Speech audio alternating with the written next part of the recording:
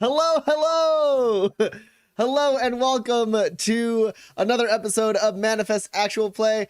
I'm Tommy Cotton. With me as always, Dan Barron, Addy Gia, Seth Lilly, Roman Mylan, and we are here to play some Manifest. We are here for the finale of Campaign 2. It's been a rocky road here in the last 10 episodes, but we're here now. we had some difficulty in February, and then the virus, I mean, not the virus, that means something now. The sickness hit the family here on the week we were supposed to have our finale, and then it was my birthday, so then we weren't going to stream on that day. So now we're here. We did it. We did it. We're all here, and we're friggin' excited to play Manifest and get through the end of this campaign and set ourselves up for campaign 3. But before we can jump into the actual play, we're gonna try and be nice and quick with some stuff you guys have to talk about, right? Just a little thingies. Toss out your things, and then we're gonna get right into it, guys. There's a lot of episode ahead of us. Go ahead. I'll go real quick. Y'all know the drill. We love you. And thank you so much for all the support that you've given us all season.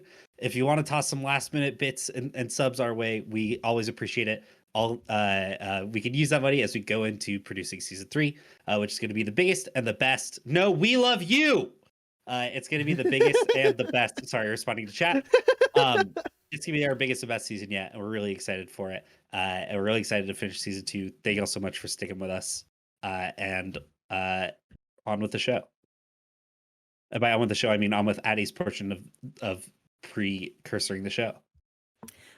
So this week or month, we don't have a new charity, but we're going to drop the link to last month's charity because it bears repeating, especially because we didn't get to share it that often because we weren't live very often.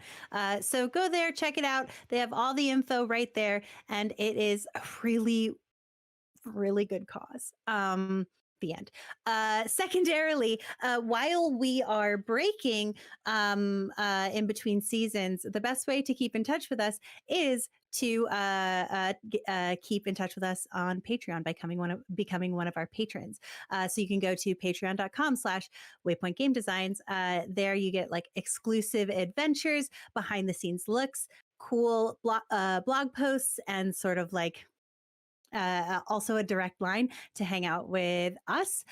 In addition, you get access to, it's really the only way now, right, currently, to get access to our Manifest exclusive server. So if you are going to miss us while we're gone, the best way to stay in touch is to go to that link and hit donate. Yeah, that's it. Okay, that's it. That's it for everything. It's back to me. Tommy, begin the lies. Okay, so for anyone who doesn't know, there's a thing in Manifest called grit. It's an expendable resource that the players and the GM can spend to manipulate their roles and make the things that they want to happen better, or things that they don't want to happen less badly. So we have grit right here in all of our little windows. I am at 12, Dex is at 9, Eloise is at 8, Porter is at 8, and Gus is at 10. And you as viewers have grit of your own. It's the channel points that you earn by watching us and interacting with the stream. You can spend that grit to give grit to any of the 1 players or to myself, the GM. They are capped at getting 12 grit. Once they're at 12 grit, they're not going to be able to get any more. I have no such limitations. And in an episode like a finale where we're in the middle of a high-speed chase across the Badlands, I have plenty of uses for grit. So it probably won't come up. Feel free to toss grit my way. I will spend it. And when you spend grit on me, it goes back to them after I use it against them. So, you know, you get it. You guys know the drill. We already got some grit coming in right now, so you guys are seeing it happen here in real time. We have +1 grit to Porter from Fiddler Undone. Thank you, Fiddler. Porter's alive still for this finale because of Fiddler Undone. Truly has saved this character's life multiple times over. +1 grit to the GM from Chris saying lie to me. +1 grit to Eloise from Bua. And also during our rapid fire announcements, we did get some bits from Chris, and I want to acknowledge that Chris just dropped 10,000 bits saying season finale, let's go. So Jesus Christ, Chris, thank you so much. That's a lot of itty bitties. Thank you. We love it. We appreciate it. We're moving into season 3, so we are commissioning new character art and everything. So like this is we super appreciate it. It's extremely helpful for the stream. But season 3 is in the far flung future. In fact, I do want to let you all know now. We'll announce it again at the end of the episode as well. But the finale, or not the finale, the opposite of a finale, the premiere of season 3 is currently slated to land May 18th. Now, if you were to look at your calendars, you might notice there's something a little strange about that. That's a Wednesday. It's not a Tuesday. That's because starting in season 3, we are going to switch our weekly day to Wednesday and not Tuesday. That's right. Hump day stream, baby. The network came in. They wanted a better lead in. They saw the numbers we've been doing and they saw the potential in us. And we're grateful to them for it. Thank you, NBC. There's a lot of reasons for us switching. We're not affiliated with NPCs. This stream is not affiliated with NBC yet. But there's a lot of reasons for us switching to Wednesday in season 3 instead of Tuesday streams. We've been doing Tuesday since even before season 1. Listen, you don't have to pad it. You just say we can have Scruff back sometimes if we go to Wednesday. Yeah, basically, many of the people who we have talked to about guest starring have all been available on Wednesday and not on Tuesday. And so in order for us to do what we want in season 3 and incorporate a bunch of guest stars, we are going to be moving to Wednesday. There's a lot of other reasons too, but that's the one that's most exciting for you guys. So, okay, that's what's happening. That's what's happening with season 3, May 18th. That's 5 weeks away. You are correct, Laura. That is so far away. We're gonna be re-airing some of the final episodes of this season, and I don't want to make any promises, but we might sneak in. There are plans in the works. We might sneak in a little bonus like one-shot stream in the middle of that hiatus. But news on that to come in the near future. Follow us on Twitter and the Discord and all that good stuff. Become a patron. You'll learn all about it. Read all about it. Okay, cool. We're done. We're moving in. It's time. We're gonna play some Manifest. We're gonna move into this finale. We've been waiting for this. We're excited. So before we start the actual play, there's only one thing left for us to do. We're going to transport our minds to the world of Manifest by looking at the character art of these 4 characters by the wonderful Kate May. One last time. You're allowed to look at it again later. It's true. No, it's true. No, you're not. This But last time. we are going to play the character intros one more time. We're gonna soak up the scene. Underneath her big fancy boots and her pants, Eloise does have a robotic leg. It's been a long road for these characters, but they're all here now in the finale. I'm excited. Let's soak in this art a final time here at the finale of season 2.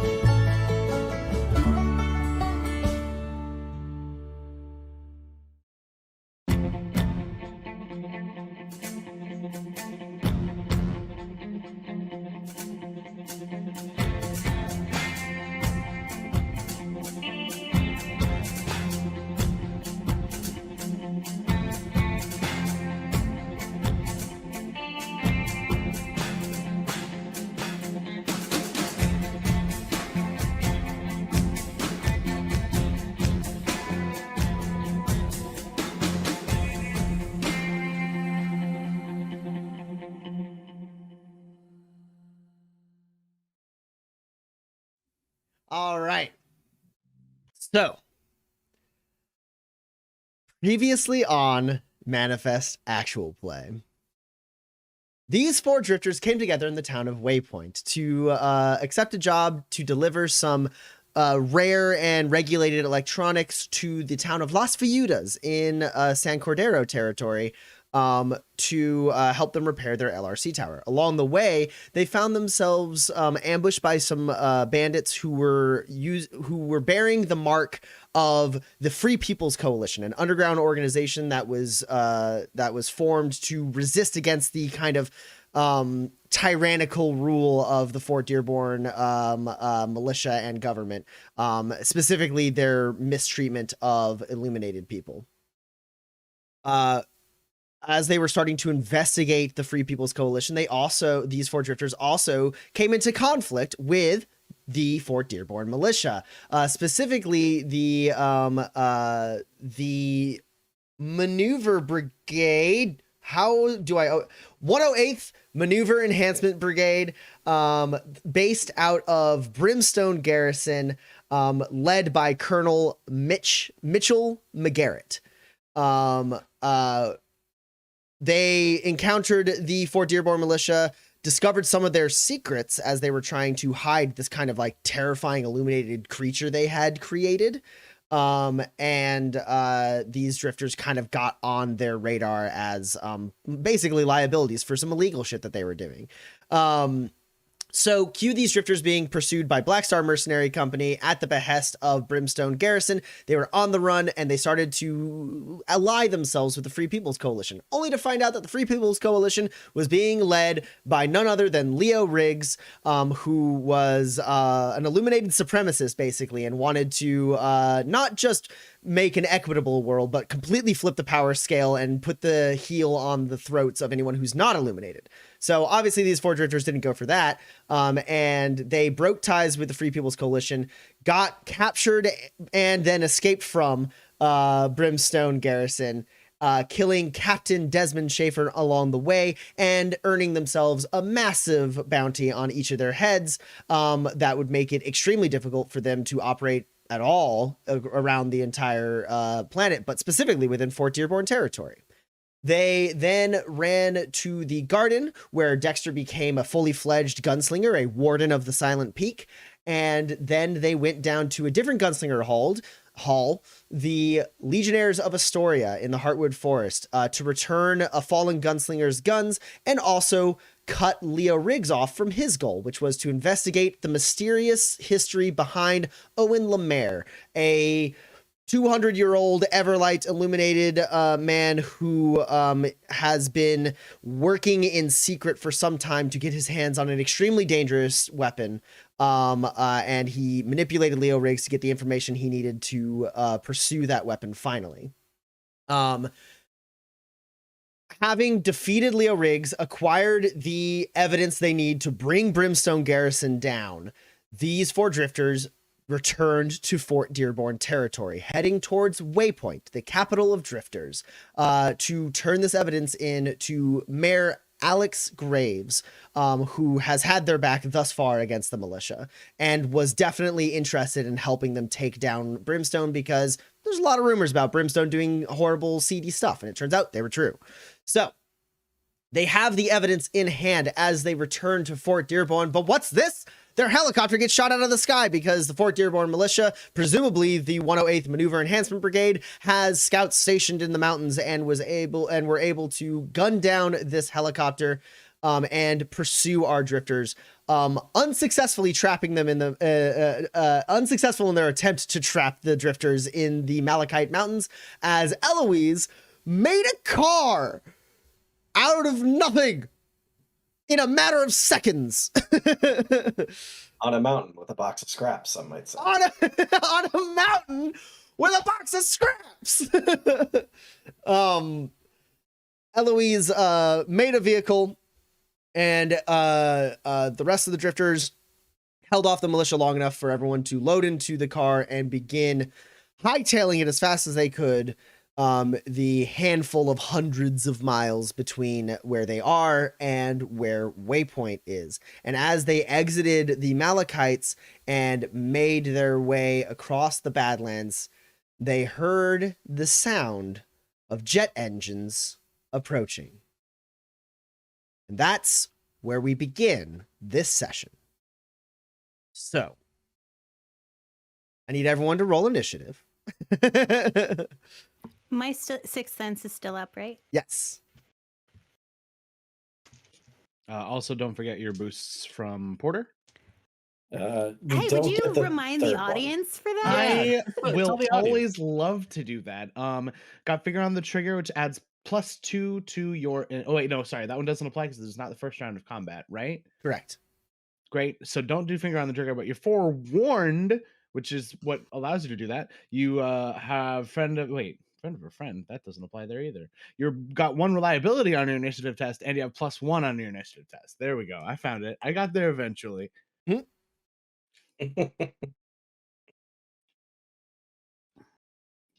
All right. It's been so long since we've played, I don't remember. If I have a static initiative of 4, am I rolling 2 dice? Or You're am I rolling 4 dice. 4 dice? Okay. Been Cool. there. Been there. I don't, but it was an example. Fuck. I don't think I'm sixth sensed. Right? I don't think so, no. Oh, nice.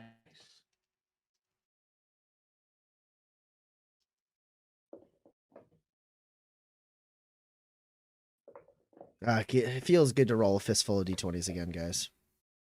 That's the name of the system. They said the name of the show.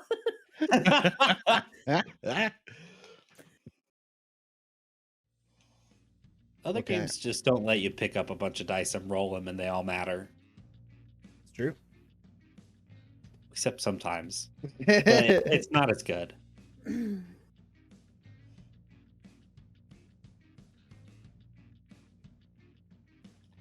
Okay. Did anyone get better than, hold on, a 9? I equaled a 9. Absolutely not. All right. Time to blink up to a jet. Tell me what your awareness attribute is. It's a 4. Okay. I mean, they're jet pilots, so. Probably not very aware. Yeah, totally. Yeah, they've got a 12 to pilot, but they're only rolling like a die Um, with a reroll. Basically shooting the moon. what about an 8? A 7. I have a Porter's 7. very proud to have rolled a 7 this time round. That is very good for you. Yar. 2, I exploded twice. Nice. Porter has a 7 as well. And Porter's awareness is higher than Dex's. That's Yeah. not true anymore. It's not. No. Yeah, I've got a 6. Also. Oh, well, Dex's finesse is higher than Porter's. So, Yeah, well, absolutely. Yeah. Especially right now.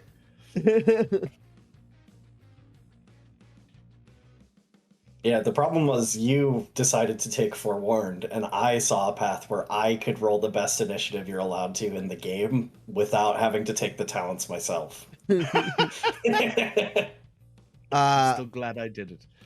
Eloise, what did you get? I have a miraculous 6, Okay. which is very good for me. All right. Everyone's come to play today. I did, though, misfire. No, come on. I only rolled 2 dice, and I rolled 3 15s and a 7. So, like, 15 is my target. It was a miracle roll. I just get out of my face. It's a tiny misfire. That's all. It's a little one. It's not a grave misfire. Okay. Does my leg fall off? No, your light doesn't fall off. It's just a misfire. Okay. Nearly legless. So you're the one who's driving the car right now, right? I plead the 5th. Mhm. Okay. Please don't kill my car. I worked so hard on it. That would be awful if it's like, all right, bunch of planes chasing you in the car. Oh no, the car broke. The car broke. This is already a terminal car. It's like if the car broke at the beginning of the final chase of Blues Brothers. No.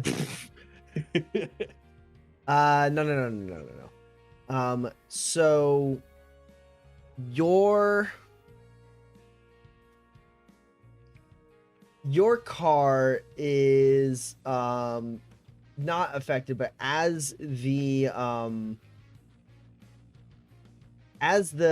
sounds of the jets get closer, I will make your first vehicle handling test, whether it's a defensive one or an aggressive one. The first test you make to handle this vehicle is going to be at a -2. As you don't like veer or like lose control or anything, but you are like holding onto this vehicle. You hear the engines, and like when you turn back, you see the jets like closing in. And we are going to this combat is going to upgrade to a chase scene.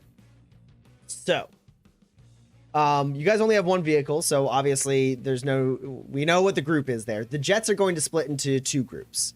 As you see 4 jets on your tail. Jets. And they're going to split into 2 groups of 2.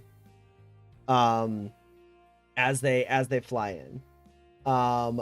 These jets you can see are like they're like dark kind of like almost like bolt bronze like metal with like, you know, riveted like panels that like look like really hardy and sturdy.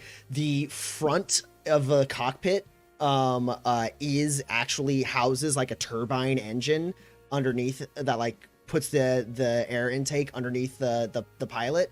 The wings are kind of in a downward V shape. And at the bottom point of those V's you see machine guns.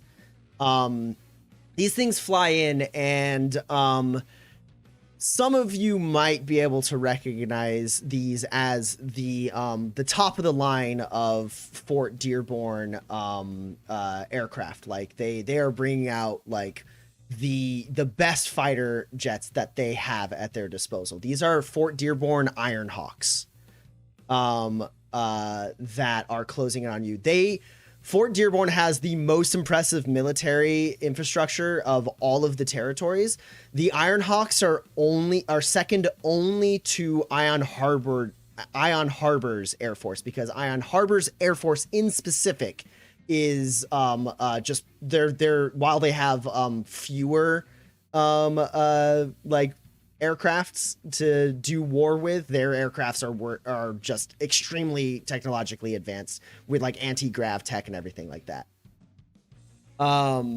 So these jets fly in just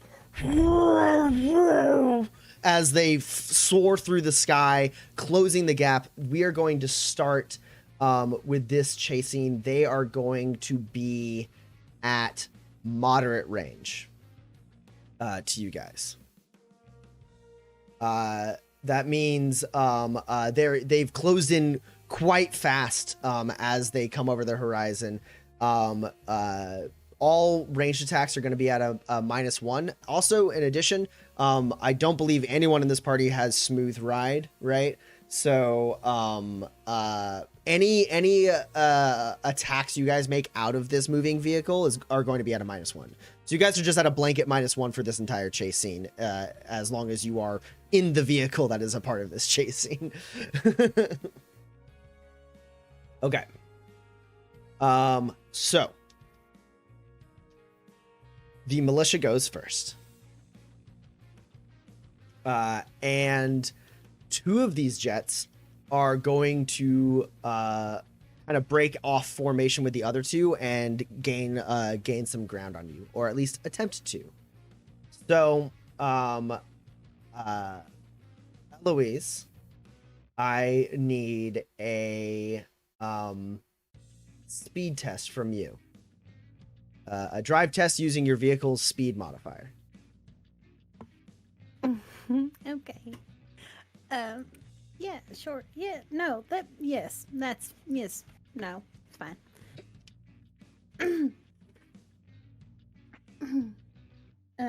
All right, so I will take my one die. And then are we moving as fast as we can go? Yeah. You were moving at the beginning of this. Okay. Yeah. All right, so that's a minus or a +3, and then a minus. You said 2.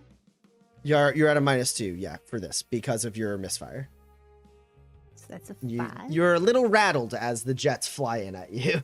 No, this is fine. I've only ever driven a car, never before, so I'm doing great. Seems good.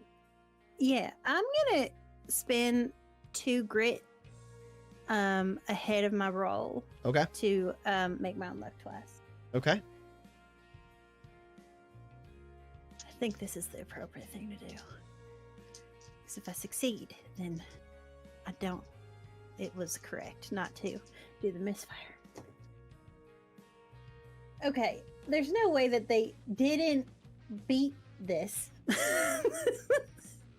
But I have a 3 high, so nerd. Yeah. That.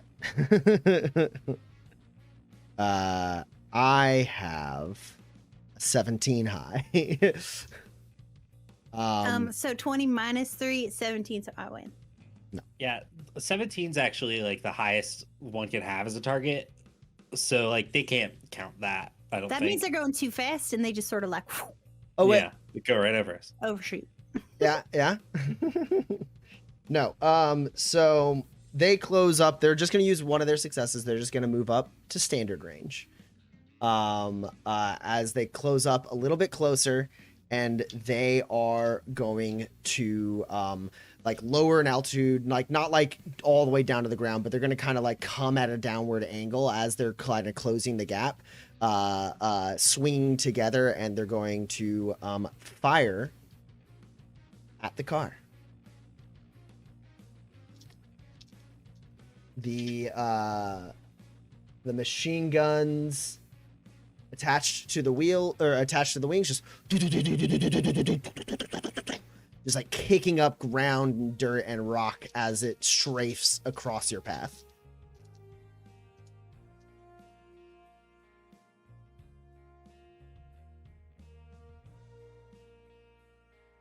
Okay, did they get higher than a 3? Yes, they did. Okay, that all that matters is that this is not a 20. It's a 14. I have no successes. Okay. Then your vehicle is going to take 27 damage with 6 armor piercing. Don't forget your vehicle's toughness. That's important.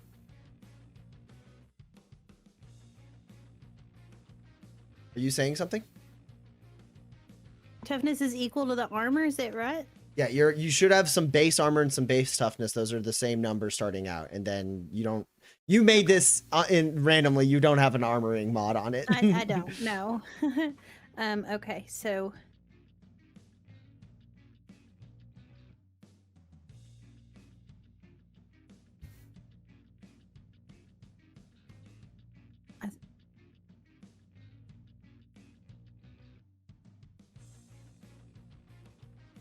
it's times 4? Yeah. Yep.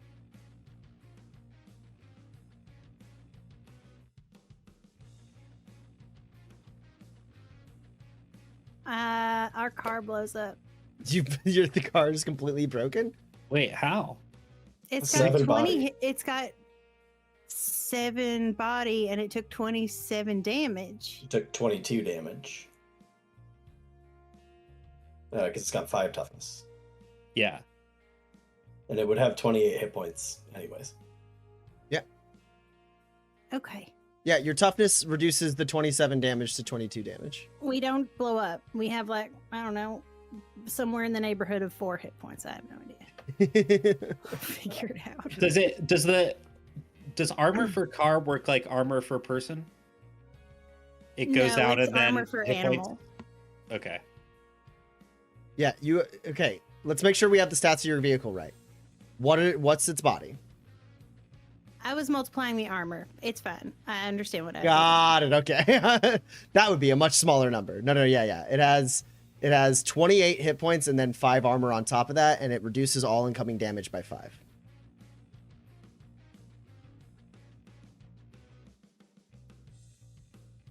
And then the last thing it's going to do is after it takes that shot, it is going to these two are going to peel off and change their distance again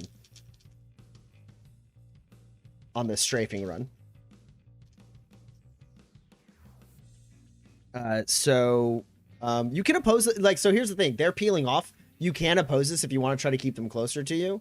But you don't have to. When someone changes distance, you actually don't have to oppose it. You can let them get further or closer to you. And in this instance, they are attempting to change the distance to like swing off into the side and get further away from you. It's just a strafing run. You're allowed. You can try and keep them here if you want, but rolling dice always comes with a risk, right?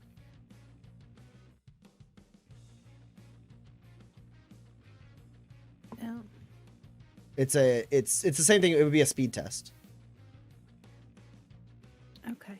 If you want to oppose this, or you can just let them peel off and get further away. I got a 7. Okay.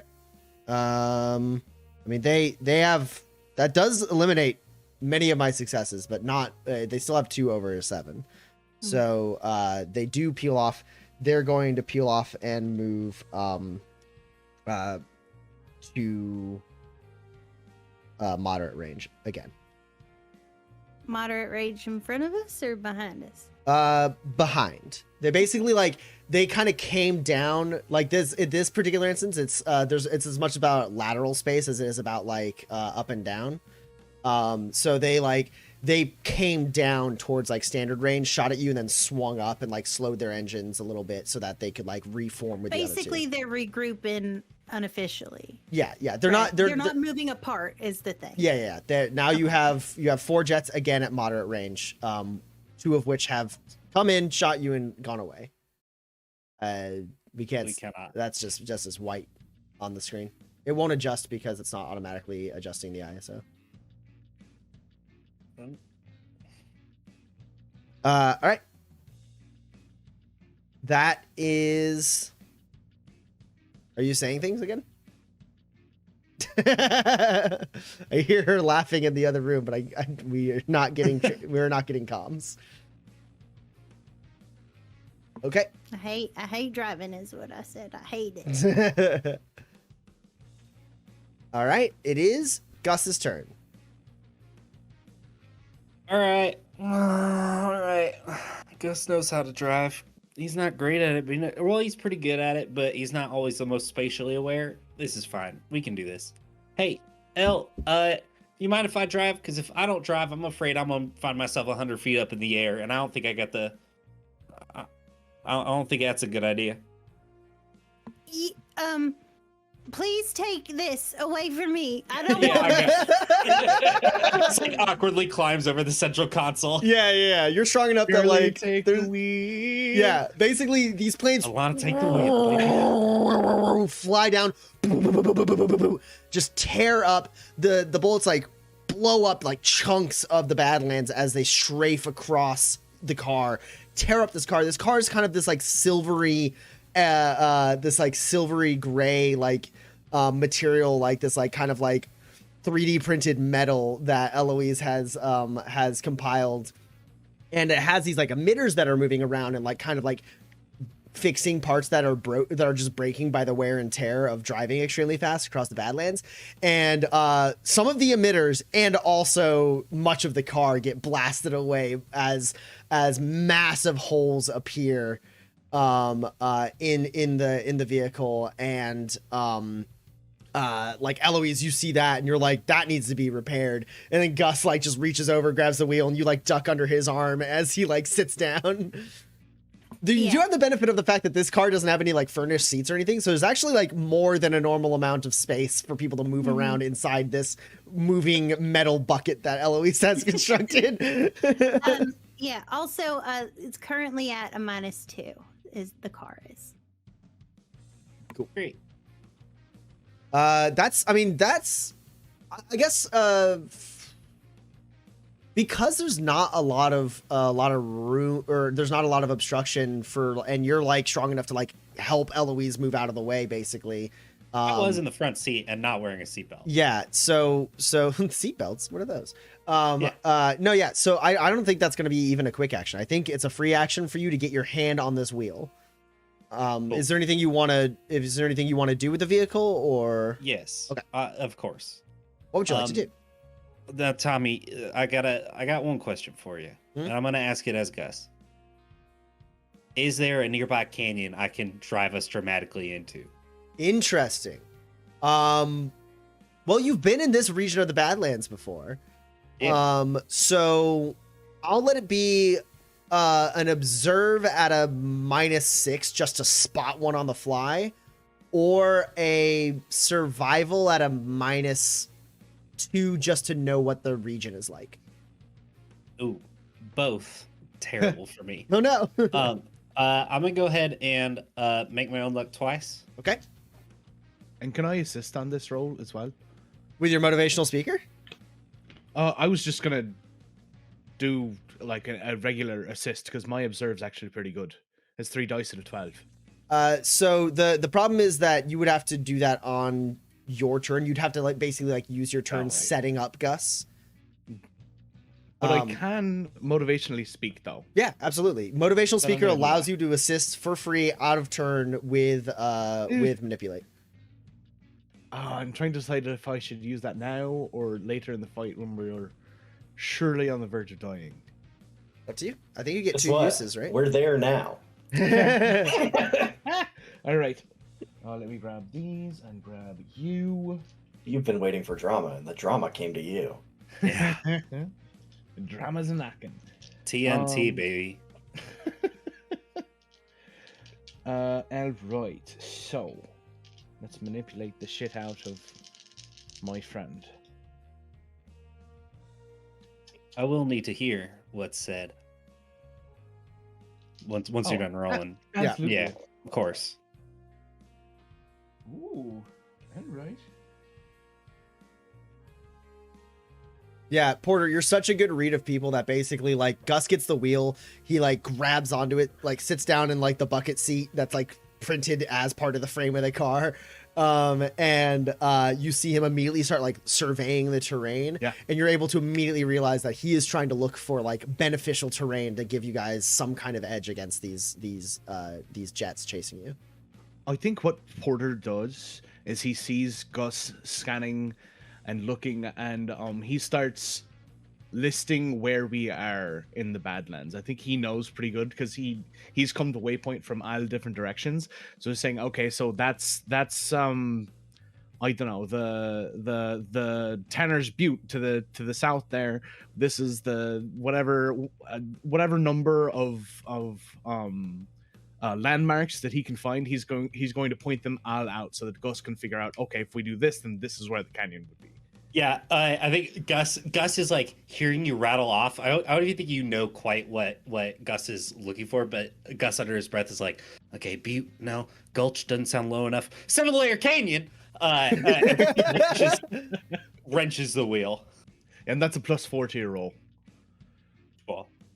+4, -6, so it's a -2. I've made my own luck twice. Let's see what we can do. I'm speaking in rhyme tonight. Hold me to that.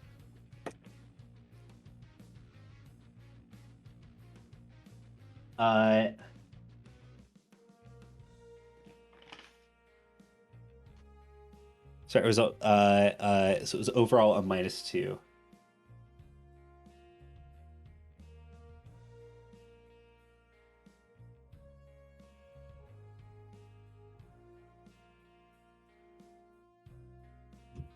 Grit. I hardly knew ye.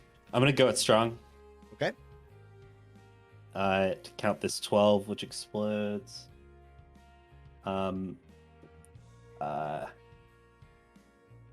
You're no help, but you are a reroll. So that's 4 successes. All right. It's not opposed. It's not opposed. No. Okay. No, Great. so this was observed, right? Yeah. Yeah. So like Porter sort of like remembers that it's nearby and in a general direction, and you're like, fuck yeah, that sounds great. And so you turn the wheel and start taking the chase in that direction.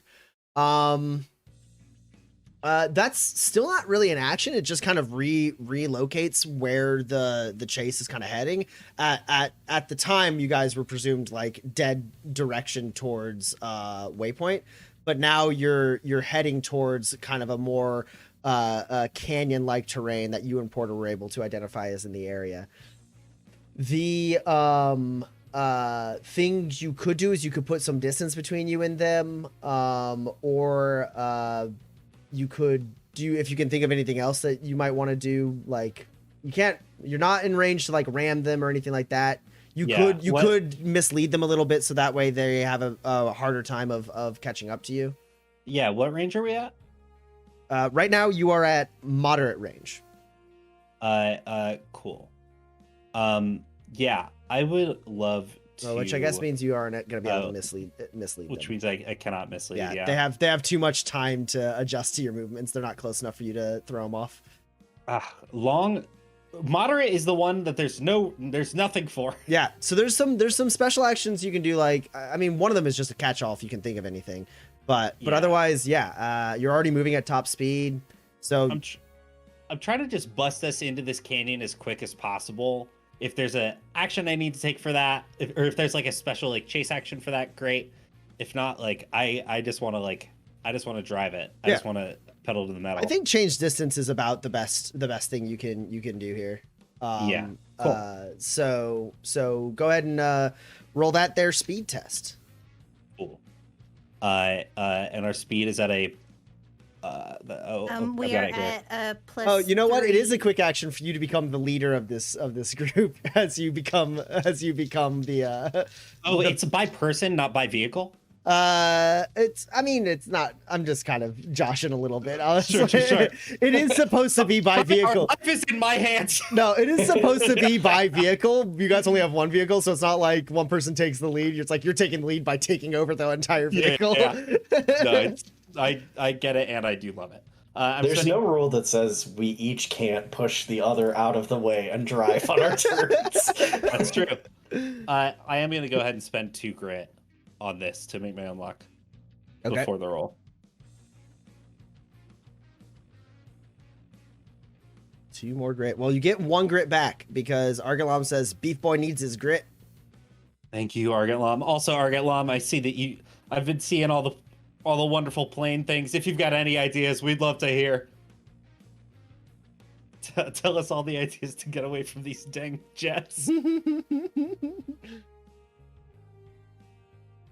Oh, another. Your 2 make your own lucks are for free now. Oh, yeah, because Chris just gave you grit as well, saying beef grit. Yeah, beef grit.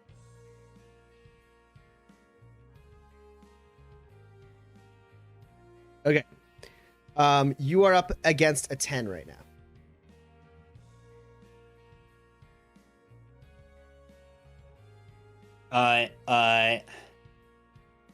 Ooh. Okay. Okay, this is So interesting. you are at a plus 3 from the car's speed, but then a minus 2 from the car's injury. So you're at a net plus 1. Yeah. It's interesting because I did not expect to be able to win this roll. I roll for 17s as has been previously established on speed tests. 10 was my highest success. The rest were also all successes. You change distance by your net successes? Yeah. However many successes you get lets you change your distance to extreme being the furthest distance you can have in a chase scene. Okay. I'm gonna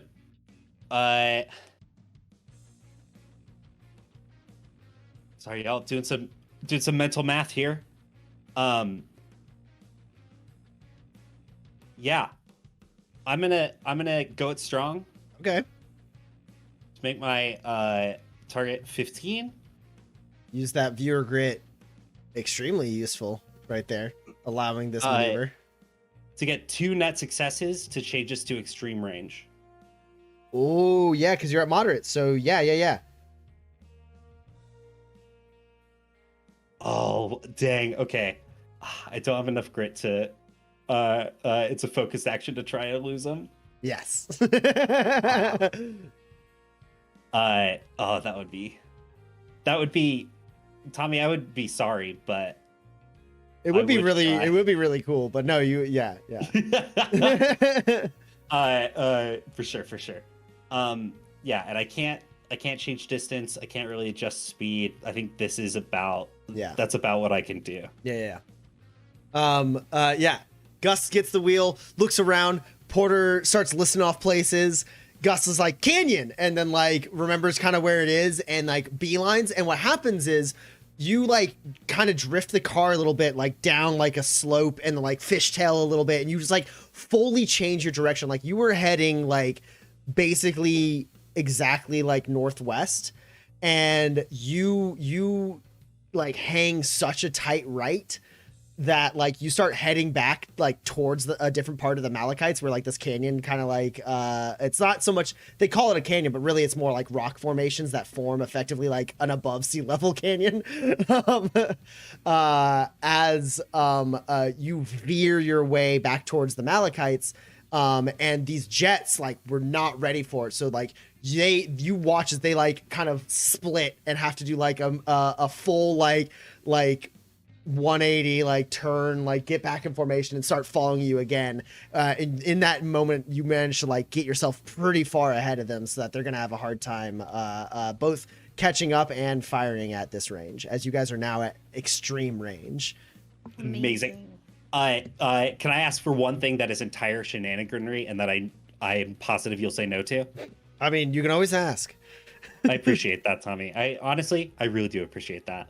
Can I over channel to cast Stone Man on the car? No.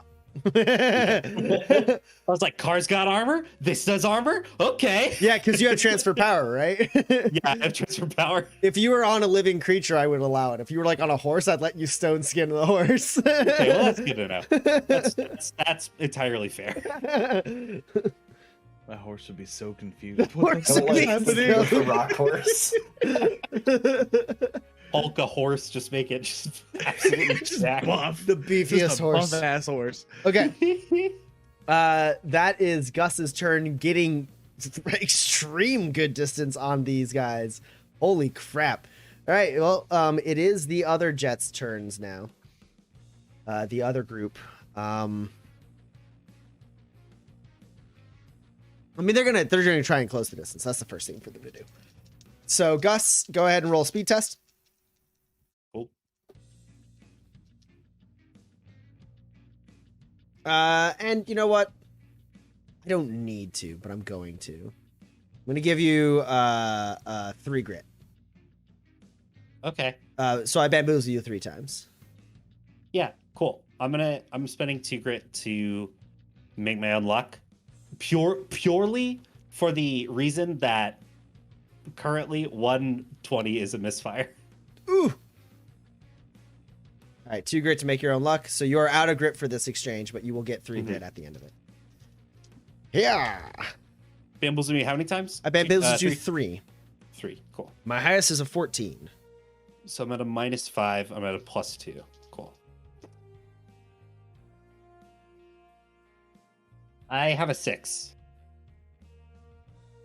Okay. That does allow them to get within standard range of you. Cool. They got 3 net successes. Damn, how are they already going again?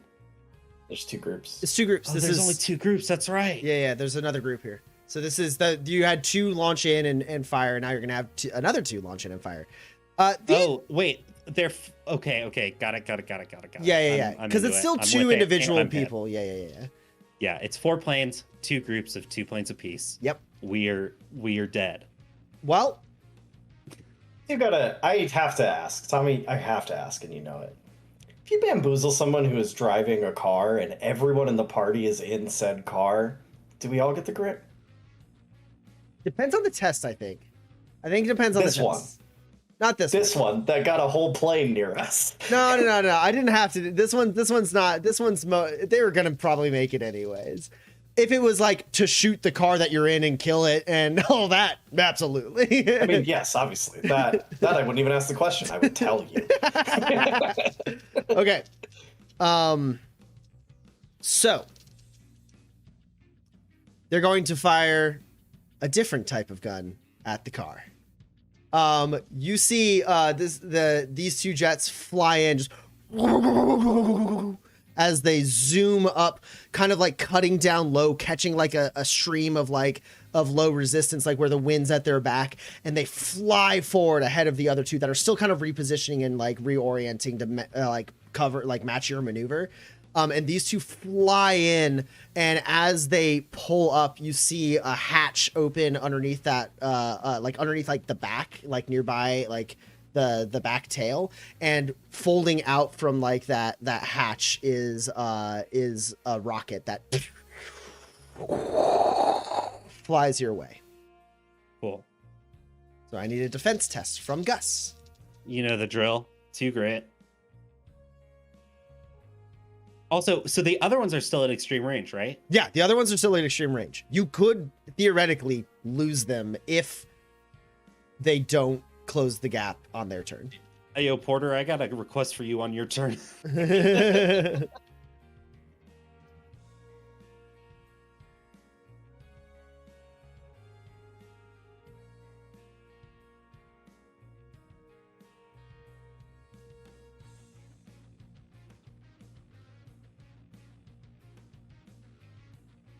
Okay, currently my highest is a 9.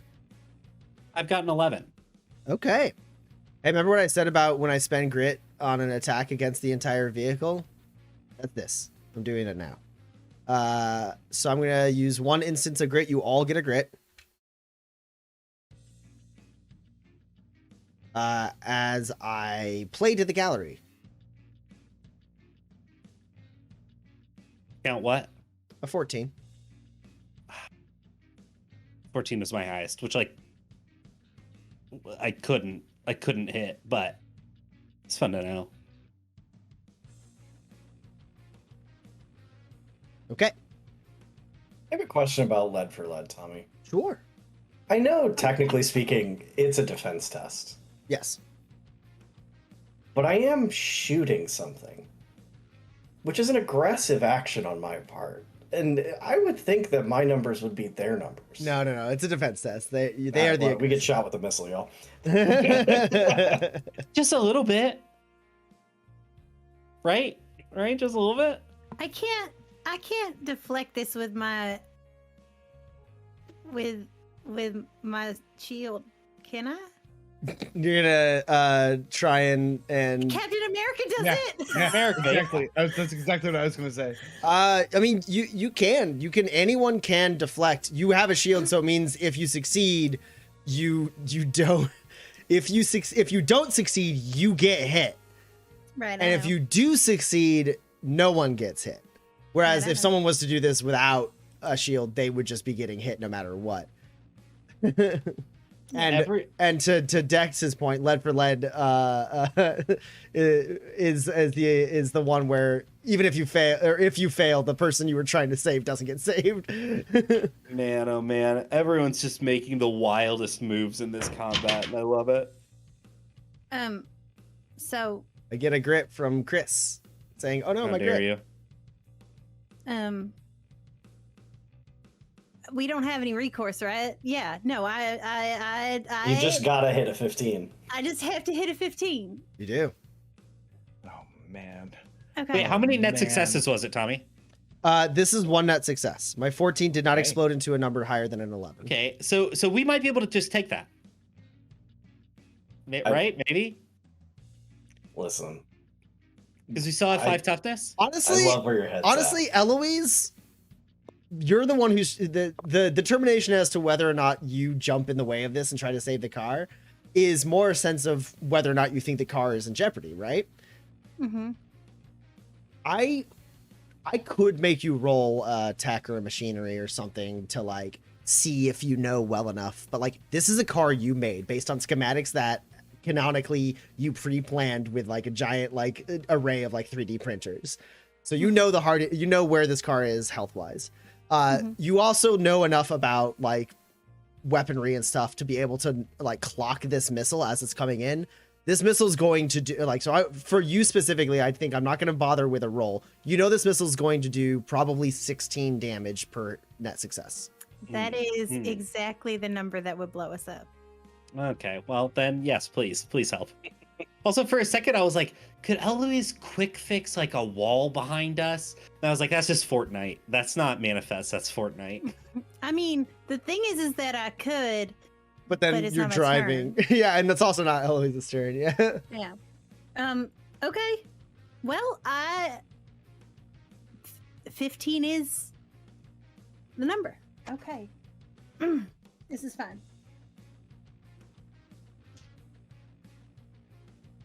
I'm so nervous. Hey, you know what you know what is an important aspect here? No matter what, the card doesn't get hit.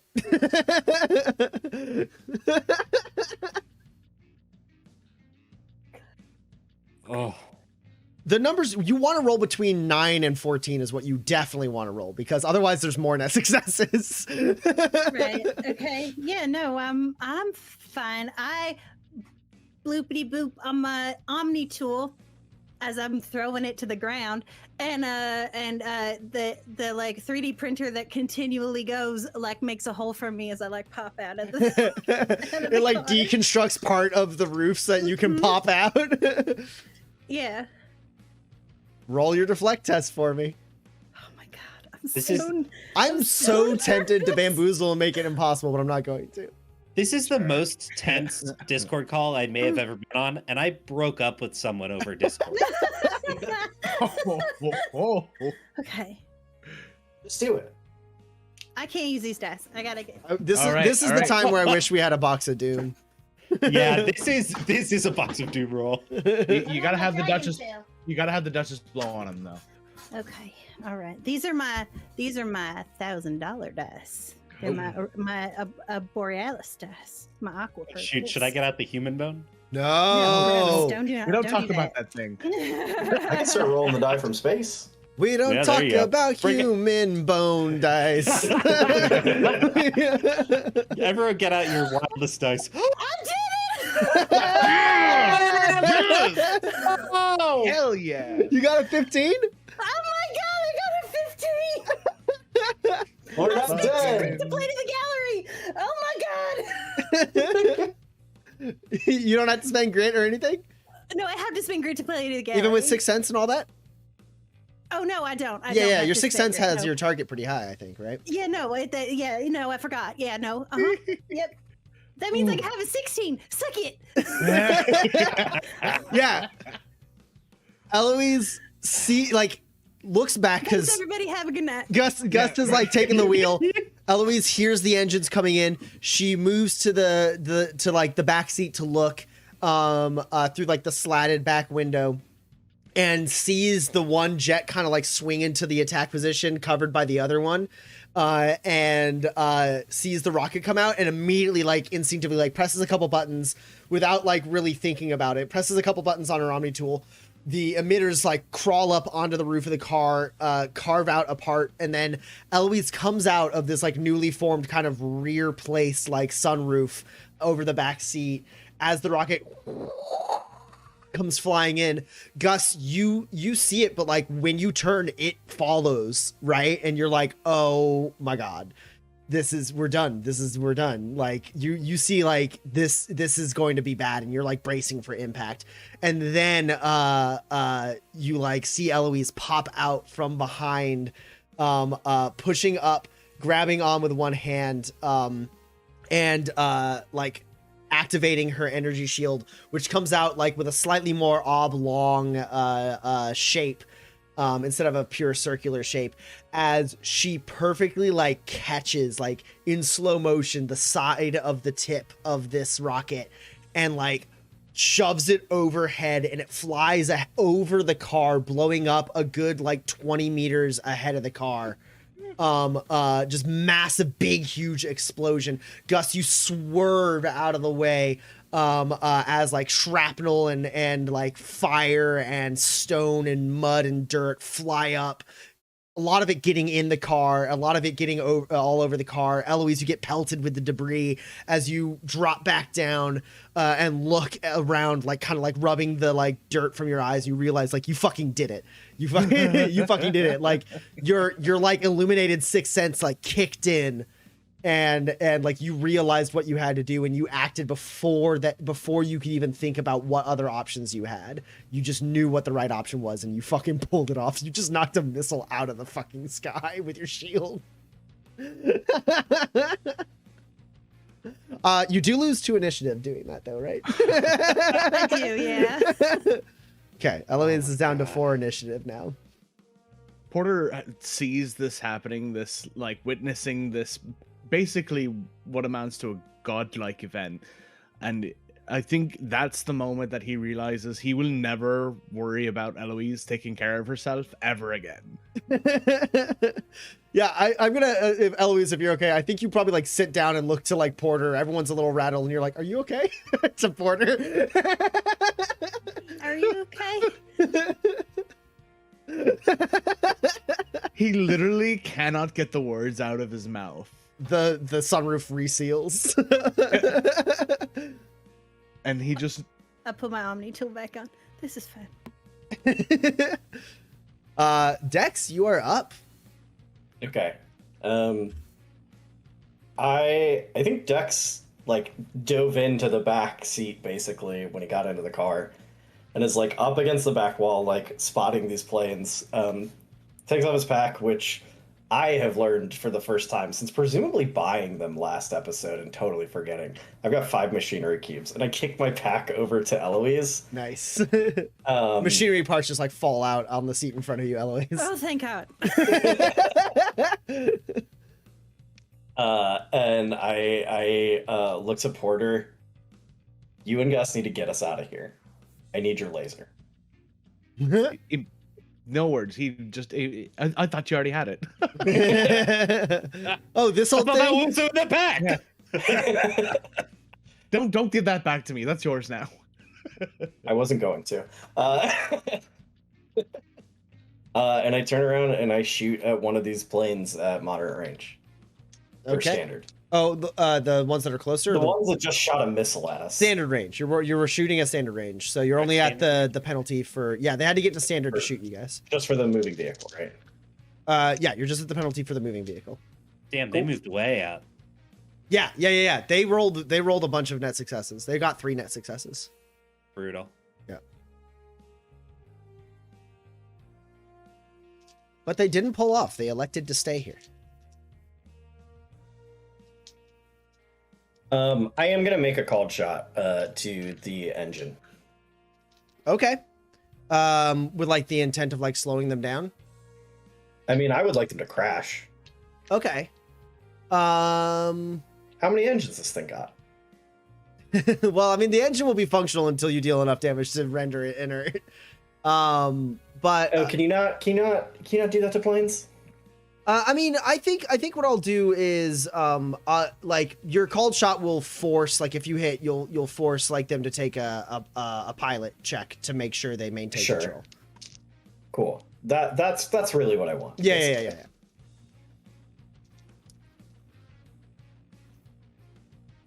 So yeah, take the -2 for the called shot.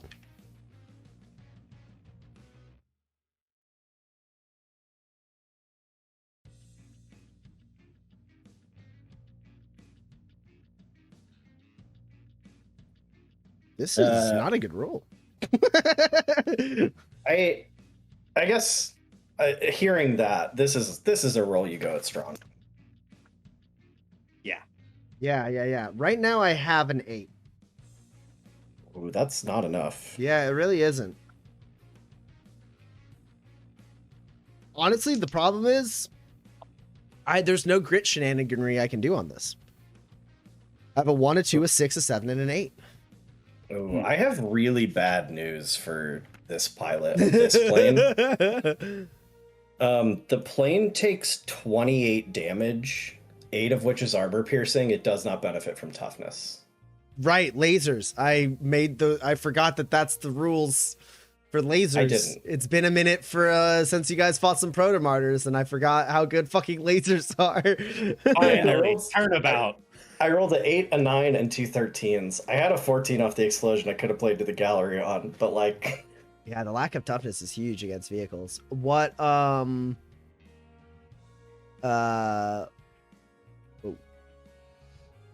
was the total damage in piercing? 28 damage, 8 armor piercing. Okay, cool. You will be surprised to learn that the piercing won't matter in this instance. I can't imagine why. Okay, the plane is still functioning, but now has a significant amount of hit point damage, and now has to, as per your called shot, the pilot now has to make an attempt to maintain control. You know what, Tommy? Go ahead. Take 2 crit. I Okay. bamboozle you. Bamboozle me twice.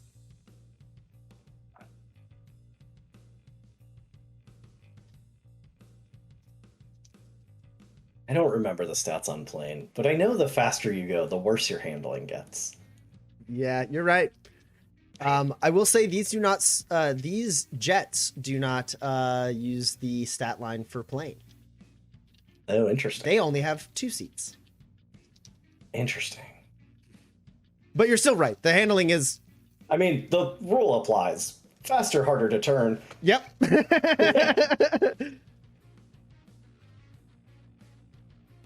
Okay, I got bamboozled twice. Fuck. I thought about only doing 1, and then I thought, no, twice. Okay, I'm fine. I just can't count these successes here, but I can count these successes here. So I'm good. My 2 and my 6 get me through this, but your bamboozle did stop 3 successes from happening. Those were just the Well, first ones I saw. I'm sorry to hear he hasn't crashed. He is not crashed. He's not lost control of his vehicle either.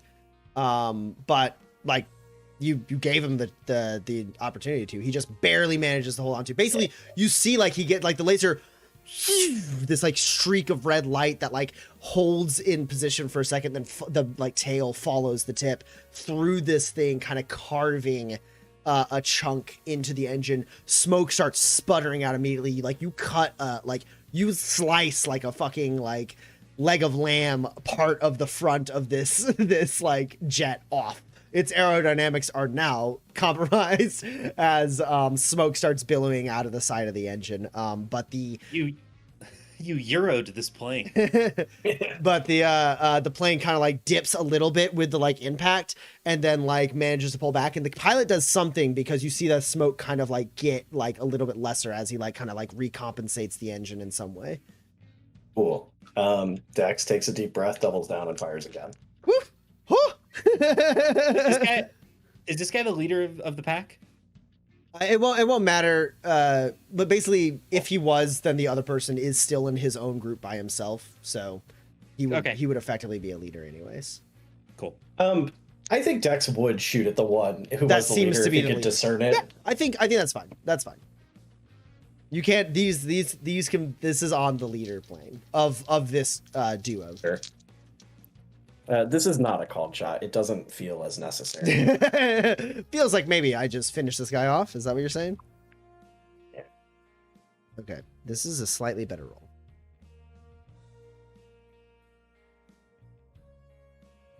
I've got a pretty good roll here. Okay. I have a 10. I have a 13. Okay. I have a 10 and 11 and a 13. That's a lot of damage. Sure is. Is it the same amount of damage you just did? No, not quite. It's 21 damage this time, but it still doesn't benefit from toughness. You want to twist it? I don't have the grit to.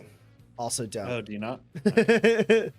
No twisting necessary here. The lack of toughness is massive. It really is. These things, like this vehicle would be reducing the damage by a significant amount each time it gets hit. Not against lasers though. And so yeah, just fires the one shot. The pilot manages to compensate and like swing down. You like take a deep breath and the like laser like re-amps up. And as you open your eyes, you already have it kind of trained on where you hear the engine. So you just like squeeze the trigger nice and gentle. And as it kind of dips down to kind of swing around under, like to get to cover where the other plane can cover it from any like additional fire. Just during that maneuver, you just cut across the bottom of it. Just, and the engine just pops and blows and, like the plane just starts plummeting toward the ground, blows up in the back of the chase, a pillar of smoke. That's one plane down.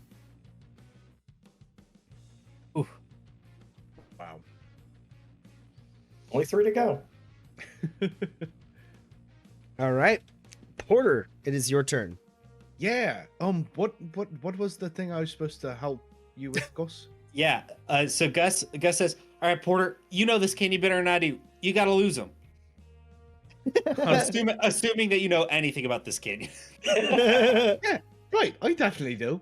But basically, within the chase rules, we have distanced ourselves from 2 of the jets to extreme range. There's a focused action you can take called lose them, where if you beat them on a test, they cannot find us. We are escaped from them. Yeah. All right. I'll just climb from back here. Just can you scooch over a little bit, big man? I'm coming in. Yeah. Yep, I got you. Al, who's like now in the back, like I think, he like it truly is like a rotate. Like El's moved to the back, Gus moves over, Porter moves up. Yeah. I love it. Yeah, I will say, while this is totally like a legitimate use of your action economy, like the fact of like trying to get your hand on the wheel and control a thing, like that requires, especially because you're getting in tougher terrain, you're taking some shots and stuff, like you're going to be at a negative in general to do this because the car has been through a lot. Sure. You're basically pushing the car to its limits. If you're Porter, if your Gus steps over you again, based on the infrastructure of the inside of this car, you are able to just get your hands on the wheel. The focused action to lose them will only be targeting the group of jets at extreme range. But you're gonna be at a -3 to do it because of how much the car has been like kind of like stalled on a straight line as the driver changed hands. Sure. I mean, no matter what, I'm definitely gonna have to go it strong. But is there much of a chance of me being able to beat them with a target of 8? Seeing a bunch of grit in the corner of your screen there. Yeah, it's hard to say for sure. These that. jets are obviously extremely fast. It's safe to, without you knowing anything really about like vehicles or machinery to an intricate degree, like Sure. they have a very high positive to their speed modifier, which is what this test is. I think, right? That It's a makes speed sense. test for Also, Good. since we're going top speed, we get a +3. You get a +3 to it as well. Yeah. Oh, that's helpful. Yeah, but then it is a net -2 because of the damage on the car. So it's a net +1. So you only had a +1. Yeah, you're But if you go it strong, you get rid of all that Yeah. stuff. Right, and then get a +1 on Yeah. top of that, as well as that's 3. I'm gonna bamboozle you 5 times. That's a baby. Let's go. Okay. Well, you know what, my good friend? I'm gonna return the favor. With 5? I'm gonna return the favor of 5. I'm gonna keep it an even keel. What? Oh my Oh. god. Bugger. All right. We're both rolling at -5. All right, Tommy. I'll kill every plane out here. But then you have the +3. So technically, I think it's a -2 for you. Yeah.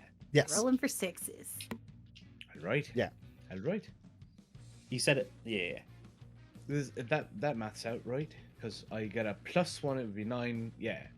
Well, Oh, no, so Well, yeah, if you just have a +1, then that's actually you're only at a -1. You net 1. You're rolling for 7. you're at a minus, or yeah, you're at a 7. Rolling for 7s. excellent.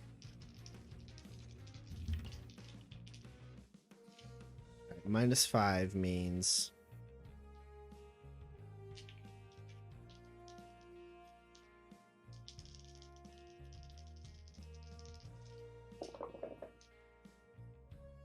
oh, you're at additional negatives actually. Oh yeah. There is another aspect to try to lose them, which is the number of vehicles on your tail give you additional negatives. Aha. So I mean, I think you have to go it strong to be at the 7. that's right. You're going strong. regardless. Yeah, you're going strong. Never mind. Yeah. Yeah. Good. You're Excellent. you're going strong, so it doesn't matter. That's good. Okay.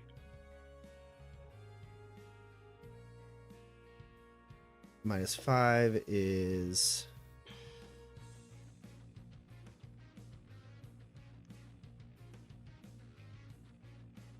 all right. I have an 11. Yeah, that was never gonna happen. So I will spend no more grit. You get As a more successes +1 to your grit, Gus, Lovely. from Laura. No, Gus. Sorry. That's fine. It's still lovely. It's still lovely. It's still Thank you, lovely for Laura. Gus. Oh, great. You like it? Oh, that was all my grit on a roll. That didn't No, not even all your grit. work. I gave you your 5 grit right back. Oh, that's true. Oh, that's right. So Yeah, I you was only at spent the 3. You're at 7 right now. 7. Good. Yeah. Okay. Because you did 5 on me, and I was like, yo, these guys have a higher target than you. I can win the bamboozle race.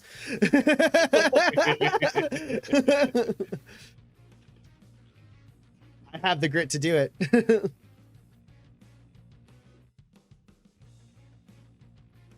Okay. And then no, that doesn't help me right now. So never mind. I think the only thing is Porter has definitely taken off his armor. So if anybody happens to have a moment to fix it so that he doesn't die, that'd be wonderful. Just saying, there are probably more important things to do. His armor's sitting in the back seat. He just left it as he crawled in the front. Yeah, right, exactly. His shirt like sticking to him with like sweat as he's like "Ah!" As you guys kind of like enter the mouth of this kind of steep rock formation that gives you a little bit of cover from like left and right, and requires them to basically either risk being in a canyon or firing at you from a longer range to be able to attack you at all. Lovely.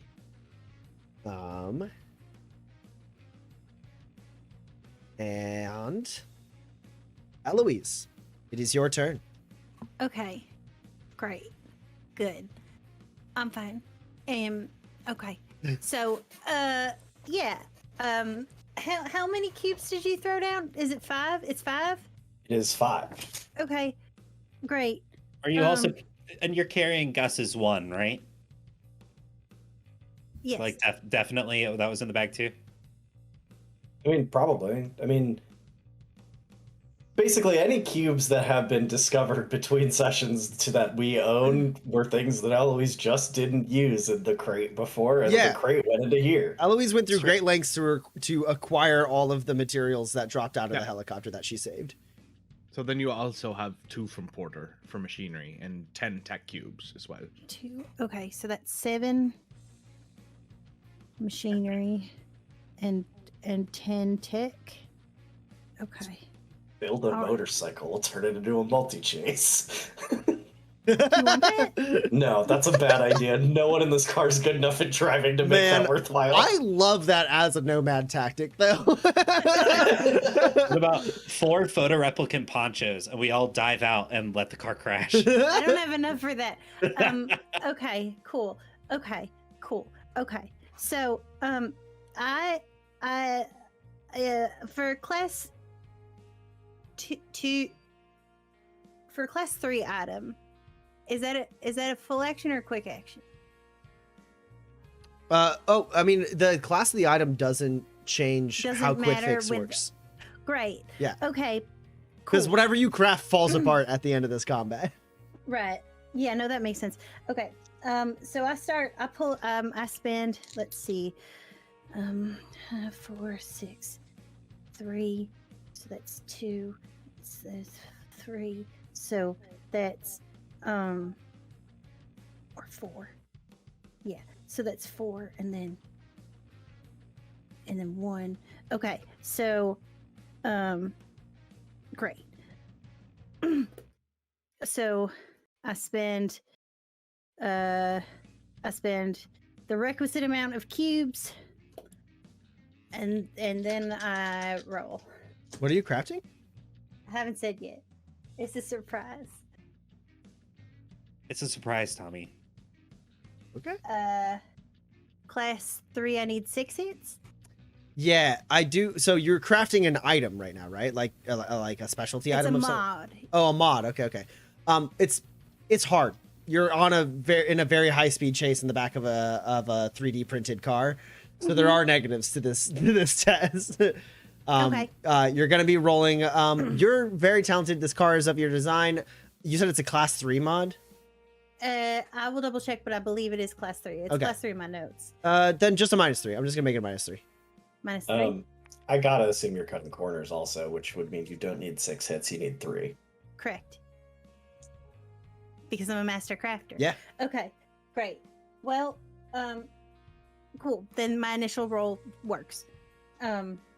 With a 4, an 8, and a 5. Okay. Great. I craft the hover mod. And as I remove the fortified engine and wheels as it's being crafted as it's being like rolled out underneath, so they take like the axle comes out as there's like the hover emitters are like being attached, and there's like poof poof poof poof, and for a second we like drop real low to the ground, and there's like poof, poof, poof. Like conducting a symphony. Eloise with a hollow display from her Omni tool in front of her, commands all of these little emitters that are like maintaining this vehicle to like work in tandem with her as she manually also crafts something.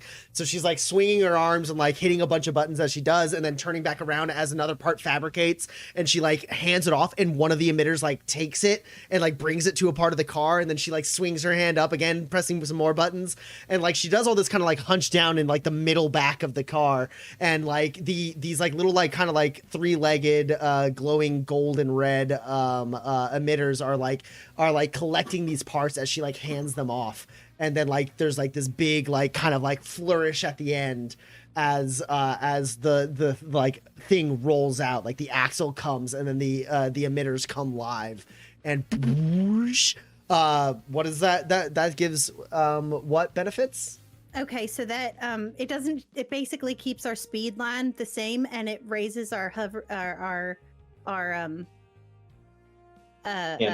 handling line by 1, and it also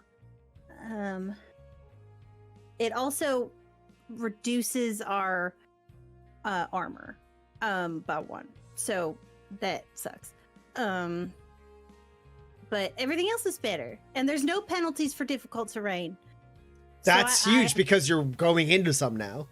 Yeah, instead of the off-road suspension, I just take all that off. Yeah, just why not? Get rid of the wheels. Why even touch the ground?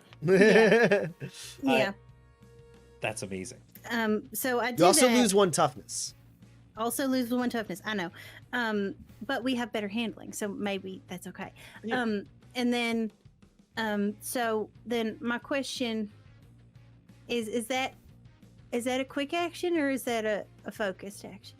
What are the rules for a quick fix? Isn't it normally a focused action, but then you cut it in half? I cut corners, so it's quick. Yeah. Great. Okay, so I just sort of shout out to everybody. I'm like, okay, I could give it armor, or I could fix it. Yeah, I think we gotta fix it, right? Okay, that sounds good.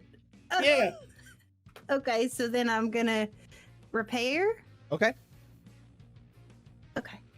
I know I'm reaching. I for saw. dice. I It's watched not a Porter. post. It was sticking a little. Is this Porter, at a Porter minus had 3 it. still, or is it a -1? This is you repairing the vehicle on the move. Mm-hmm. The quick fix is the thing that lets you do this. Correct. So there's no modifier for this. Okay.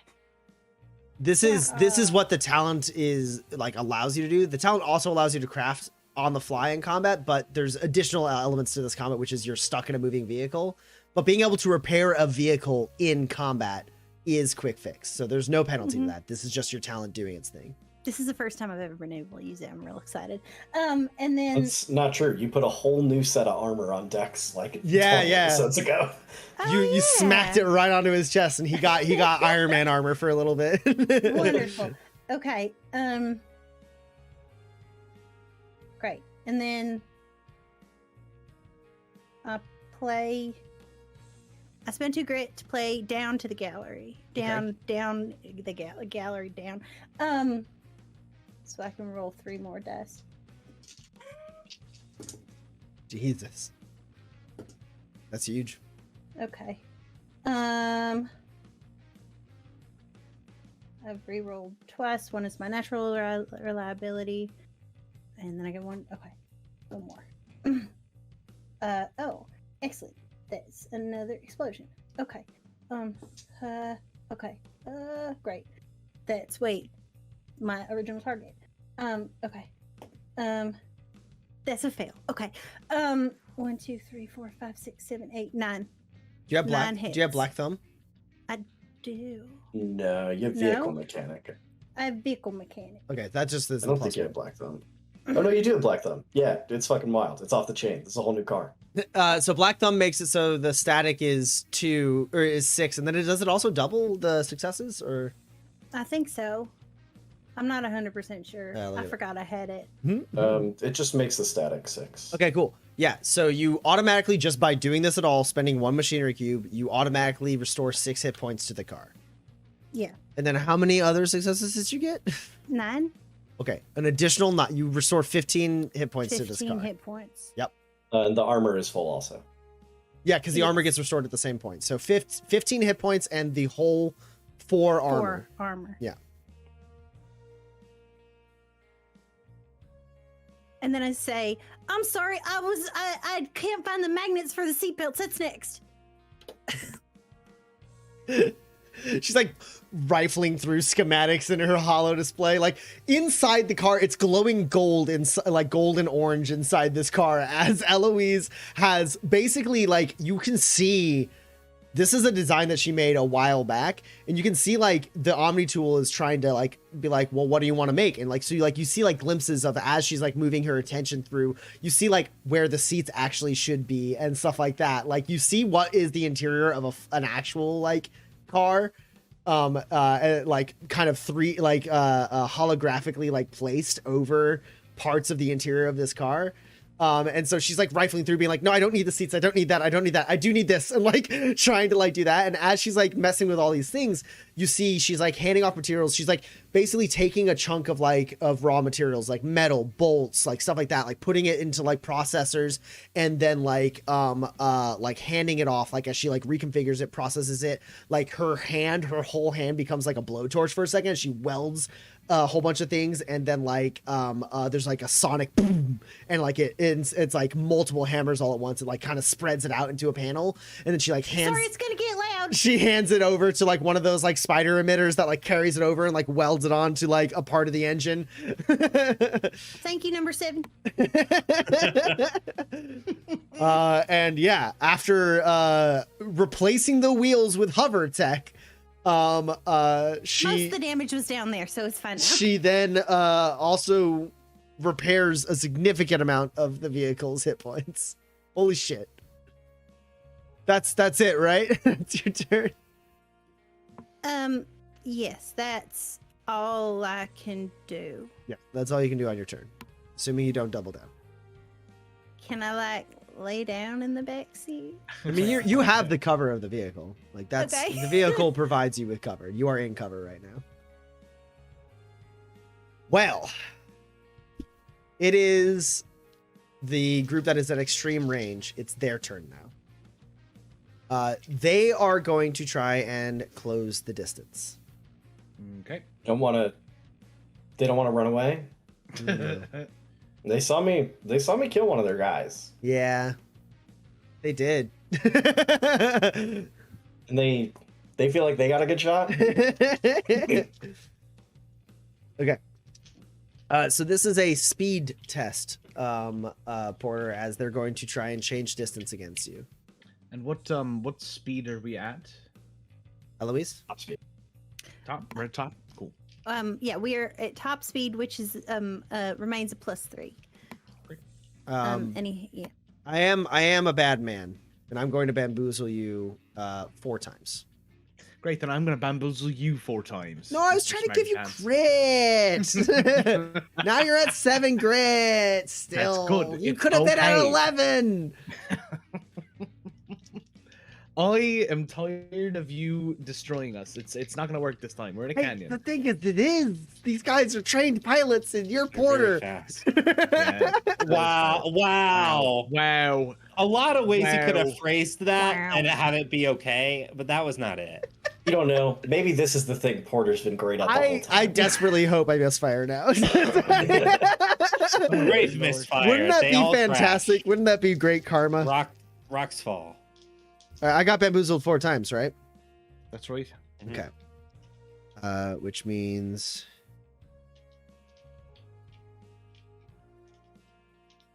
okay.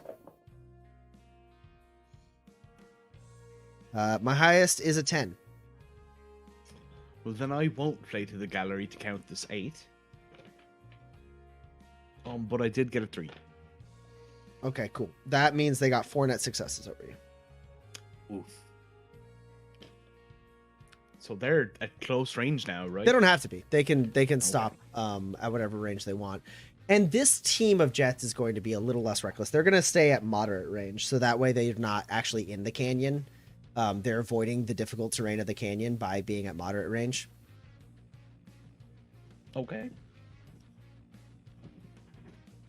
It does mean basically what this is going to mean, since you guys fucking did a great maneuver and went into this difficult terrain. You are going to attacks from this group, which are about to attack you.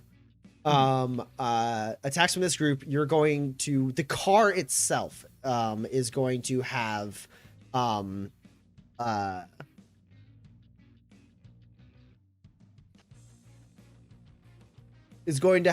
moderate cover against attacks made from outside the canyon. Okay, lovely. So that means you get a +2 to any defense tests that you make against this group, and this is the group that is now shooting at you. Great. And this is a drive test, right? Rather than Yeah, they're shooting at the car. Yeah. They're not shooting at Yeah, the people right. inside the car. right. So you are at a +2 plus any other things. You don't have any negatives from the terrain. That's great. It should be an additional +3 for the speed, or no? No, Is this not a speed test? it- Oh, it's a it's handling. It's a yeah, handling when test. it's vehicle versus vehicle, you take into account speed and handling as is appropriate. And Sure. so That makes sense. So there's no change at all to whatever stats you're at for the handling. No change. All right. I thought the handling improved. Yeah, it was at a -1. Oh, as in you're saying it's a 0 rather than Yeah. because you Gotcha, said okay. no change, and then I looked at the thing that clearly had Sorry, just changed. that's fine. my mistake. Yeah, no. No, that's perfect. Thank you. We're all So that's good. just We're kind of all plus- doing it together. That's just a plus. you are literally all driving this car together. Taking turns. Please no. I would prefer not to. Oh God. I'm busy. Oh, that's bad. I hate it when he says that. All right. Right now, my highest is an 8, but I have bamboozle tricks, or not bamboo. I have grit tricks. Grit tricks, sure. Hoist is an 8. Yeah, I can't really do much with the roll that I had. So it's really Cool. no success. I'm about to- I didn't misfire. I'm gonna have to dump so much grit on this to make this work. Okay. First things. Is it grit we all get? Yeah, some of this for sure. First things first. What was your highest? I didn't have a highest. I rolled, the only thing that was even close was a 12. I can't really spend Okay, grit then I on don't that. need to spend all of my grit, but I do need to spend a little bit of my grit. So I have the 8, which is a success over you before anything else, and that's important because it means I only rolled a misfire, which means I'm going to spend 3 grit right now, and I'm going to downgrade this misfire to nothing, which means all of you will get a grit. Yay.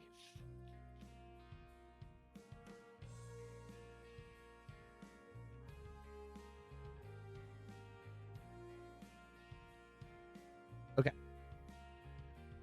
How much damage am I doing?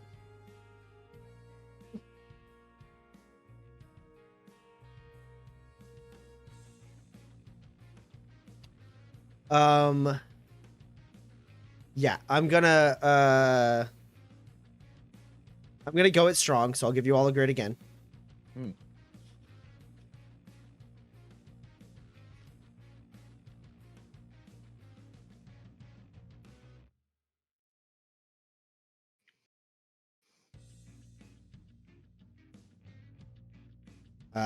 And that means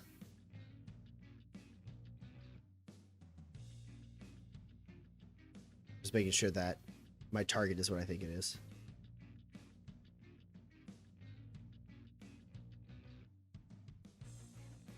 For the range. Yeah. Okay. That means I can count this 10, which does mean it explodes. And that does nothing for me. Okay. I deflect. Cool. You're up against an 8 and a 10.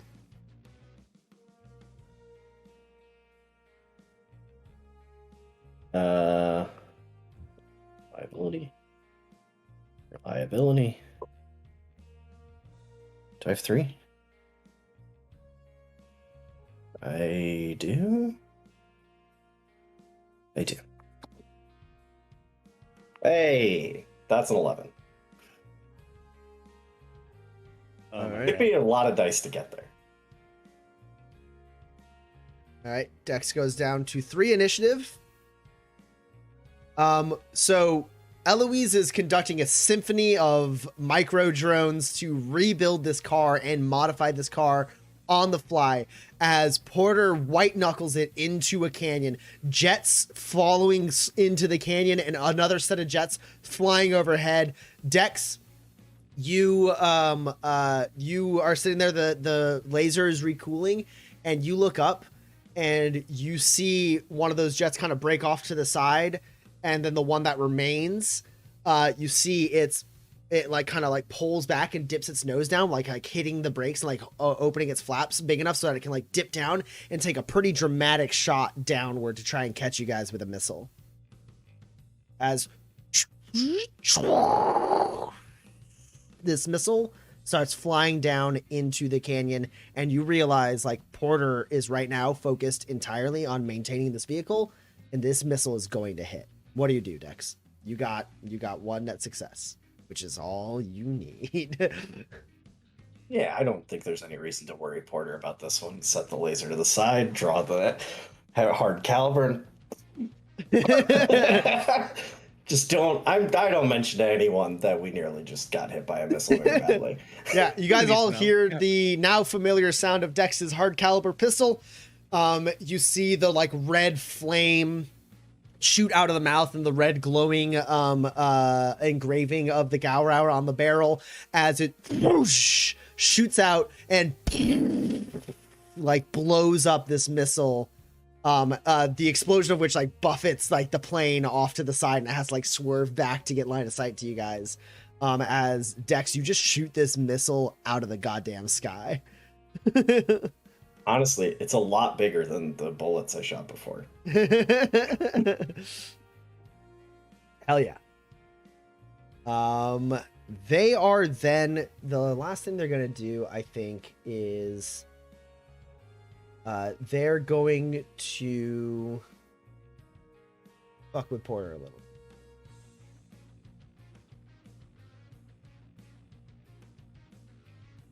Porter, I need you to roll a handling test for me. As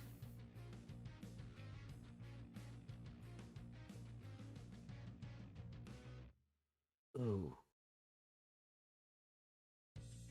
No, they're at moderate range. These guys stayed at moderate range. They're not going to do it. They're not going to do a goddamn thing. They're not going to do a goddamn thing. That's my favorite thing to hear. I love that. Yeah. This is the team that stayed at moderate range, so they don't get to fuck with you. All right.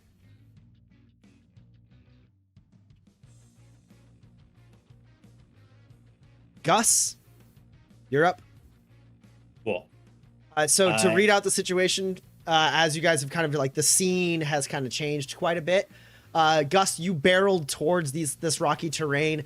The car gets taken control by Porter as you guys enter this kind of like, it's not a proper canyon. What did you say the name of this canyon was, Seth? I actually named it. Oh, you named it. I think you did. Yeah. Yeah, it's 7-layer canyon.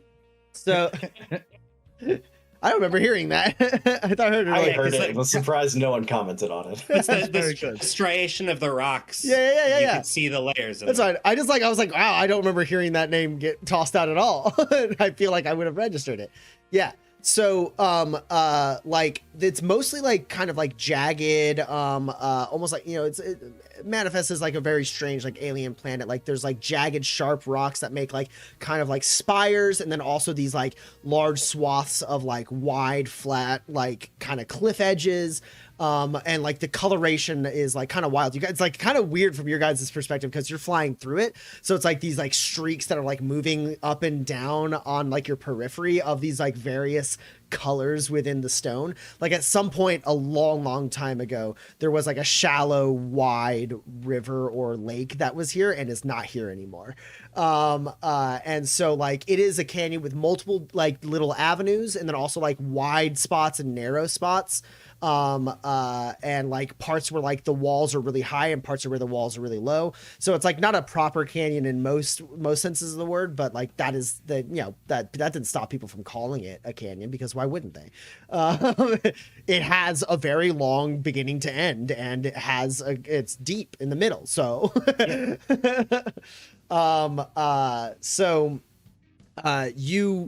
you guys are in this kind of terrain. You kind of get down there. Porter is like just trying to like kind of make sure you guys don't end up in a spot where like he doesn't want to go down a tributary that is a dead end because you guys are donezo. But Porter, you've been around a lot. You've traveled specifically this region of the Badlands a decent amount as well. So like you've, I think at the very least, seen a map of this canyon and like the parts where it gets really thin are the parts where it's going to go to a dead end. So you stay in like the wider areas. These jets that are right on your guys' tail, like not like right like on your tail, but like as far as jets are concerned, right on your tail, they actually lower their altitude to kind of enter the canyon with you and stay at standard range. As they kind of follow a bit behind and a bit up, like they could pull up and get out of the canyon pretty easily, but they are low enough that they are not obstructed by like the juddering like spires. They're like they're flying underneath those. Whereas the other set of jets is further away at moderate range, which is why you have cover from them because there's those like jagged rocks that are in between you and them. They have a less clean shot on you. Mm-hmm. And I keep saying jets in the canyon, but I am undermining. It is only one jet because Dex, as you guys enter the canyon, Dex did destroy one of those two jets. So there's one jet who is staying in the canyon, kind of like ducking and weaving underneath these jagged spires, not fully committing to getting in close range and like really risking themselves against this terrain, but definitely dealing with some terrain penalties just by being at like the top like 20% of the canyon. Cool. Okay. And Eloise is conducting a symphony of robots to repair the car and modify it on the fly. That's also happening.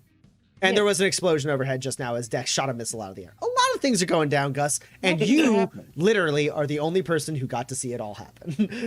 Amazing. Gus is at awe. Gus feels perfectly balanced in this moment.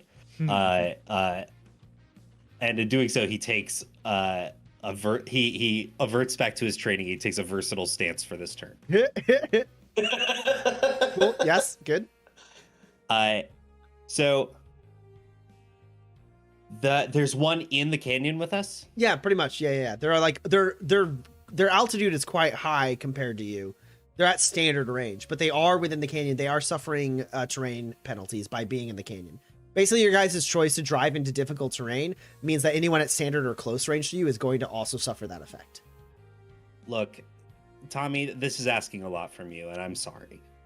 But I'm here, baby. What you got? What I would love to do is I would love for Porter to lead me down one that thins, that we know closes up, that has some sort of land bridge or some sort of outcropping that I could jump the car out of the canyon, and hopefully the jet does not have time to readjust in time. Wait, you want to try and take control of the car again? Yeah, 100%. Okay. Well, Porter, so it's not Porter's turn. This would definitely be a survival roll to know the intricacies of this canyon, to know whether or not there was anywhere you could do something like that.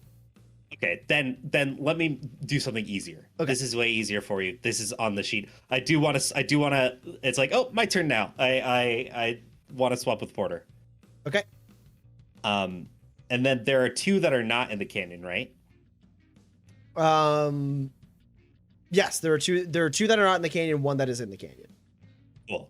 As I want to do a fancy trick. Okay. I want to, as we're entering the canyon, whip us around, basically give like a hairpin turn and head back, basically towards the way we came, so that the two that are outside of the canyon will have to search for us. Okay, yeah. Effectively trying to like break line of sight with them.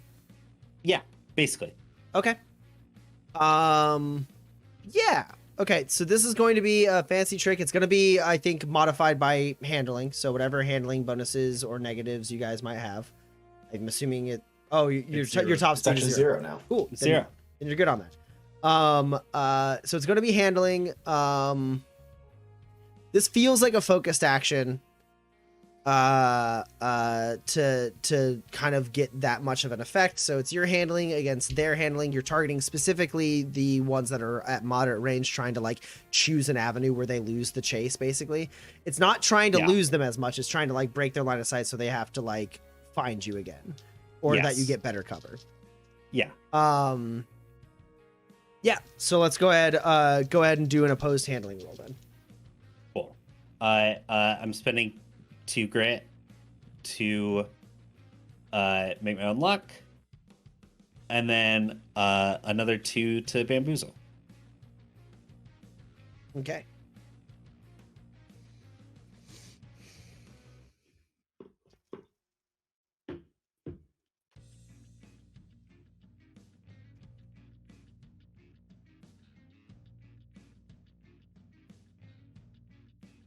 Okay. Currently my highest is an 8. I'm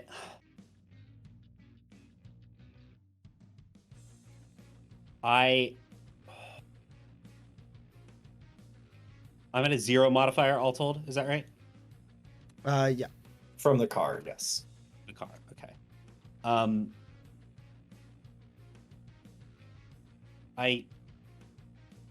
I think I should have 2 grit left. 3. I have 3? Yep. Okay, amazing. Then yeah, I play to the gallery. Okay. And I count this 11.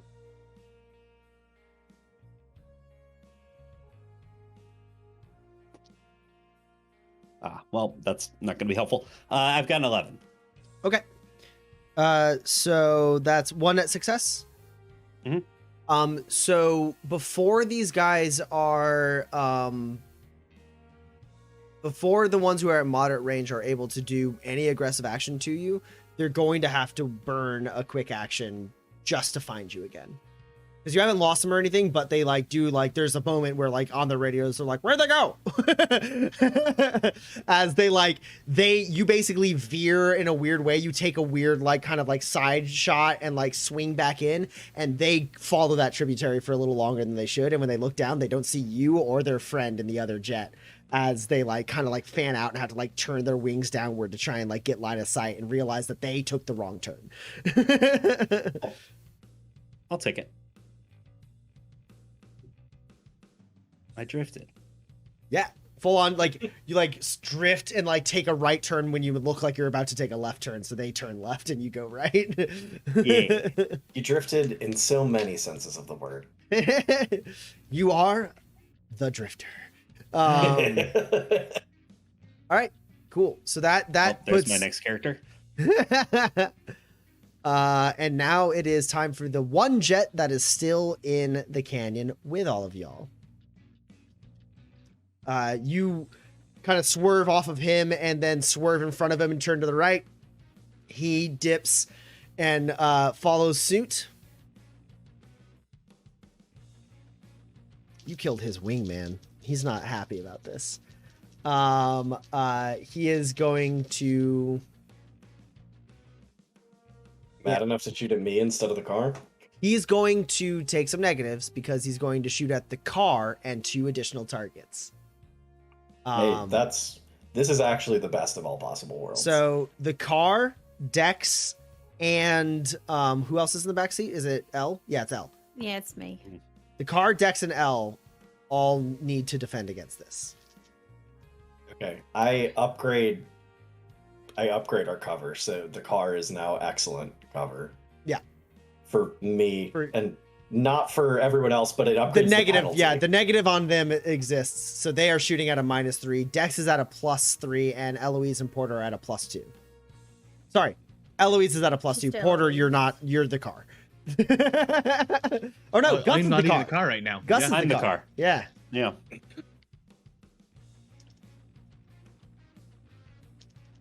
Ooh, Boise. And you know what? I'm gonna do some bamboozling. Specifically against Dex and Eloise. I want the backseat to get lit up a little bit here. So I'm gonna That's give smart, because if you bamboozle the car, you actually have to give us all grit. Yeah. I'm gonna give three grit to Dex and 3 grit to Eloise. Nerd, I still explode. To give you both a -3. Okay. And I successfully go down from 22 to 16. Trying to get the grit back out in the economy, guys, but you guys just keep dumping it on me. I'll take it.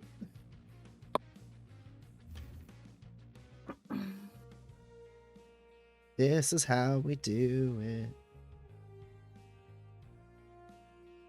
Okay, currently my highest is a 14. I also have a 14. I hate you.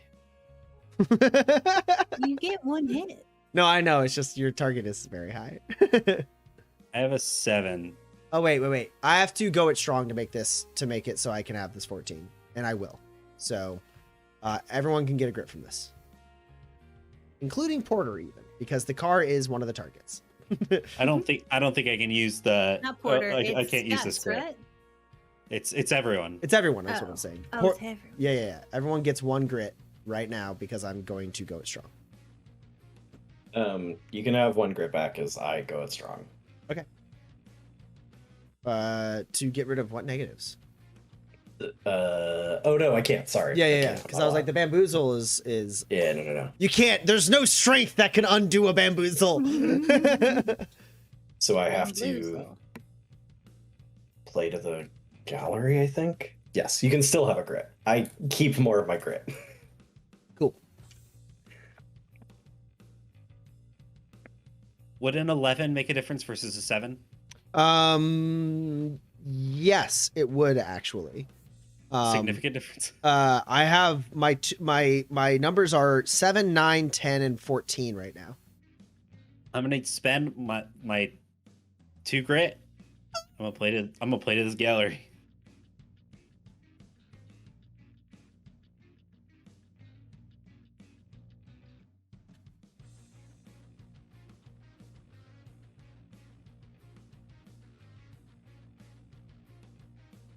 Okay. So that makes you have an 11, Gus? Yeah. And Dex, what's your highest? I play the gallery to hit a 15. Okay. And then Eloise? You have the 14? I have a 14. There's not. I guess I'm at 12 grit, so I will spend 2 grit to make my own luck, and then Twice?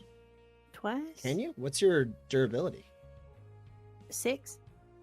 Oh, wow. Yeah, okay. You're so good at defending, I just assumed you were rolling a lot of dice, but you just have a very high target. I have a very good shield. You still have 6 cents on, right? I do, but I got bamboozled. That's right.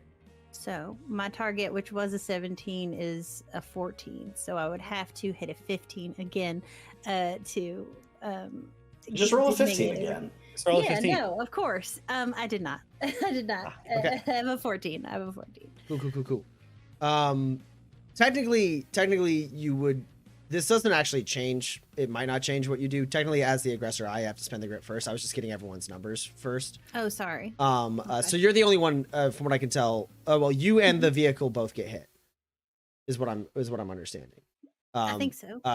Both with 1 net success. So what I'm gonna do is I'm gonna spend Eloise gets 1 grit, and everyone else gets 2 grit. No, everyone else gets also 1. Eloise gets 2 grit. Everyone else gets 1 grit. Because I'm going to twist the knife against Eloise and twist the knife against the vehicle. Oh no. How much damage is that? Twist the knife is 2 or 3. 2, right? Okay. 2. So everyone gets 1. Eloise gets 2. I had a crossfire flashback there. And so that means that both the vehicle and Eloise Oh god. take, if I can get to the right stats, 18 damage, 6 of which is armor piercing. What? Hey, I got a question really quick. Mhm. Can I shrug it off? Not as no. That's only when you get hit. You can't. The car can't shrug it. I am the car. You are not the car. Very Did you see him deliberately. drift? Right now, there are 2 people driving this car. It's kind of wild. We each have 1 hand on it. The next drifter car has 2 steering wheels in the front. Okay. Well, okay. So we are now currently at a -2 for the car's injuries. We have 8. No, we have more than that. Wait. Nope. We're at a -1. Because I forgot the 4 armor. So that gives us 12 hit points, which makes us only at a -1. So that gives us.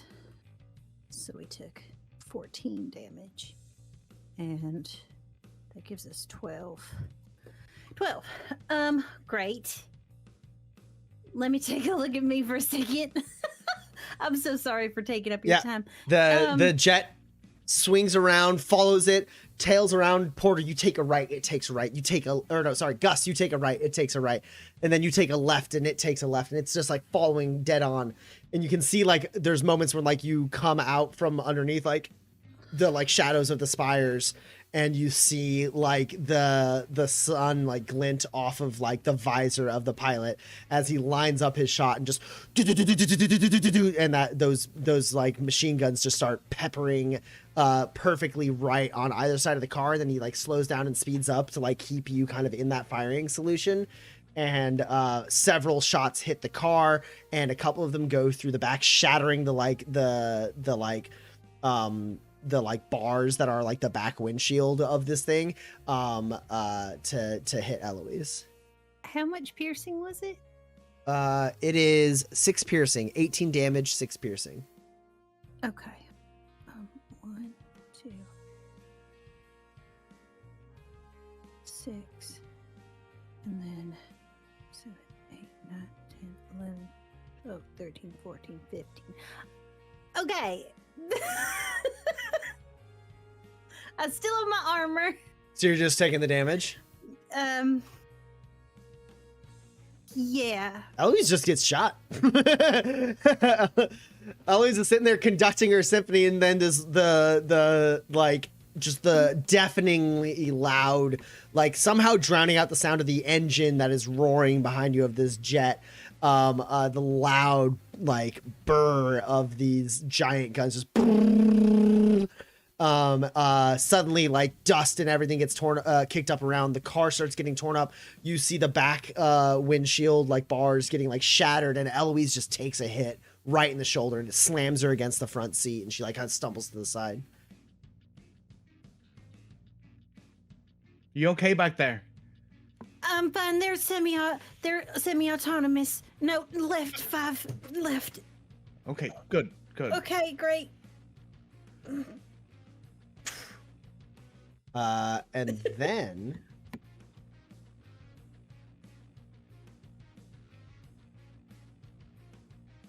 No.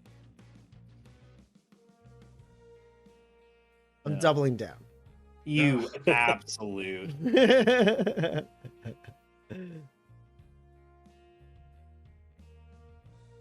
So everyone takes a grit, except for Eloise, who's at max. I spent 2. Did I get the... Oh, I got the 2 back. Never mind. Yeah. Was in my question.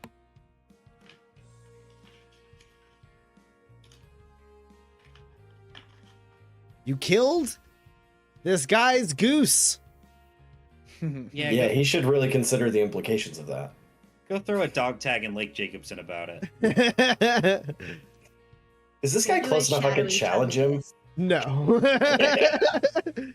In no world can you challenge this pilot. I'm gonna roll for him. I forgot we discussed that we all die at the end of the season. I'm gonna roll for him. Cards on the table. This pilot is conflicted. He is distraught about his fallen friend, but also understands the implication of the situation he's in. So this is gonna be a discipline check to see if he can know that he should probably pull off and rejoin the other two, as opposed to continue on this solo maverick mission against you. Okay, so he's challenging himself. It's just a matter of if he spends this turn, changing distance, or if he spends this turn continuing to fire on you. Yeah. He's challenging himself. Oh no. Okay, so I need a defense test from. Oh, cool. Same 3 people. The back seat, and the vehicle itself. Another defense test. Oh, this is so bad.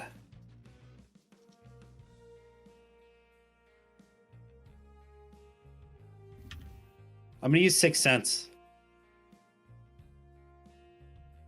Yeah, it has to be your turn to activate a power. I thought 6 cents you could use as a reaction. No, it's a free action on your turn. But yeah. Okay. I was ready for that to be helpful. I will spend 2 grit to bamboozle this attack. Okay.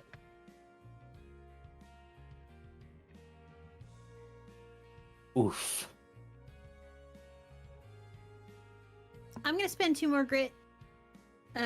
You can have 2 because it's make my own luck. Okay. I will tell you all right now, as the aggressor, post roll, no grit will be spent on my part. This pilot is clearly very emotional about the death of his wingman, because I rolled 5 dice, and all of them are successes, and I got a 1, a 2, a 4, a 5, and a 5. So he doesn't like let go. He just holds on. It's just like a swirling vortex of bullets around the car. I don't know. Did any of you beef it? All I gotta say is, remember when guests went into a versatile stance? You're welcome.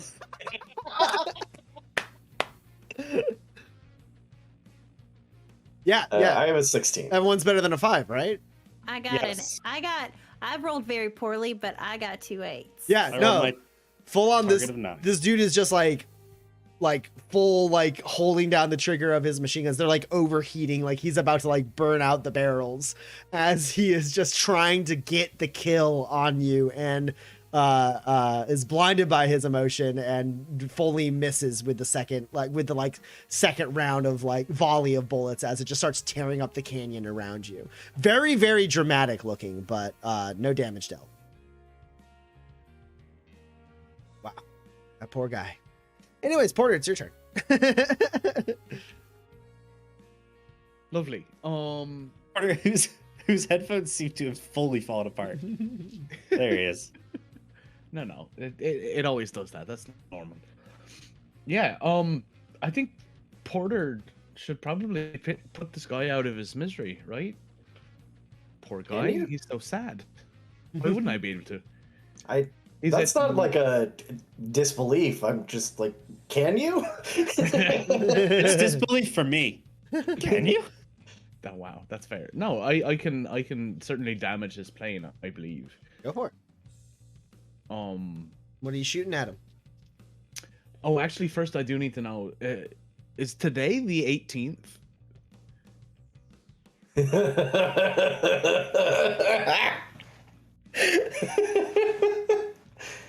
God. Hold on, I'm looking it up.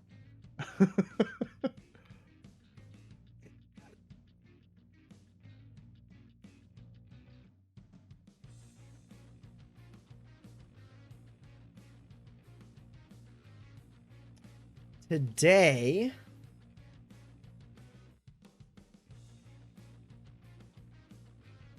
is not the 18th. Is it later? No. It is the Ugh. 14th of the 6th I- month. We're still that far away from Waypoint? Oh, shit. Did I say you guys were going to arrive at Waypoint on the 18th? I thought you were going to I arrive at the believe that's Waypoint correct. before the 18th. There's no point in this project if we're not. Okay. If we weren't gonna get to Waypoint on the 18th, right? Which is totally feasible for something that I as a player would have done. No. I thought I don't remember saying that you guys were going to make it to Waypoint on the 18th. I thought you were going to Well, have to get to basically- Waypoint and work some more. No, I thought that by the end of the trip, the idea was that I was going to have it finished, but maybe that's incorrect. Okay.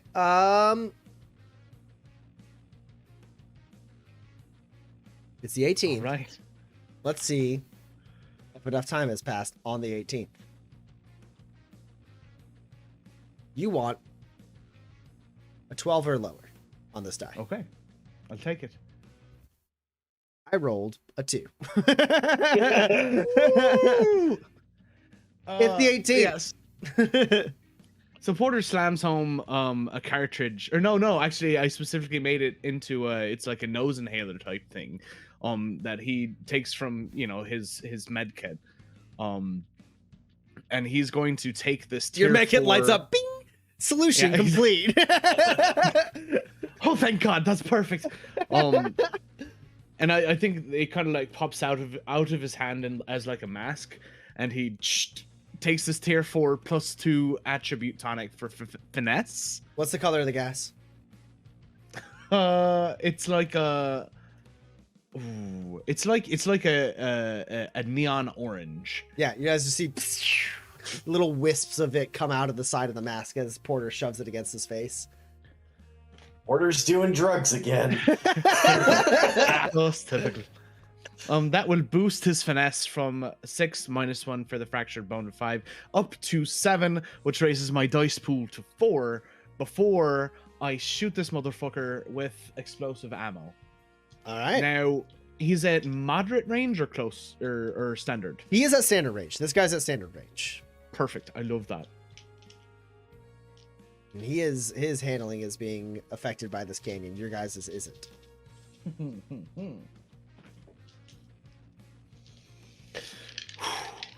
All right.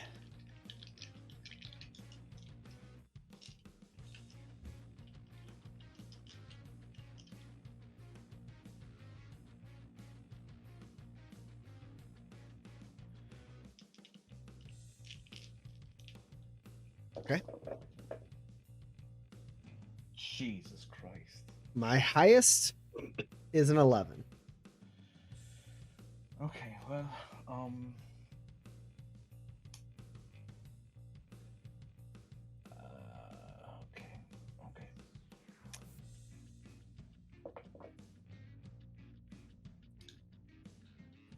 My highest is a 5, and I misfired.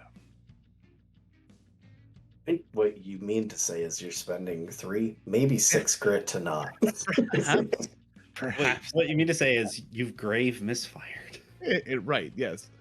Yeah. I really don't want to grave misfire shooting explosive ammo. Not great. No, I will spend the 6 grit. You know, if I can, if I You're can gonna actually double do it, down. I You're can gonna stack double it. downgrade the misfire. I think it's worth it. Okay, you can spend. You can spend 6 grit I just missed. to make this grave Oh. misfire into just a failure. God. God. It Can you ends how it imagine? always went. Can you They imagine? just asking it though. The thing is that this is probably the last one. Yeah, thanks. Knock on wood, Thanks. please. So Porter, you like see what's going on here. You pop down the canister or the tube of your weapon. You pull out you're like, oh thank God. You inhale. You feel like everything kind of like it's a much more controlled substance than what you took in the Punched Peaks. Right. And then you reach down, just spin around, grab this canister, you slide it in, slam it shut, and then you lean out the opposite window from Dex and you pull the trigger and you hear the click, but nothing comes out. And you're like, oh, fuck. And then you turn, you slam it, you put it against the windows, edge, and then you palm slam it, and then it shoots out and blows up 12 feet away from the car. Sorry. We're okay. We're good. Don't worry about it. I'm not worried. You could do it, Porter. I'm getting Porter. Somebody, yeah, I do. I want to make this work, so I am gonna double down. Okay.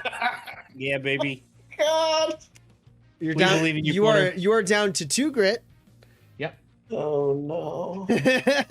Now it's I know I'm a gambler, but it's gonna be so worth it when Hey. I know this playing out. I'm just gonna take a second here. I'm gonna talk directly to chat. Tommy, step out of the room. Hey, chat. Someone buy Porter a grit right now. Gus, I think looks at Porter. He taps him as he's leaning out the window. He goes, "Hey, Porter, see that out there? That's some scurf or algae. What's y'all's thing? Dang it! I thought that was gonna be good. Swerves around raking bullets in the to his side. I'm sorry, Porter. Good luck."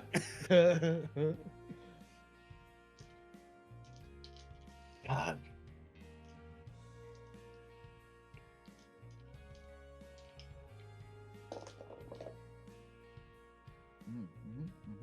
Okay. Right.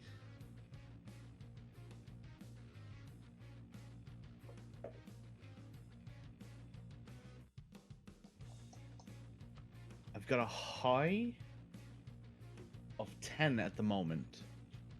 Well, remember I said this dude's being affected by the terrain, and then also you've already attacked him once. Mm-hmm. That means there's short of a go it strong, which I could do. My highest is an 8. It's an 8. Yeah, I'd have to go it strong and then also play to the gallery to be able to count a potential success. Well, a success that would beat you, but also, hey, guess what? Get some finale grit from Carnaxis. +1 grit to thanks, Porter. Carn. Thank you, Carnaxis. That's great. Yay. That's awesome. Because I'm going to spend 2 grit to play to the gallery, so I can count this 14. Yeah, baby. My lord. That explodes. And that's a 7, so that Oh, the 8 beats ya. yeah, the 8 beats me on the 7 there, but that's 2, which means, and let me look at the rules for explosive ammo, because I should have had that ready, but I do have it up. All right, so +2 power, +3 piercing. That makes it 6 with 7 piercing. So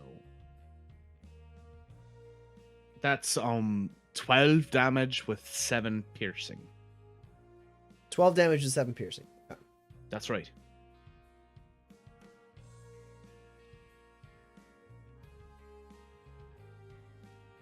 Shot. That's a good shot. It's a lot of piercing he's got to deal with. That's right.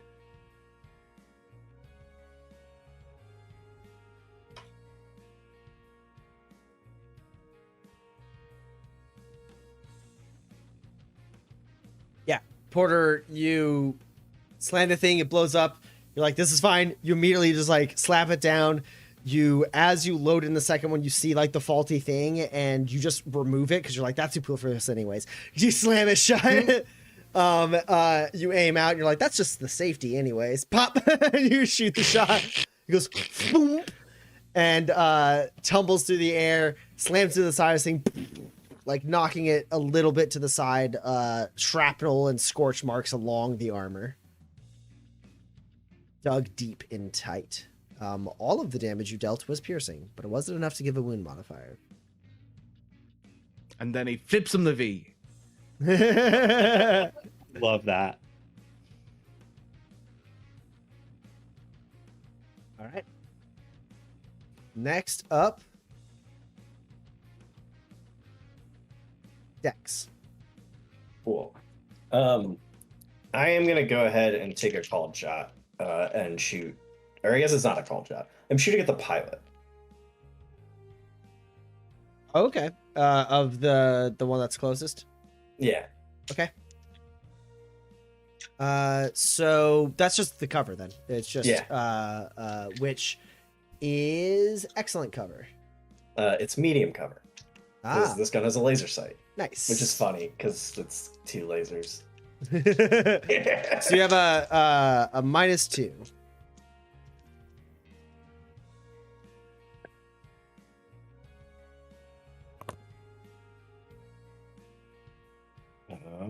Well, that's not bad given the situation. Actually, pretty good given the situation and ability. It's cocked. Yo, I rolled bad again. I have an 8.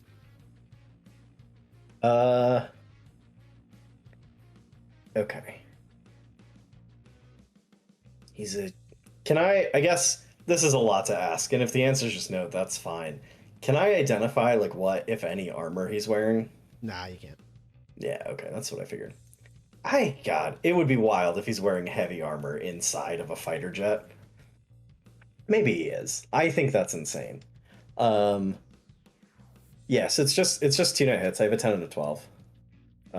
He takes 14 damage, doesn't benefit from toughness. 8 of it is piercing.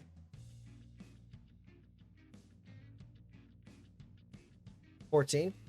Yeah. You know what? No. 21. I twisted. Stop doing math then.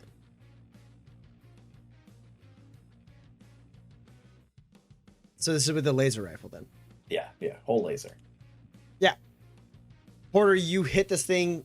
It kind of blows off to the side. The driver seems like a little bit distracted by like the couple of shots you shot in his direction.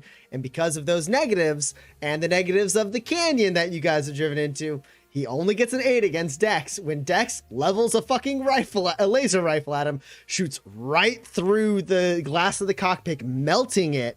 And then you see like just kind of like psst, and Dex like follows the motions and then like pulls off as like the tail of the laser falls through, and you don't really see anything because there's smoke and ash where the scorched glass is of this plane.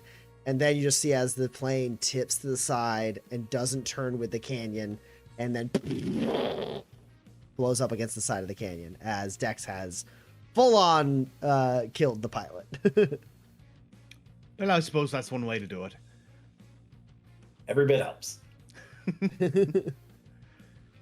I knew it was wild for them to be wearing heavy armor in there. Okay.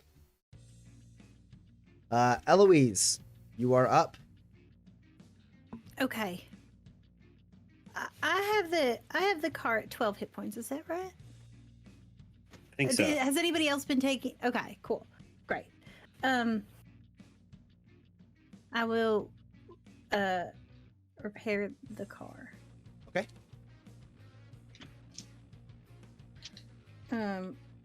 With a little less fervor, I'm like, Leaning against the thing, holding onto a handlebar Yeah. that the drone's constructed for you to hold on to. Right. What's up? I don't think it will ultimately matter, but I believe the car took 14 damage after its toughness, so it should be at 14. 14. I have it at 12. Well, no, because my heal only got it up to 26. Its maximum hit points became 24 when you downgraded the body. Oh. Right. Okay, so it has 14 hit points? Yeah. Okay.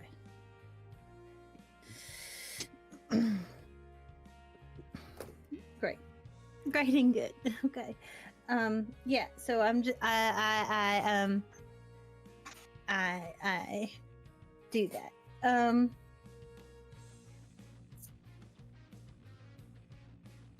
Plus, but then minus, what am I minus that 2?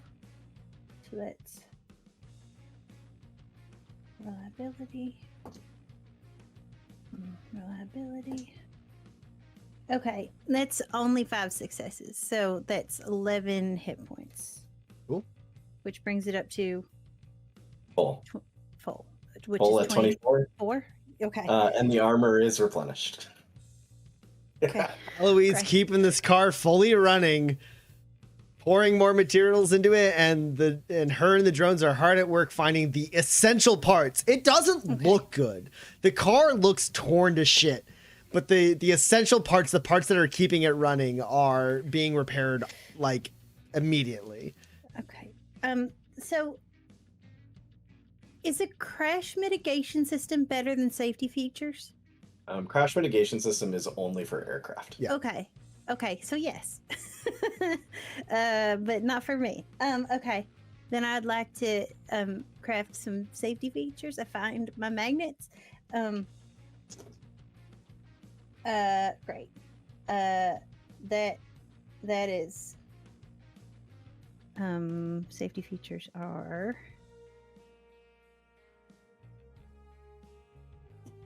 I thought I wrote it down, but I did not. Safety features are class 2. Great. I have enough. Great. So I spend the requisite things. Yeah. To create. I found my magnets and I just like attach a belt to them, and it's a little slippy because the blood, but I just sort of like reach around the seat and I'm like bap, bap, bap. Bap, bap, bap. And so there's and then I like tape an airbag to the wheel. It's like it's like one of those stove popcorns. Amazing. Just like Okay. cram it in and set It it will in not place. be comfortable, but it will work. I think. Great. So I do that too. And then I sort of like sit down and hold my like shoulder or whatever wherever I got shot. Sure. Okay. It's back to the remaining 2 jets. Hell's keeping us alive. And they're both going to remain at moderate range and shoot solely at the car. They got to take a quick action to find us. One of them is going to shoot at the fuck.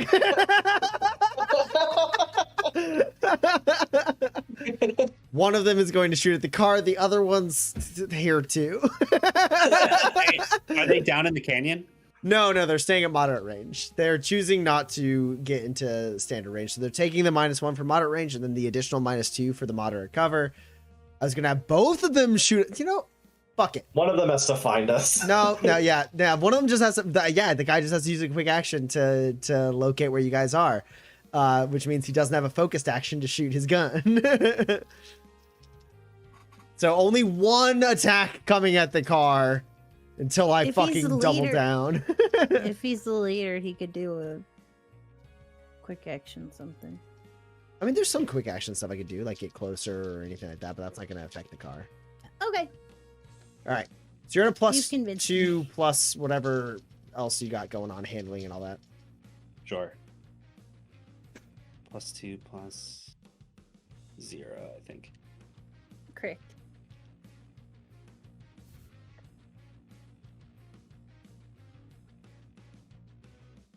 We've been shot a couple times since last turn, I think. Twice. We've been shot twice. Yeah.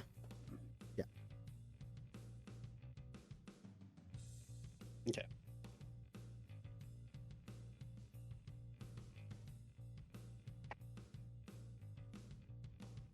Well, my highest is a 14.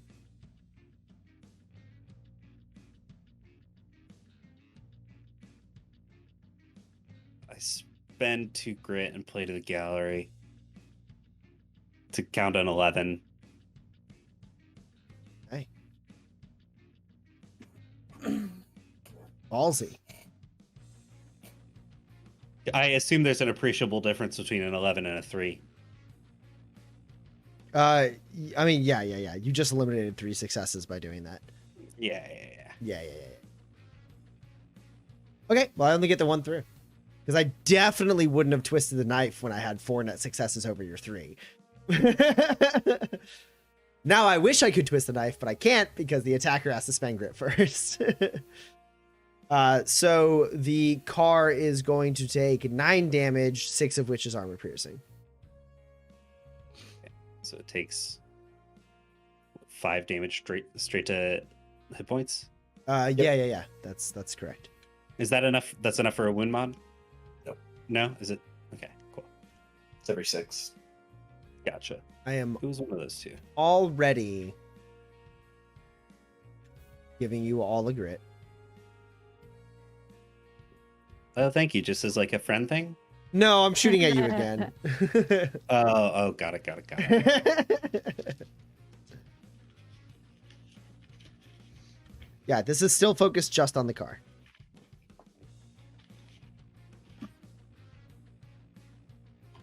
Oh, you know what? I said I had a 14 before, right? Yeah, Mhm. hold on. I have to remove an additional 3 of my grit and give you all an additional grit again, because I would have had to go it strong because I forgot about the cover and all that. I just saw the Cool. 14 and I saw like, fireworks. I had the grit to go it strong. I just have to remember to spend it. Okay. Speaking of which, I'm going to do that again so I can count this 14. So I am down to 4 grit, and you all get an additional grit again, which means Eloise is stuck at 12. Dang. Dex should be at 9, Porter should be at 4, and Gus should be at 3 now. Oh, I'm at 3 now. Yeah, I basically just gave you 3 grit. Okay. Did you do an expenditure I didn't count, Dex? Is that what I'm looking at in your face? Yeah, 9 is incorrect. I think 6 is correct. Okay. There was definitely a point in time where you did some grit stuff, and I was like, I don't remember if I did that or not.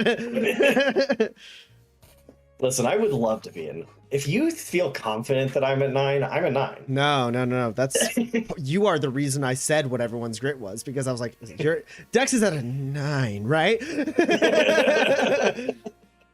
Okay. Spending 3 grit to go at strong. To count this 11. Okay. Well, you eliminate 2 more successes of mine. And you're spending all 3 of your grit to do it. Mhm. And that means another 9 damage, 6 of which is piercing on the car. Cool. Which is not enough to 5. destroy it. 5 to hit points still. Yep. Car is fine. Eloise. What is our HP at? 14, I think. 14. Cool. It was before. Oh no, yeah. Cool. Yes. So that's a -1. Yes. Cool. Eloise keeping this car intact as it continues to get pummeled by bullets. Guys, if you are a tinkerer in Manifest, quick fix is a necessary thing to get if you ever are going to be in a car ever. Can you imagine being these guys who are like, I've shot it so much. We're hitting. We're playing guns. we're landing the shots. We're watching this car get torn to shreds, and then I blink and it's back together again. Is that might be a critter we don't know about. There's weird stuff on Manifest. +1 grit to Gus from Carnaxis. Don't like seeing 0 grit, they say. Me neither, thank you. All right. So tearing through, ripping up the like terrain above you, showering stone and dirt down on the car, bullets as well tearing in. Gus is holding on for dear life, keeping the car under control. Eloise's bots are like being overclocked as she like commands them to patch up like the most essential parts of the car. Like she's basically just like constantly doing triage with like these like with like about like a dozen different like AI minds that are like, what next? And she's like, here. And it is working. And you guys see just like swerving above these planes. Gus, you're getting ready. Like, you don't know exactly what you're going to do. These guys seem to have a pretty good beat on you. They're definitely close enough that's going to be hard for you to get out of the way. These 2 planes are untouched. And then you see one of them blow up. You don't know what happened. You just see an explosion. Han Solo. And that one veers to the other one veers to the side and kind of comes back. You see it seems to be moving against something that you guys can't see, because these guys are outside the canyon, right? So you only have like vision when they're in like line of sight to shoot you. One of them just blew up, and you didn't see like bullets flying or anything. It looked like they got hit by some kind of explosive that like you didn't catch. And then they're like veering side to side. You don't really see like what they're up against. And I will say, Porter, you're a good enough read of people. Porter and Dex, actually, you're pretty good enough read of people. Like you were able to sense like the emotion behind the other guy's action in the jet. And in this instance, like this person, you can tell by the way he's piloting this jet, like they're panicking. Like whoever's piloting this final jet doesn't seem to know where they're being attacked from. And as they like land in and seem like they're going to dip down and move into the canyon for cover from something outside the canyon, you see out of the clouds above, like right above, like directly above, a fucking plane break through the clouds and fly down and actually clip wings with this other plane. You absolute madman. How dare you? And the jet, one of the planes broken off, veers off, and you hear an explosion in the distance as buffeting your car. Gus, roll a drive test for me. No modifier because you're hovering doesn't mean there's any terrain penalties, but I need a drive test from you to see if you maintain control of this vehicle.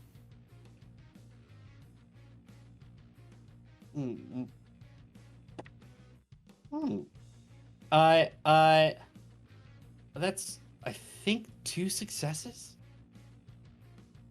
That's 2 successes. Okay. You maintain control of your vehicle. It is launched to the side of the canyon, and you watch as a plane you recognize flies sideways through the canyon, cutting in the Two small. of us recognize.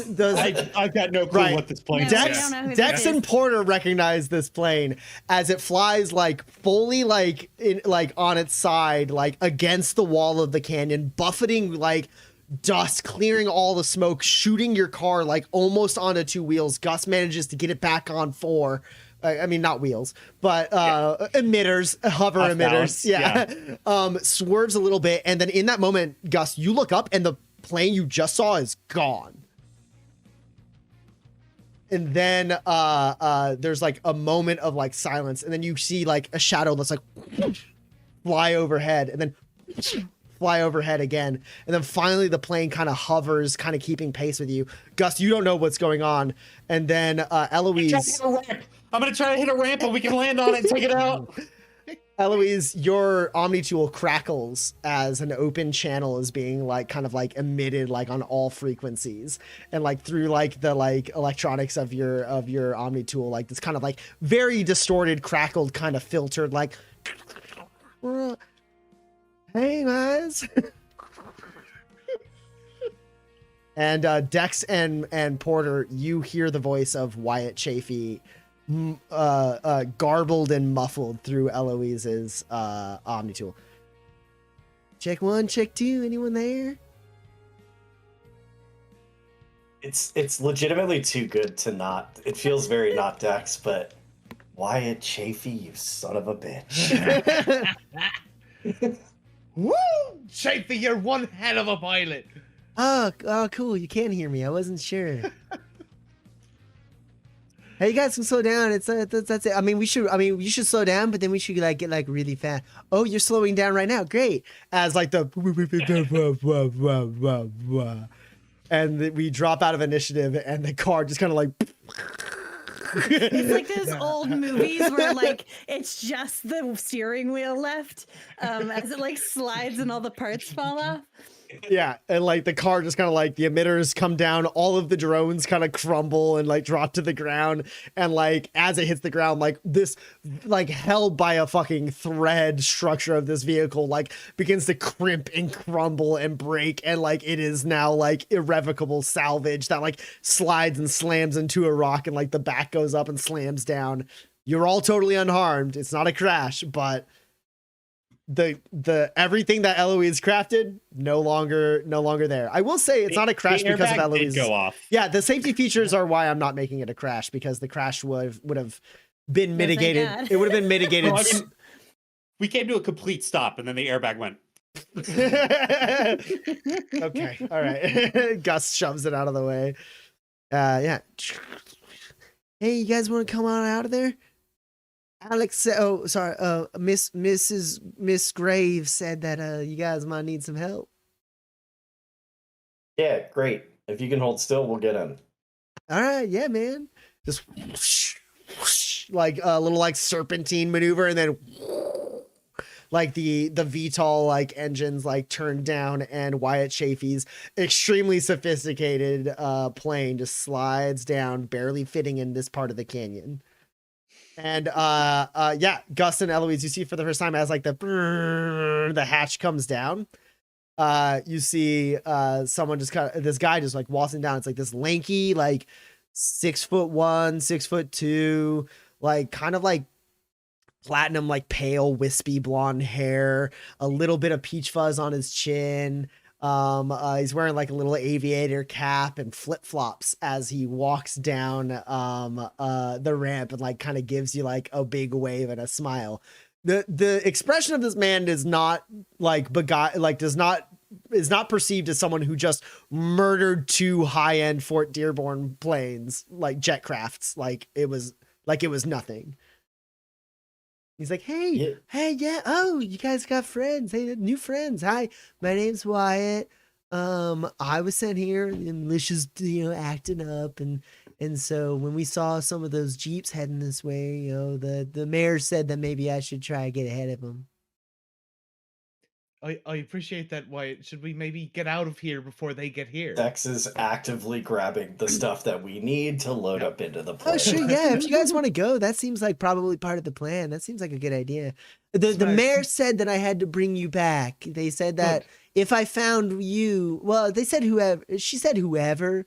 Like it wasn't just about you guys. Wyatt, look at me. Let's go. Okay, yeah, I can walk and talk. And you guys are like loading in, and like the hatch goes. She goes.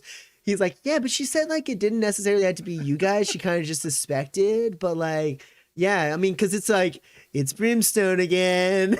he like presses a couple buttons on the thing, and this extremely sophisticated aircraft begins lifting out of the canyon. Eloise, you know that this aircraft would put even the Iron Harbor Air Force to shame, as the engines like turn and just like this is the fastest like.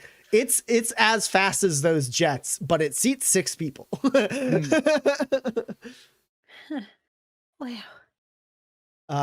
And maybe disconcertingly casually, this dude in flip-flops just like is like turning like the controls with one hand as he's like, yeah, make yourselves at home. So for the new people that are here, there's multiple levers in the bathroom. The silver one's the one you flush to use the toilet. Don't press any of the other levers, otherwise, well, I guess I'd have to reload the bomb cargo for it to really go off.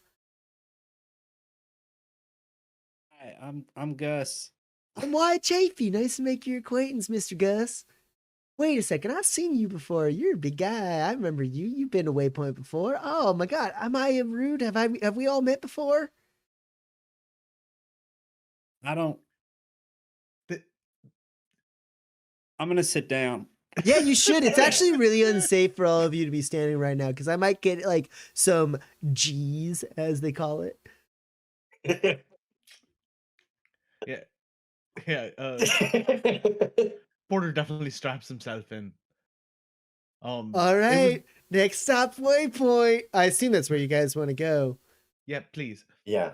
Okay, it's gonna get a little hairy when we get there, but like not like in like the way that stops me from landing. That's important. Right. He's just like beaming and smiling, like he's just like on a pleasant cruise, flying this plane at like 200 miles an hour. Oh, Eloise cannot even right now. So many things have happened in the past like 45 minutes that she cannot even. And that's where we're gonna take our Gus break. similarly cannot even. Gus and Eloise like sit down and strap themselves in, and that's where we're gonna take our break. Hooray. God.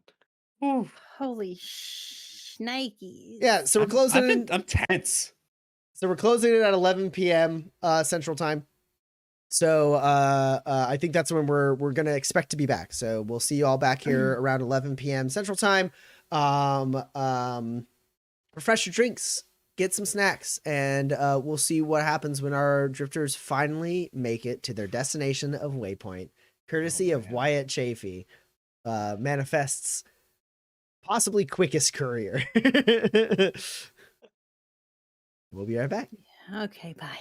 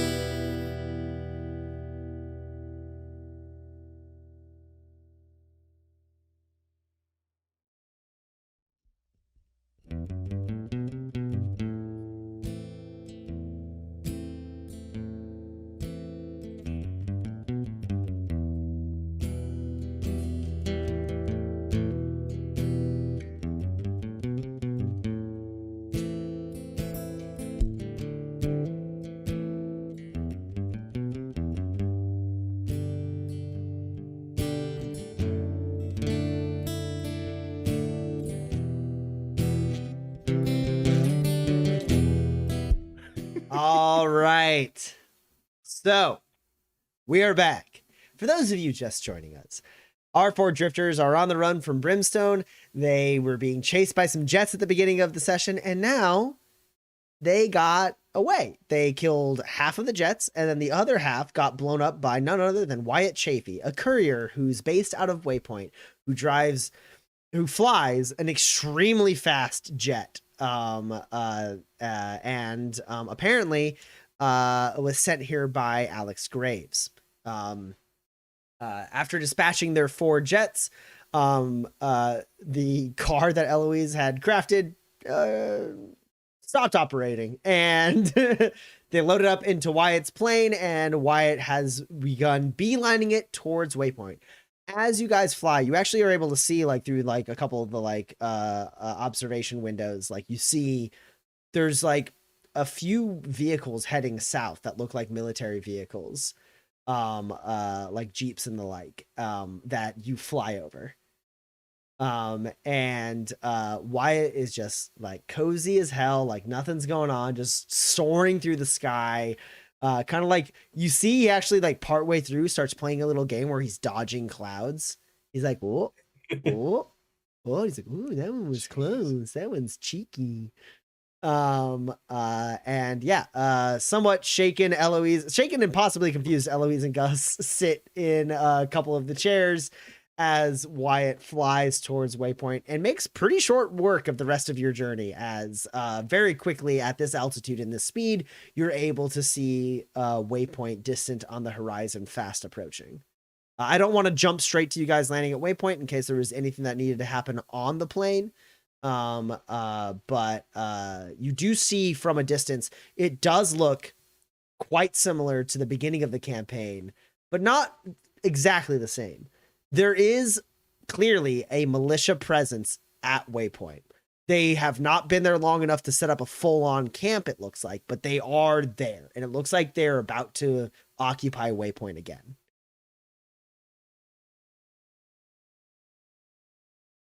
Great. Are they gonna arrest us? Yeah, I guess that depends. I mean, you guys got to be coming back for a reason, right? You guys, there was the whole hullabaloo. You guys are wanted. You're like, you did some stuff over at the place or whatever, and Mayor Graves was kind of expecting you back. And when the militia got all out of sorts and started running around the area, we figured maybe you were close. I say we, it's like the royal we. Like she figured that, and then she told me to fly this way. I don't know. They're like Yeah, mean, but like they're not shooting people. Like that'd be mean. That'd be like mean. They're not mean. They're just mean. Is there wait, okay. Hold on. So how did you talk to Eloise's Omni tool?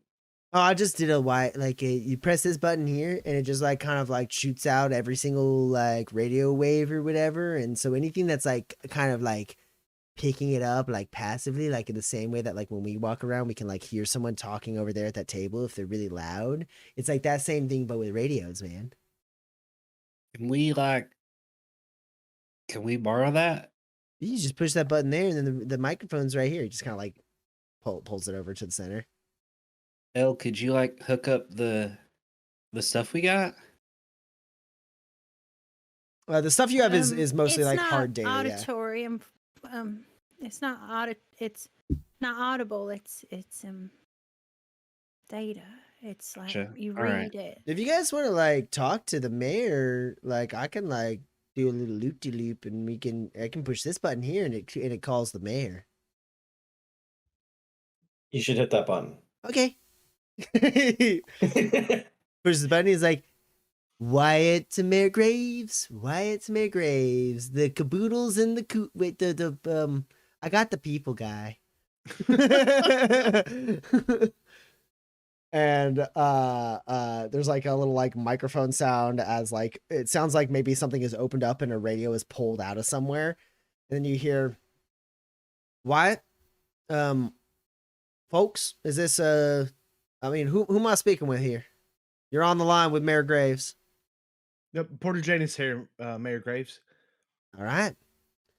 Well, I hear Wyatt's overhead. Okay. Well, you ain't gonna get too warm a welcome here. And if they are able to put together that Wyatt left and picked you up, which they're going to be able to soon, I assume, Wyatt's gonna have to hightail it out of here. So what do you got? We got full evidence of everything at Brimstone. Alrighty. Well, that works just fine. So all they know so far is Wyatt's plane done left, and that's nothing for them to. I mean, they raised a little stink about like traveling and out of town, but they can't stop me from having folks leave and come when they want. So go ahead, Wyatt. Go ahead and swing around to the DeCastro stables, land your plane, and I'll meet y'all there. For those of you there, you have full evidence. You feel like this is enough to bring down McGarrett? Unmitigated. All right. Well, then we should be fine. He's gonna puff his chest and whatnot, but at the end of the day, we'll be fine. Just follow our lead, all right? Thank you, Mayor Graves. That's it's very kind of you. That's what we're here for. All right. Wyatt? Yeah, Graves? Everything go all right there? Smooth son. Only had to kill 2 planes. Okay. Well, go ahead and land, and I'm sure it'll be fine. All right. And he swoops around again. You guys see as he quickly descends down towards the DeCastro stables, pulls up the nose for a hot landing, and lands the plane nice and clean. And he's like, all right. Well, enjoy your stay. I mean, I'm going to walk out with you guys, so I guess this isn't goodbye. It's more like an extra hello. And he presses the button, and the hatch comes down, and he just kind of like walks down. He goes, "Hey, Mayor," and just like walks off. And you see Mayor Graves approaching, and she kind of like looks over her shoulder, and you see at a distance, you guys have landed in the back of the DeCastro stables, which is a quite large swath of land that has some like some paved and dirt and gravel like paths that lead to where vehicles are, and that's where you've landed right now, is like kind of on a landing pad for air vehicles. And then there's also like somewhat cordoned off and somewhat open ranges of like animals as well. Different mounts and whatnot that are also like here ranging on this somewhat fertile like field that they've put in the back here.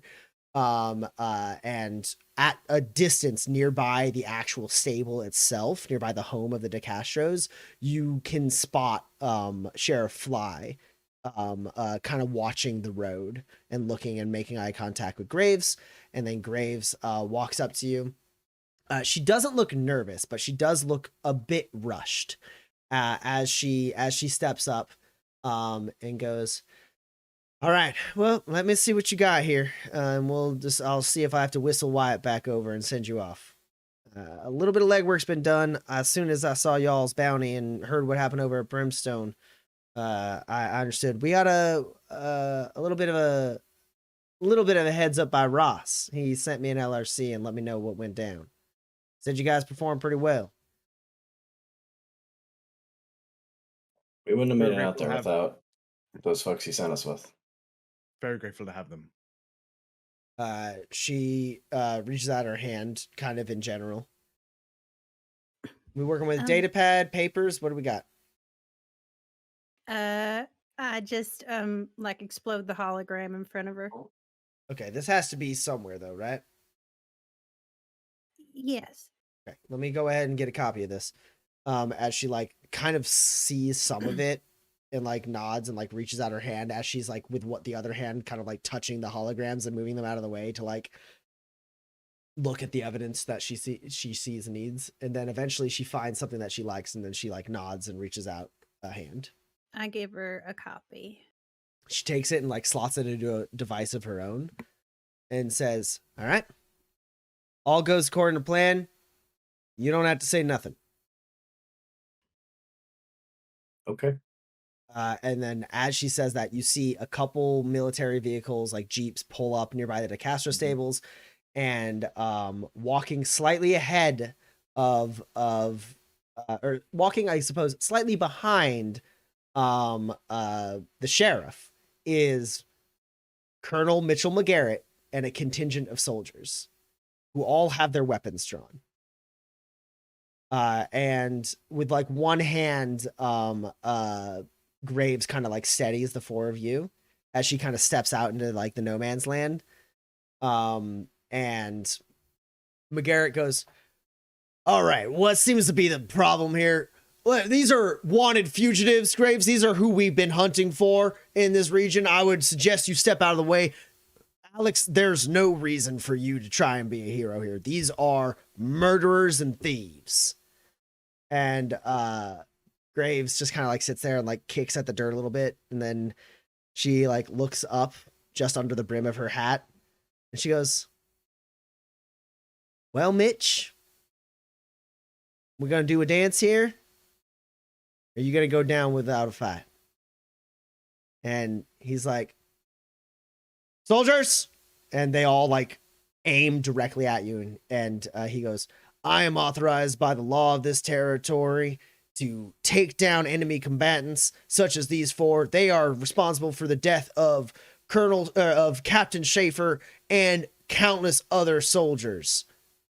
And they've stolen sensitive documents and details of classified military operations. She goes, classified military operations, something like this. And she presses a button and a video file does start playing off of the device she's holding. This is a like large like projection of a hologram. And you see Pruitt and McGarrett talking in the lab on like a camera that Pruitt had apparently installed at some point. And there is a person who is screaming in agony. And McGarrett's like, can't you shut him up? And Pruitt goes, all right. And like stabs violently a needle into this person's neck, and they like calm down and just start whimpering and gasping for air. And he goes, all right. So what you're telling me is that all the work you're doing here, all these people that we've been working on, these people we've been getting for you, you just have nothing to show for it? I mean, you got to understand that we're taking on some heat here, and you haven't even delivered a single iota of what you promised. You can disappear tomorrow, Pruitt.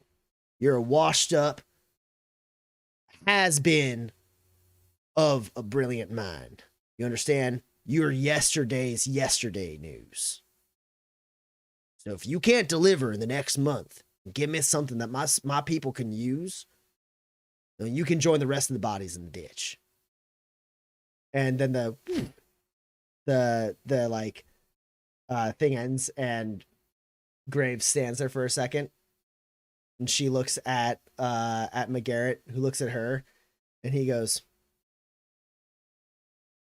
clearly that footage has been tampered with. I don't know what kind of fool they've taken you for, but Alex, you listen to me. And then you hear a voice from the sidelines, kind of casually, no, Colonel, you listen to me. And all eyes kind of turn over, and you see Sheriff Fly standing there extremely casually, leaning against a post, hand kind of hooked over the buckle of his belt. And he goes,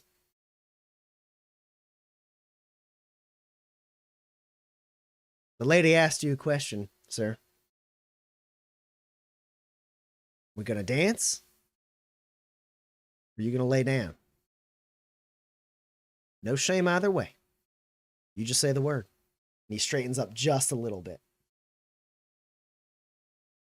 And there's a brief moment of dead silence. And you watch as like all of the barrels of the guns start to lower a little bit. And McGarrett, this broad-shouldered, massive man with this clean-cut beard and short-cropped hair in full armor, looks at this comparatively smaller man, somewhat casually, leaning against a fence post, but with two very fine pistols on his hip. Dex, you more than anyone know every single little instance of micro reaction that is happening between these two men as they stare each other down. I know when I've seen a challenge. And there's like another moment of silence, and then Graves goes, there's so much more where that came from, Mitch. It's over. And then McGarrett seems to collect himself. And as he does, you see Sheriff Fly go back to a slightly more relaxed lean against the post. And then McGarrett, like he's like goes like full like good soldier, like stand up straight, heels together. And he goes, Captain Yoon. And soldier you're unfamiliar with steps forward. Yes, sir. You have command of the brigade for the time being. I will accompany the sheriff here to his cell. See to it that the forces are pulled back to the garrison. And contact high command. Sir, you heard me, soldier. Better to live to fight another day. And as if he can't stop himself from saying it, the sheriff does go, good call. And the soldiers like back up a little bit, and the sheriff walks up. The colonel presents his wrists, all the while staring directly at Graves, who just watches. The shackles are put on his wrist, and very, very gently, almost anticlimactically, he is walked out of the field. And Captain Yoon looks back and says, start breaking down the tents. We're returning to the garrison post haste. Send us scouts to go send word to our soldiers out south. Can I make eye contact with Yoon? Like, catch his eye? Yeah, absolutely. He is so confused. He's looking around for anyone to explain what the hell just happened. Yeah.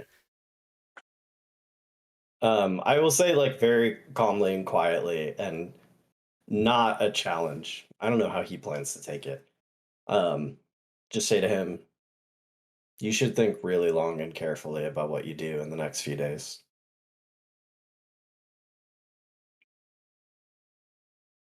All right. Mr. Bailey. Bailey. And there's a hand on your shoulder, and Graves goes, he's new. You do your job good, Noon. It's like the colonel said, you should contact your superiors immediately. You can use the LRC tower on your way out of town. And he goes, yes, ma'am. Gives her like a salute, and then like seems awkward about the fact that he just saluted a mayor of a town, and like turns and like is like, come on. And like the soldiers start walking off. They all seem so confused. Like none of them, like they all watched that video, and that was like a pretty disheartening and shocking video to watch. But the fact that the colonel just rolled over like that when the sheriff said a couple things seems like most of those soldiers don't know how that just occurred. And then Graves goes, yeah, they just seem so young, don't they? I don't understand how it works. And she turns back and goes, I have a lot of work to do. I have to send this on to some people, make some backups. But as of right now, as wanted criminals within the Fort Dearborn territory, by law, I should have you in a cell. However, I expect I can trust the four of you to remain in town until this clears up. You can trust us absolutely, Mayor Graves. All right. She like takes like a couple steps back, lets out a sigh, seeming finally to show that she's like letting a little bit of like the tension out of her system, and then she goes, y'all picked a hell of a time. Carnival's coming in 4 days.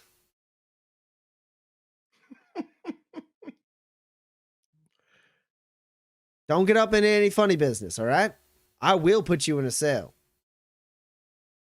At least we won't be lacking for entertainment. Just stay in town and check in with me if you need anything. Will do.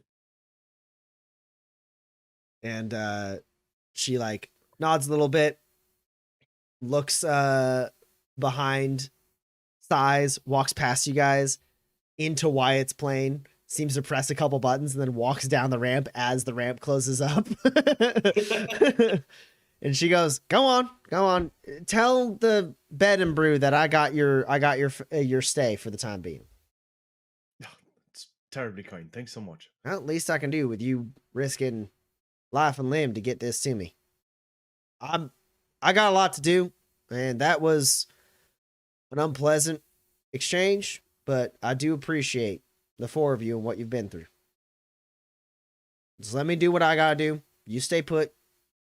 Relax. It's done. You're done. We should talk soon. There's worse on the horizon. Mr. Bailey, there always is. But that's what we got. Brave heroes like the four. You four. Yes, come talk to me when you get a chance. I'm going to be busy for a while. Actually schedule an appointment. And she walks away. What time is it?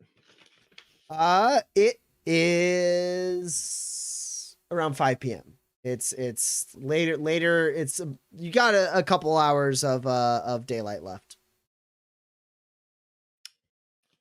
Well, I don't know about you, but I would kill for a casserole at the bed and brew. Come just grab some dinner and pretend like everything's normal for a moment. I could eat. Yeah. Anybody want to stop for some like pastries on the way? Do you need a doctor, Al? I don't feel great, but we can go have dinner. That's fine. Let's drop by. I forget the doc's name. Donovan. Donovan. Let's stop by Doc Donovan first, then. I suppose I should get this bullet taken out of my shoulder as well. Sure. You guys go to O'Donovan's clinic, and as you like walk in, like you can already hear like the hubbub around town as the militia seems to be packing up and leaving. And a lot of eyes are on the four of you because the last time the militia packed up and left, you four were involved as well. And you walk into the clinic and he's like, "We're closed." Then you walk in, he sees you and goes, "God damn it." I know, it's me again. What we got? If you're busy, we can come back later. No, That's we fine. can't. Young lady, you are bleeding to death. You shut the hell up before you faint. Sit down. Come on, let me see it. I sit down. Mr. Janus, you stand there and you don't say a goddamn word till I talk to you. Good. How about the two of you? He says as he very without any concern for Eloise's comfort, just starts digging into the wound to get the bullet out. I'm fine. I'm good. I just gotta. And Gus does pull up his shirt where he was hit by a Jeep earlier, and it has heavily bruised at this point. And Gus is like, "Oh, I got this, but you go ahead." Yeah, seems like the two of you can wait outside. Okay. And then Eloise, your hit points are restored, and Porter, you would just have fractured bones, or do you also miss hit points as well? I've got 2 missing hit points. And then fractured bone. Cool. So he doesn't treat your hit points. He does treat your injury. Fair. And then he goes, "Now, if I go ahead and tell you," he doesn't say a goddamn word to you the entire time he's treating you. He just points and scans you, and then inject something, you feel your bones being like forced back together. It's quite painful. And then finally he speaks to you, Porter, as he goes, "Now, if I tell you this is going to cost you 16 spurs, you'll tell me what?" I'll tell you that hopefully I can pay you very soon with that. Get the hell out of my clinic. And yes, Porter absolutely leaves and like is very polite and tips his hat and is like tries to convey an air of thankfulness without saying any words. He walks over to what looks like a set like a medical device, opens it up, and you see that there's a plate with some food on it.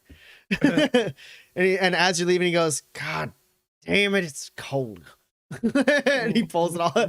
He pulls the plate out and shuts it, and then like walks to the back room as you two step out to where Dex and Gus are standing.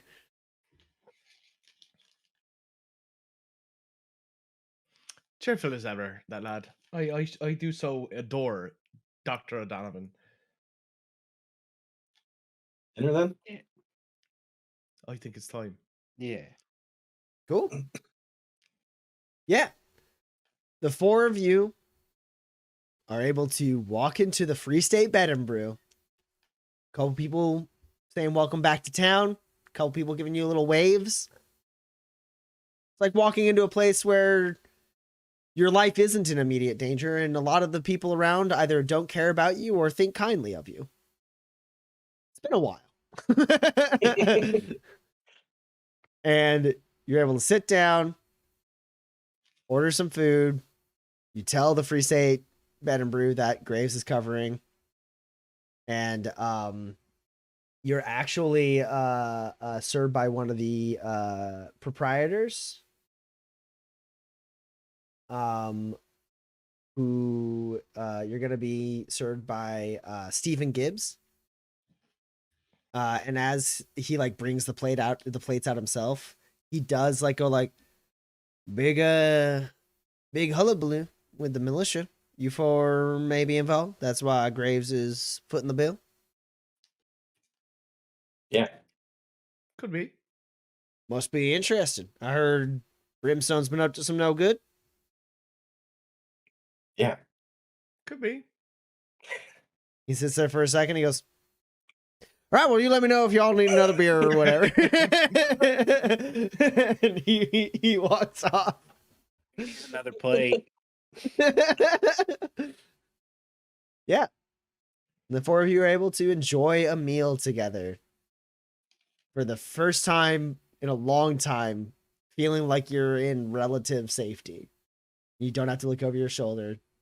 It's like that time you guys were in Las Feudas and we're sitting there sharing a meal, and Dex was talking to you about this weird symbol that he saw on carved into the handles of one of the guns.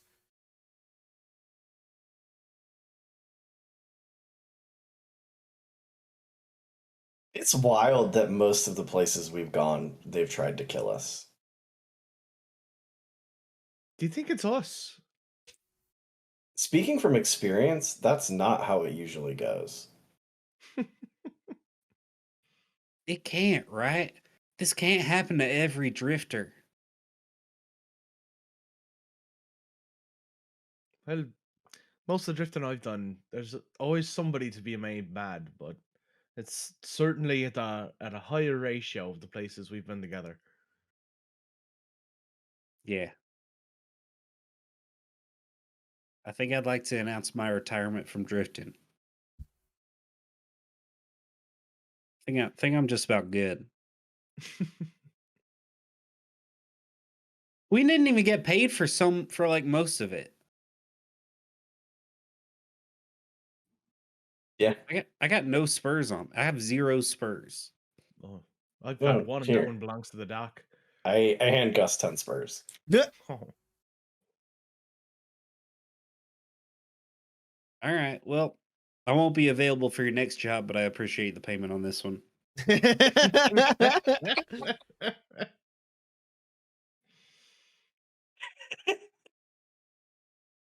I think Dex in character just starts laughing. I I think it's one of those things where Dex starts laughing and Porter kind of joins in, and then I don't know if the rest of the characters, but it's like one of those tired, you're so tired that the first good funny thing has such a serotonin release, you just laugh for a good 5 minutes.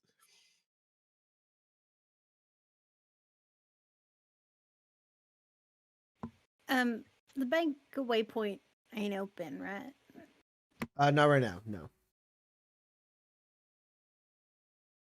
Okay. After dinner, I guess. I would like to ask any proprietor that's around or any worker that's around if my sibling is here. Oh, sure. Because I did tell them that this was the Yeah. better place in town. Absolutely. So after dinner, you guys have you've taken a breather. The plates are empty. The cups are dry. It seems like the night is winding down. Eloise stands up and goes over to Alberto Arias, who is working the bar right now. And Berto goes, raises his eyebrows to see you, and you ask about your sibling. He goes, what's your sibling's name? Farthing? Oh, yeah, we do have a Farthing here. Wait, I thought you was, sorry. I didn't realize. Yeah, okay. Yeah. I didn't realize that was your sibling. My mistake. I didn't tell nobody about it, so I'm not surprised they didn't either. Yeah, they got into town. They took our biggest suite. Nice person. Polite. Clean. Is anybody with them? They smell nice. They just smell nice.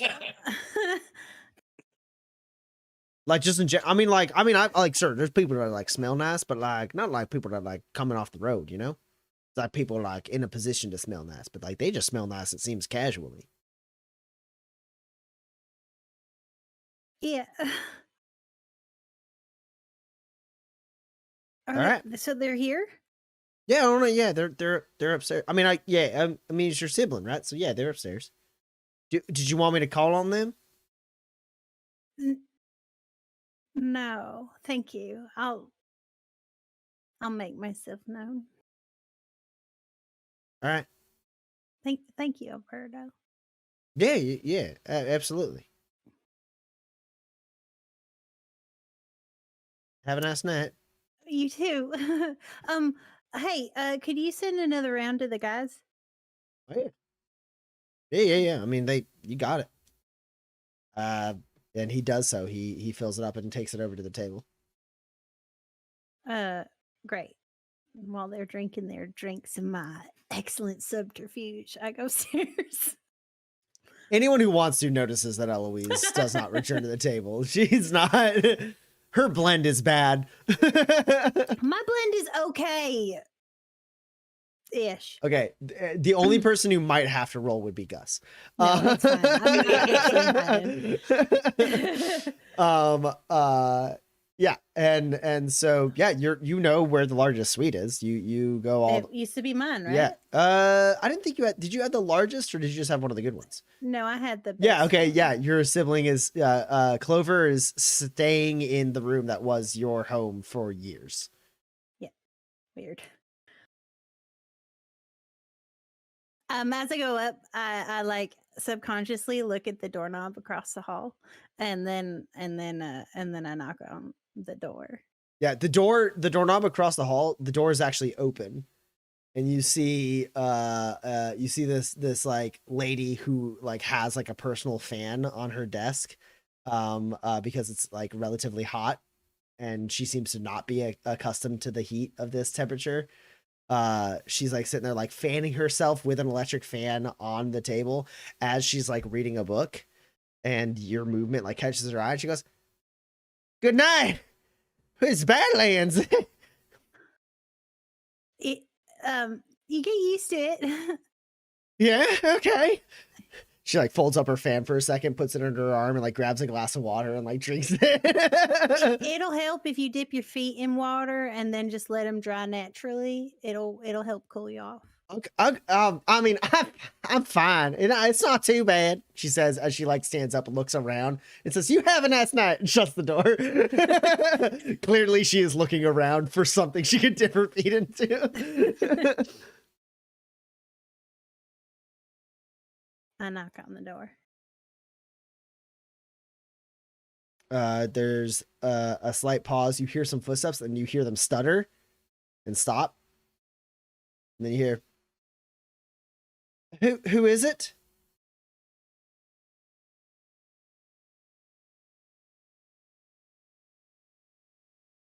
I walk away.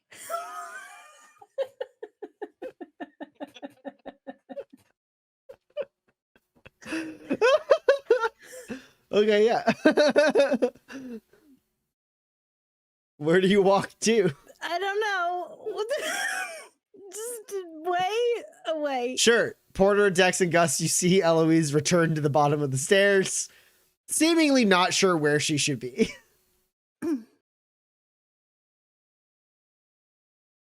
I go back up. And then she walks away from all of you back up the stairs. And I go and knock on the door. Okay, you knock on the door. There's a longer pause, and then you hear very loudly, "I should tell you, Closer. I'm what?" And then there's like the door unlocks, opens up. You see your sibling holding not a gun, just a piece of machinery that makes that sound. He goes, "Fucking hell. Come on in." Hi. You walk in, he shuts the door, and he gives you a huge hug. Hi. "I thought you were dead." But I left a note. No, oh God, please sit down. Sit down. You were supposed to send. I mean, you're okay. Sorry, it's late, right? It's late. Mm-hmm. Yeah, sorry. I only got into town about a day ago.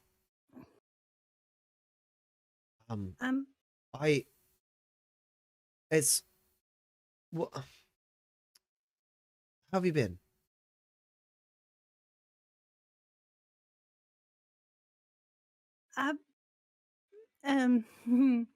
It it's been a lot. But I'm good now, I think, probably. I'm sorry to make you travel all the way here. It's fine.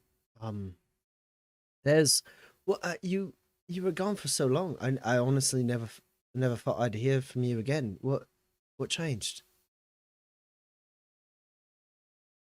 I checked my LRC. So that's it. And your notes were nice instead of not. So do you want to meet my friends? I have some. Yeah. We have there's things we should talk about, but yeah. Oh, I'm sorry. No, Should I leave you alone? No. Please, I don't want to. I don't mean to. I just it's I thought I don't know. I guess I thought I'd have a little bit of warning before you were at the door. It's not a problem. It's not. I'd love to meet your friends. Yeah, that sounds great. Okay. You have friends. That's awesome. Yeah. That's great. Well, right now. Well, we're staying here, so Right. You could. They're from here. The people in this town, No, none of them they're are not from here. No. all right. But I met them here. Right. People in and out. Yeah. There's a carnival coming. I've heard in a few days. Yeah. Yeah. It comes around. Bloke at the LRC told me immediately. It was like, oh, is coming up? Is that a thing? The carnivals, the people they get really excited about. I heard. I mean, Yeah. isn't it like supposed to be not a great thing when the carnival comes around because they're gonna pinch your spurs, No, actually, it's a really good tax write-off Oh, for the town. It's an injection into the economy. So, right. but Okay. they don't tell them that. Right. And just- it's not as flashy. All right. Yeah. I get it. right. Wow. Okay. Why do people say that? It's then? a savvy, It's a like, mean thing to business say. venture. Afraid of what they don't know. Mostly. Right. Yeah. It's that's a thing with people, isn't it? Yeah. Yeah. He like awkwardly stands there for a second, kind of like rubbing his pants. He's got like in slightly like slightly the similar most- complexion to you. Yeah. Some like very prominent freckles, kind of like splotching up his face. His hair is much shorter than the last time you saw it. He used to Right. kind of wear his hair a little bit longer, but now it's like extremely cropped and very, very tailored. It looks nice on him. It's just a change of pace. You haven't seen him in an extremely long time. They were how old were they when you left? It was They were too busy at the hospital. yeah, they were like 28 years old. Now they're 32. No, it's longer than that. It's probably Wh- 35, when you ran away. 30. It's been 6 years now. Oh, sure. Yeah, that's fair. Yeah. So I like weirdly shoot out my hand and grab their grab their hand. I go, okay, They take it and they're like, right, yeah, friends. Let's go meet your friends. okay. All right. And we go down the stairs.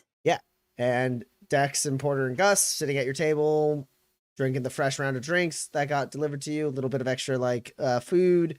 You see Eloise come down the stairs, kind of followed by a sheepish-looking man. Like I said, similar complexion to Eloise, much heavier in the freckles. Like his face is very splotchy.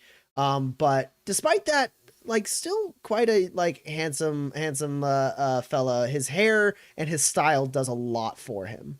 However, his like he like moves awkwardly. He moves timidly and awkwardly a little bit. But like his clothing and his style is like very, very like Iron Harbor, like city folk, like clean and like tech savvy. Like a lot of his like just like everyday like tech that he would have is like built into his armor and like on the fly and ready. And he's like walking down, like nervously looking around, trying to like at all the tables, trying to like scope out who your friends might be, Eloise. And I lead him over. This is Hat. This is my sibling. This is Clover. He like takes a second to look at your change of accent. He goes, right, yeah, you're all Briar's friends then. Oh, they know me as Eloise. All right, you're I do a weird, like, big smile. Eloise, like Graham. Yeah. You're all Eloise's friends. Aw. Right. Yeah. Yeah. Portanus, This how is sorry. This is I'm Clover. Porter, and this is Dex, and this is Gus, Girly. Oh, girly brothers. Oh, that's great. What? What?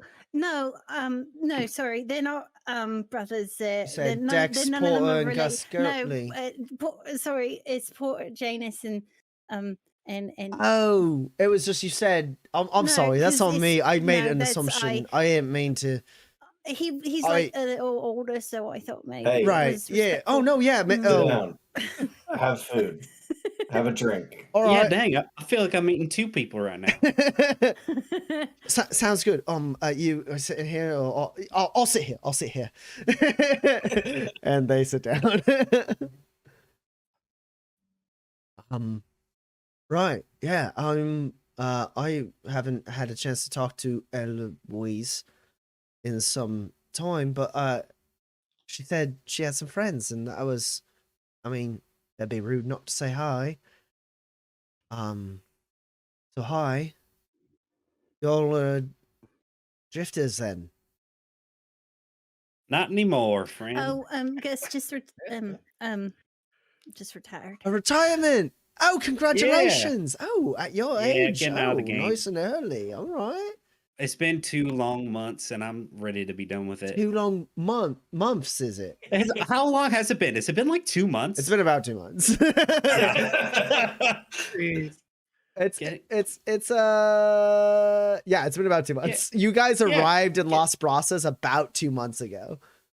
Yeah, getting out of the game. Got a pretty good nest egg. I pull out my Oh wait, that was tents Las first. Brasas. So it's like 3 months. It's like 3 months.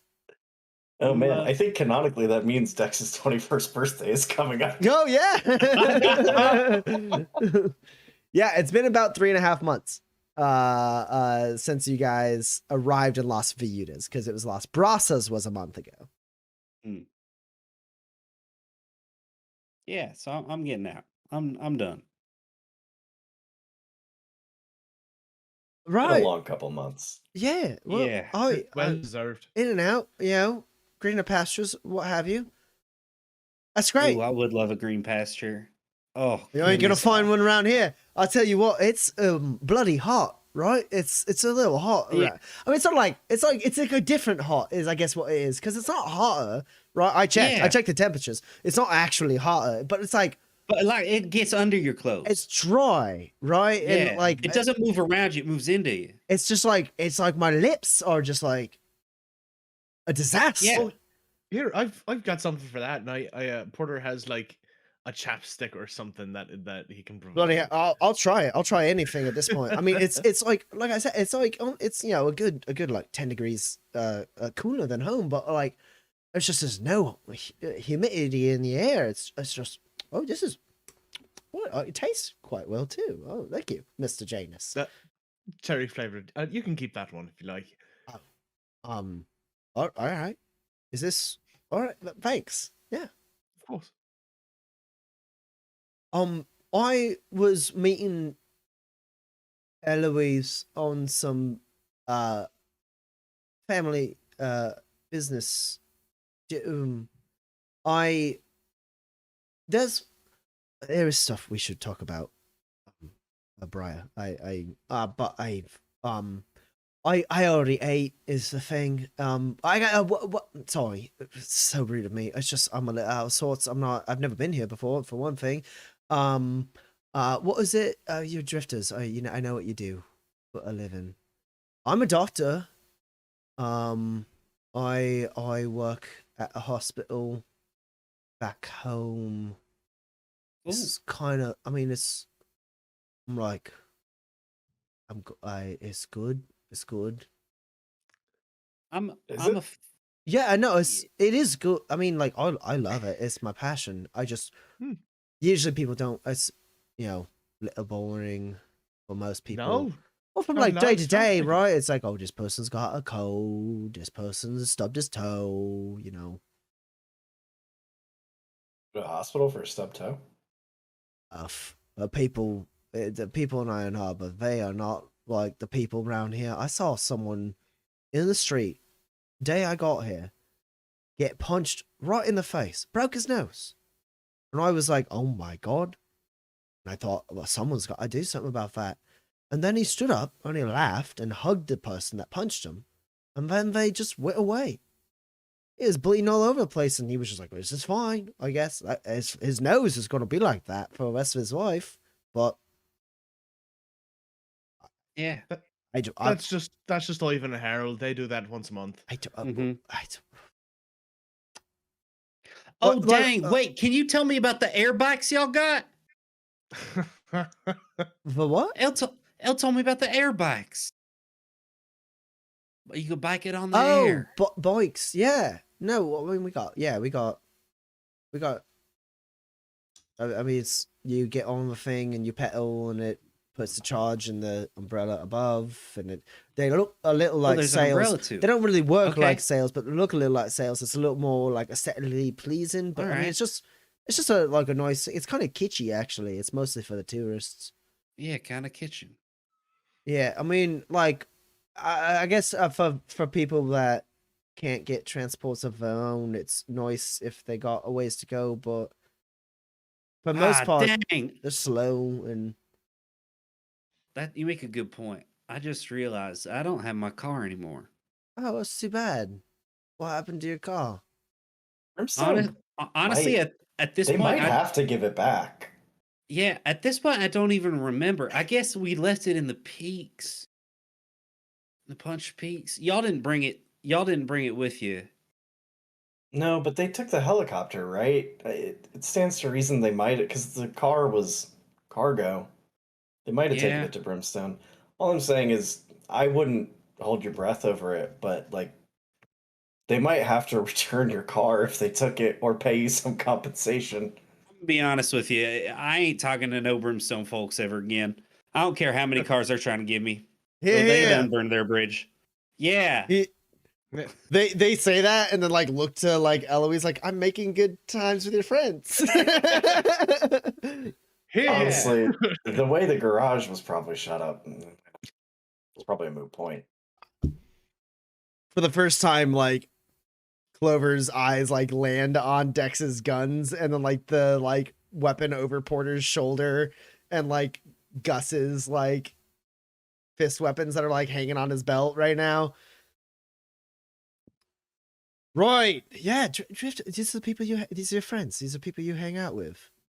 Yeah. They're good. You're not in danger or anything. I mean, no, it wasn't a fear of friends, I assume, but it's your guys' life, he says, like to the whole table. It's very dangerous, I guess, but I mean, not too different, just like different, but not different, you know?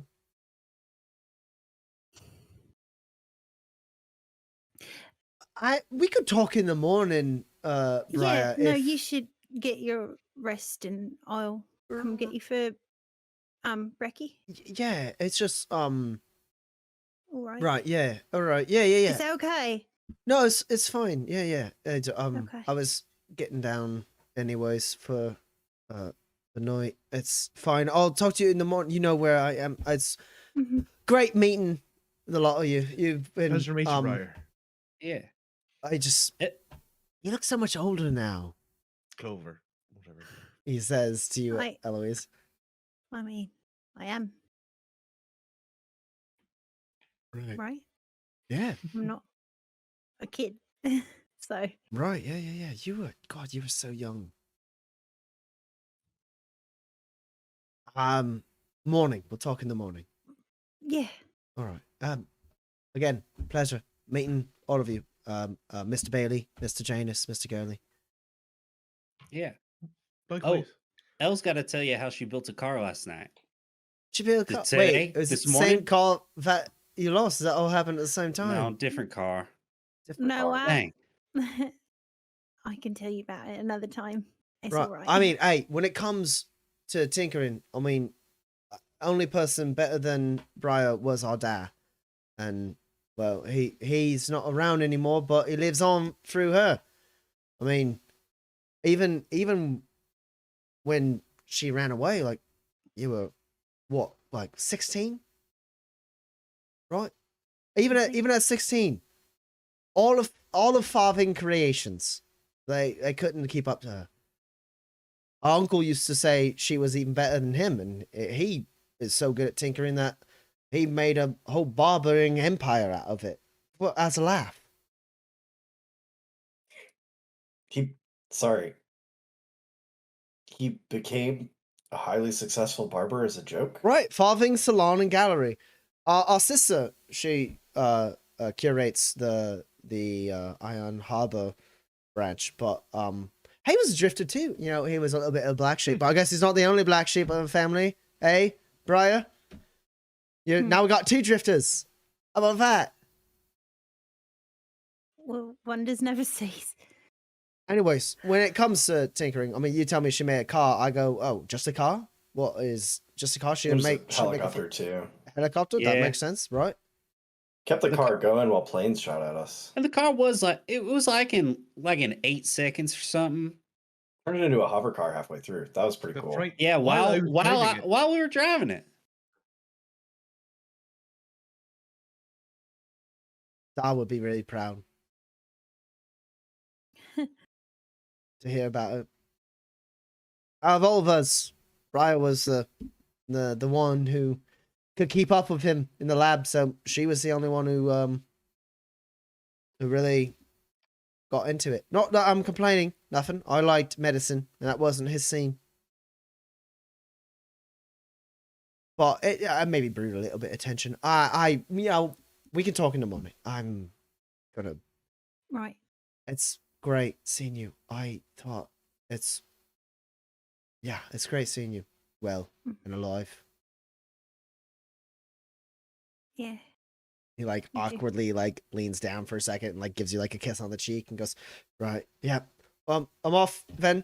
You know where to find me. Don't go shooting up any cars and helicopters while I'm away. And then he like rushes up the stairs. Interesting fella. Oh, yeah. No. Yeah. Uh-huh. There's a. Anyway, I got real excited that they were here, so I just decided to kind of on a whim. Thanks for introducing us. Yeah. Thanks for being so nice. Of course. Yeah. It's easy to be nice to a nice person.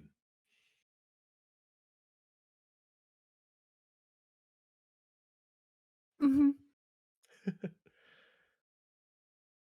I think I'm gonna go to bed. I think. Yeah, I think it's about time to go to Okay.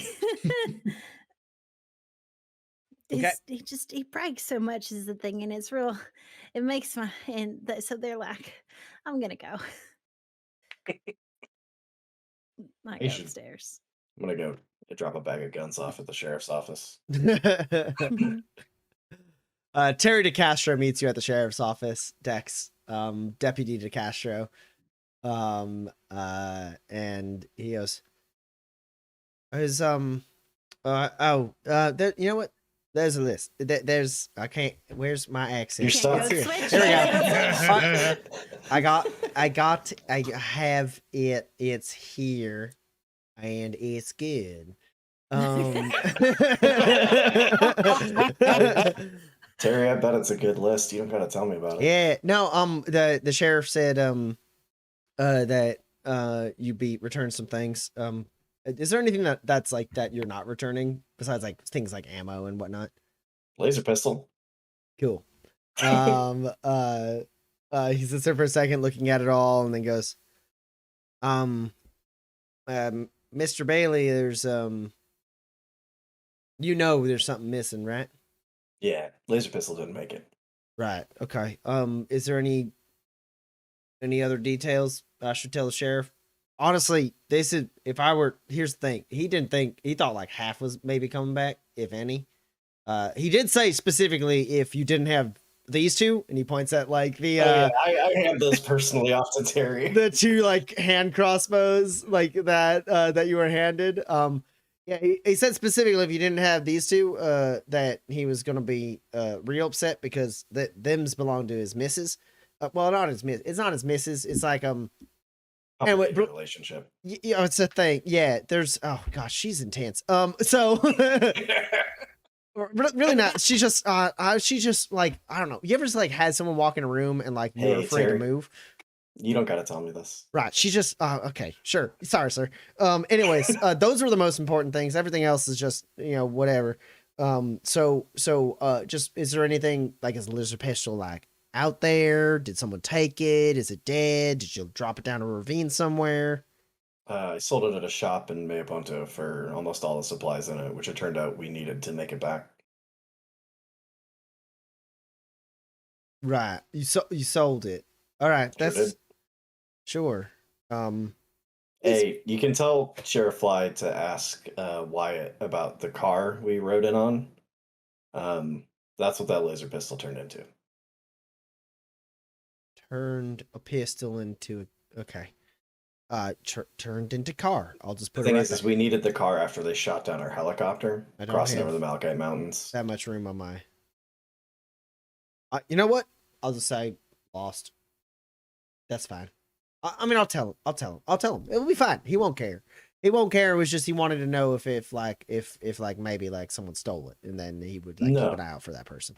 The So, guy in Mayaponto honestly seemed upset that he didn't have more to give me. I'm sure he would be happy to sell it back to Waypoint. yeah, okay, yeah, Mayo Punto got it down, and he writes it down. He goes, "Yeah, well, I mean, we'll sell an LRC if the sheriff is really keen to get it back."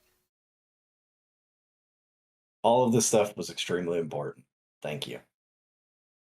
I'll let the sheriff know. He don't give this stuff away to anyone, so y'all obviously had important work to do, and he made an impression. Great. You have a good night, Terry. You too, Mr. Bailey. And then he pulls out a bunch of tags and starts like writing down a bunch of like item numbers and serial numbers, and he actually seems really, really excited to do all of the paperwork for all of these items. Like it's like he's like the talking to you thing was like the hard part. Now he's like, yes, now I get to Paperwork. organize things. So he sits down, he spreads it out, like pulls out his like pen, like licks it, and is like, all right, here we go. Like This is wonderful. Yeah. Anyone else have anything to do, or are we moving on to next day? Is there an attendant at the LRC right now? Yeah, always a I'm just waypoint. Yeah, I'm just dropping by to see if anybody dropped off a letter for me. Did you send correspondence to? You sent something through the nomads, right? To Rund. what was the gist of that? Basically the gist of it was I am coming back for my family, and that needs to be okay. Cool. Much to your dismay, there is no response from Rund as of yet. Sure. Good. And then I'll come back to Free State and crash and not sleep very well because one of my side effects was restlessness. Oh, so you were what a time for the doctor not to treat your hit point recovery. I think you still get your 2 hit points back even with restlessness though. Okay, that's good. Restlessness is just fewer, but what's your durability? Durability is 4. You just get it back. And then the other one is Yeah, you just get it back. You get 2 hit points back when you rest. God, I hope it doesn't matter that you needed to get your 2 hit points back. And then the other one is disoriented, which what That's gone. what does that do? That's gone. Good. Yeah. For a while you were really like everything was spinning. You had like you basically had the spins for a while, and now they're Sure. gone. That's great. All right. Next day comes along. Eloise, you're visiting Clover in the morning. Yeah. All right, let's start with that. All right. You knock on the door. They open it, and they've set up a little table with like some breakfast. Okay. It's not much, but I mean the cooks here are, they're all right. It's It's kind of like going down to the lower levels, right? Yeah. It's almost like ground. Yeah. It's nice. It's quaint. Yeah. Well, yeah. Honestly, they have more real food than I would expect. I mean, people who lived down on the streets say usually had like, synthetic and whatever, but it seems like they got a good line on like a trapper, hunter of some kind. I mean, I don't know. This is people just farm mostly really and hunt. Yeah. all the way out here, Yeah. and that works. Yeah. Wonderful. That's great. It's they told us so many things when we were. I expected when I got here. I thought. I mean, sure, I saw a guy get a nose broken and then he walked away from it. But beyond that, I thought I was gonna get shot. I thought everyone was gonna stab me or shoot me or swindle me. But everyone here is real nice. Yeah. I mean, most of them. I did go to this saloon, and the guy there was a little mean. Mr. Poole. Yeah, that's sure. It's like a guy. That's just his disposition. Yeah, there's a few people like that, right? Yeah. They're like the really angry, but I guess there's angry people everywhere. Is the thing. Yeah. Anyways, I'm sorry. Sit down. We need to. You messaged me. What is it you? Okay. Well, first, no. You know what? I don't care about why you messaged me. I need to tell you right now. There's stuff going on back home. Okay. Yeah. You're dead. Is what it is. When I said I thought you were dead, it's not because I was like, oh, I haven't heard from you in a while. We thought you were you were presumed to, like. I didn't want to believe it, but you were. The paperwork didn't check out, and it didn't make any sense. So I did more looking, and then it got deeper, and then I wasn't sure, and then I saw on the LRC that maybe there was someone with a bounty who looked like you, but now that's gone. I checked the LRC this morning, and it wasn't. That was for me, yeah. Yeah, well, but it's not there anymore. And then Right. I've heard rumblings about the militia, and people been saying brimstone, and that drifters did something, and I figured that was you. But the point is, we found there was a corpse and everything. Is the thing. It was. There's no easy way to say this. Branch. I think Branch may have faked. I don't know what happened exactly, but there was a body that was found. It looked a little bit like you, and reports said so. It was, your inheritance was starting to get absorbed by the company. Okay. And so we all thought you were dead, but then like I said, the autopsy report, it didn't make much sense. It didn't really pan out, and so I wasn't 100% sure. But then I saw your face on VLRC, and I thought, oh my god, she might really be alive. And so I looked more into it, and everywhere I looked, it didn't make much sense. And I thought maybe I was being crazy, because I thought that maybe Branch and Clay were doing something, and the finances for the company were starting to disappear, and it all kind of hinged around your inheritance, which it's like I said, it's almost all dried up. It's basically all gone. What? And All of it? well, it's only like 20. Just mine? It's only like there's only like 25,000 spurs left. But just mine. Like, Right. Well, like it was the company has been losing money left and right, and so Branch was looking for other places, and your money was set aside, and you were getting around the age that maybe we were going to start absorbing it into the company anyways, but then you were found dead.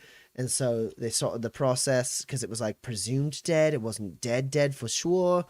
Oh God, Clay fought really hard to make you dead and in the courts. And that's what made me feel a little weird about it. I thought maybe he would want to like deny it, but he seemed pretty keen to try and prove that you were dead. And anyways, the judges ruled that you were presumed dead, so we had to do it over a course of a couple years.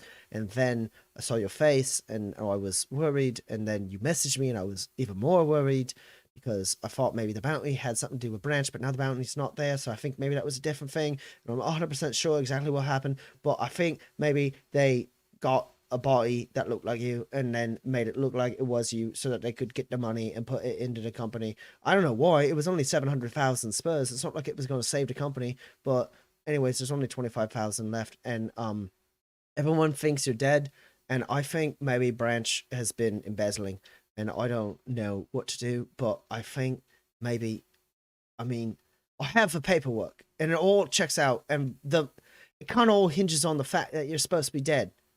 And you're not dead. You're here talking to me, and you have friends, and I like that for you, and I like what you got going on. But also, the company, it's all really bad. It's been really bad. I think Branch isn't a good person, and I think maybe if you came home and you were alive, no one else wants to run the company. I don't want to run the company. I've got a good life at the hospital. It's really nice, and so it's bad, but Farthing Creations, he's gutted it mostly. It's basically not doing anything. It's like stock stuff. We're buying patents from other people and designs from other people. We haven't invented anything original in years, and it's bad. It's really bad. Dad would be really upset about it, I think. Well, But you're not dead, and if you came back, maybe we can get I don't. Yeah. Oh, you talk. You do the talking. I talked enough. I said a lot. I'm here to answer questions. how long have I been dead? How long have you been dead? Yeah. How long has this been going on? Like, Branch has kind of always been sort of a terrible person. Oh, Nice. well, So you've been dead for about 2 years now. okay. All right. Well, Presumed dead. That's important. right. Okay. So here's a sticky, right? Is that Mr. Janus? I care about him a lot. I care about all of them, but He seemed really nice. That lip balm did a trick. yeah, he's a doctor of sorts. That was it. I thought there was something about him.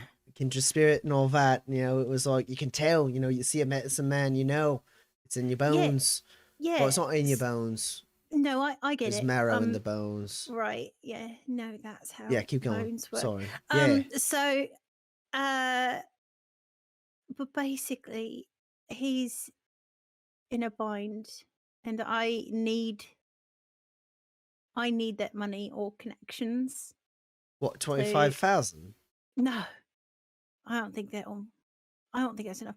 Basically, we've got to move his family out of Markham's Landing. All right. And he can't go back there. So I was going to take care of it, which is kind of the reason I reached out to you in the first place, because I needed the cash and Why do you, how to talk to somebody about it. He's in trouble and he needs, how much does he need? I don't know. Basically, he got tied up he's from sort of like the lowers of Markham's Landing. All right. And he got tied up with the family, which he's not anymore, but he's sort of blacklisted from going home, but they've still got an eye on his family. his lowercase family, and it's like his whole life's goal to save them. And I think just a little bit of money would grease, to grease the wheels, would make it really easy for them to just come out here, and 1,000 spurs would probably be it forever for them. 1,000 spurs. I mean, I Yeah. have that in my foot locker. I don't. What? Yeah. I mean, right? Yeah. But we I can, don't know who to call. I thought maybe you would. Well, if he's in trouble with him, wouldn't he know who to call to pay off his debt? Yeah, that's probably true. Right. Look, if it's But 1,000 if spurs out of pocket that's- right now to get Yeah. you to come home and kind of, I think it's bad to say it, but kind of blow up Branch's spot. I'm not really good with people. That's fine. You don't have to be. No one. Clay's the only one who's got Branch's back at this point. Everyone's starting to get a little bit antsy about it. That, like I said, the company is Okay. dying. Branch is gutting it. I think he's embezzling. Will I have you- most of the evidence, but to get a judge to follow Clover. through, I need you to Clover. be alive to kind of be probable Clover. cause. Clover. Yeah.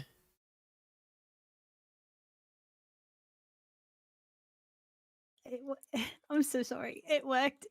Dex does that all the time to me. I'm so sorry. Yeah. If you'll go with me. Right. I mean, we got to pay off a debt. It was some unsavory people. I mean, Yeah. I can go to the bank of Waypoint and clear 5,000-10,000 spurs easy, and get that on a note and have that given to whomever. I seem like a good fella. He got in a bad spot with some people, I suppose. Basically, that how he business was is their done fall around here? guy. I mean, I guess we're in a bad spot with bad people now. Think about our own Yeah, brother it's not, is kind of it's a not bad good to person. judge. You don't know. Yeah, So there are bad people everywhere. Is what I'm learning. It's not great. there are it's also like- good people everywhere. Yeah, there's that. And honestly, those bad people that we're dealing with aren't nothing compared to some other bad people. So Look at you, woman of the world. I I'm wish telling not. you, I'm telling but you, yeah. if Branch goes under, I mean, the board's going to be looking for someone, and a farthing name at the head of the company might be so. Or maybe, you know what? Maybe head of company is a little too much, but maybe like head of creations.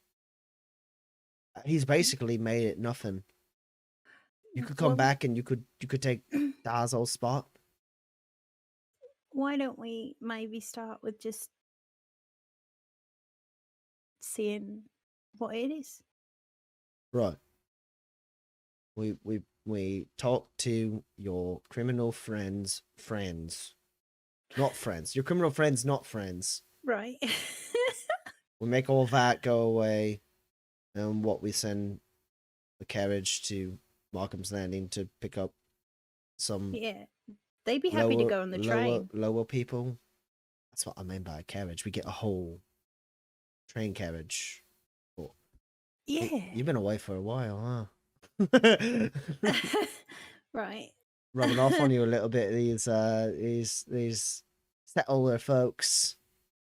Right. But yeah, once I square things away here, I'll come with you. All right. Yeah, I mean, we just got to get you in front of a judge, and then the judge will go, "Oh, she's alive, and she's not supposed to be. So now I want to go and audit these funds." And then I think Branch maybe goes under You know, a little bit. It Dex doesn't. is always looking for the next feel thing that he needs to do. He Maybe we looks could bring like him. someone who wants to shoot people. I don't He's a want no. gunslinger. I don't want. Oh my god! Like from the stories. That's a Yeah. real thing. It's a real. There are a lot of them. Nah. Yeah, the No, sheriff is what? too. Wait, what? Wait, wait, the sheriff of here? Yeah. Well, wait, but that's not, the stories always said that they were like gallivanting around and killing the evildoers. Yeah. But they're both he just seemed like he's so young. Yeah. And the sheriff is just sitting in a town. Yeah. They're just people. Yeah. But Who then are just really good at shooting. I don't understand anything that's been going on in your life. That's okay. You don't have to. I don't want to. But Well, in we've time. got maybe a lot of time to share. So. Right. Okay. Well, so what? I gotta go talk to the bank. Yeah. All right. I can do that. Yeah. You. Oh. Freddy's pretty nice. Yeah. Oh, Mr. Nab. Yeah. Yeah. Yeah. He seemed all right. I'll go with you. I've got to make a withdrawal for Gus. So. Sure. Yeah. He's a little slow though. That Nab fella. I mean, he uses a calculator. I know. Right? It's kind of like, oh my god, you're in charge of this bank? You two walk out of the I bed and close my account at the bank and I give all 75 spurs to Gus. Okay. I mean, that's a thing that happens. Dang, El. I didn't want y'all to pay me. Well, this is sort of like, we started all of this because I hired you. So, and you were saying that like we didn't get money, and so I was like, well, I have money, and I could give it to you, and then like you could get like a farm or a car with a farm attached to it, or a farm with a car attached to it. Or like you could buy the materials and I can make you a custom car. Yeah, El, like, I was gonna say if I was gonna get a car with a farm attached to it, you'd have to be the one to build that. I don't know where else I'd go. Or you could like buy some hodags and like hodag farm again. Or Yeah, you could like what do you think use one it does to with a like get hodag? it. What? What do you think one does after you purchase a hodag? What's the next step? I think you use your punchers to make it go where you want it. All right, El, that's a strong guess. Okay, I'll give that one to you. That check that one off for El. That's Okay, good. Yeah. Okay, you got it. You're a regular farmhand. I listen to you, Gus. Yeah. Yeah, But, no, you sure do. or you could like this would cover your like tuition at religion school. Yeah. Oh goodness. Or like you could get you could take the train and like go see other places, or you could just like buy a house or like Gus just like wraps up Eloise in like a very big hug. or like you could get other stuff to like Yeah, El, no, I could do any of those things. I don't know what it's gonna be, but I guess I have one request now that you're like super rich. yeah, well, I got to be careful with your money. Yeah, it's getting rich is easy and staying rich is hard. That's what they say. Is that what they say? You're That rich. is what they say. I knew it. God dang, I'm rich. Exactly. Is it you make sure that you buy a ticket to the carnival. All right. And Are we all? maybe we go together, like all of us. Yeah, and then like every so often when the carnival's coming through, I don't know, wherever we're at, we sort of message each other. I never get LRCs. Ain't nobody out there like messaging me. So it'd be nice to get an LRC like, hey, carnival's coming through, and then we all meet up and we go to the carnival or whatever. I'd like that. Yeah, that'd be real fun. Thanks, El. Thanks so much. Thank you for all your hard work. Yeah, well, it's I've been getting good reviews. I am unavailable for further jobs, but I do have references and others that I could send people to. 5-star rating. Thank you. Oh, I do appreciate it. It makes a huge difference.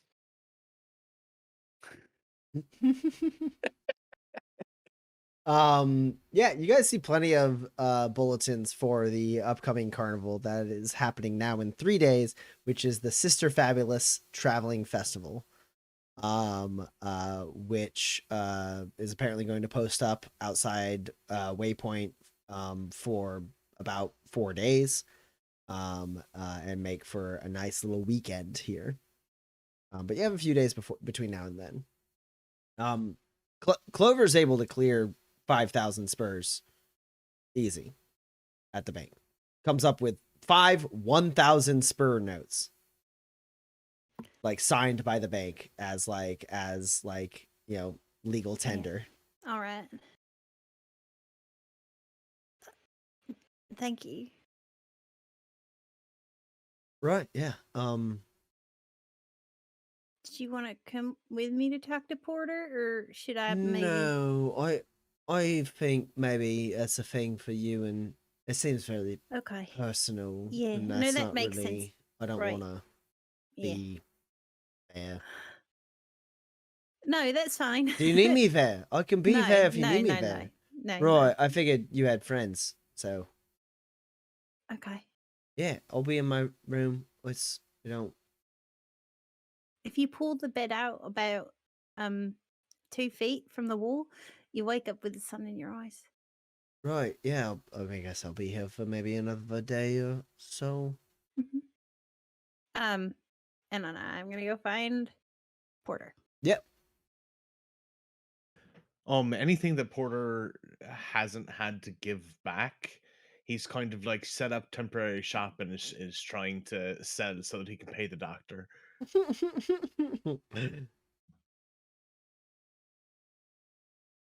Ha. Oh, hey, how'd your conversation with Clover go? Good. There's a lot going on. But Sure. do you know who to talk to like do you know who to talk to like about your family? Well, I've been in contact with Rund. Rund's basically been my handler through all of this, so if anybody, it's going to be her. Why? Okay. I want to talk to them. Okay. Is that their name? Rund. Run Nathans is her name. You can look her up. I have her information if you want to. What does she look like? Red? She's Does she like red hair or like black hair? little bit taller than me, like black hair, but it's dyed black hair. You know, like has a kind of like blue sheen to it. Mm. Has a penchant for sunglasses that are too small for her face. You know, she's not gorgeous, but she's not ugly either. I like she's just pleasant to look at, but also look like she might kill you. I don't know how much information do you need? I try to. I knock on the door to Run's brain if I can find it. If you're down to spend multiple uses of shine on this, you have to knock a few times. Okay. Yeah. That's fine. This is important. And then I'm not waiting. And then eventually, like, you hear, all right. To whom do I owe the pleasure? Hi. My name is Eloise. I'm a friend of Porter's. Oh. All right. Well, I'm listening now. Is it all right if I like bump him in here? I'd love to talk to him. I knock on your brain. I think you're muted. Cal joined.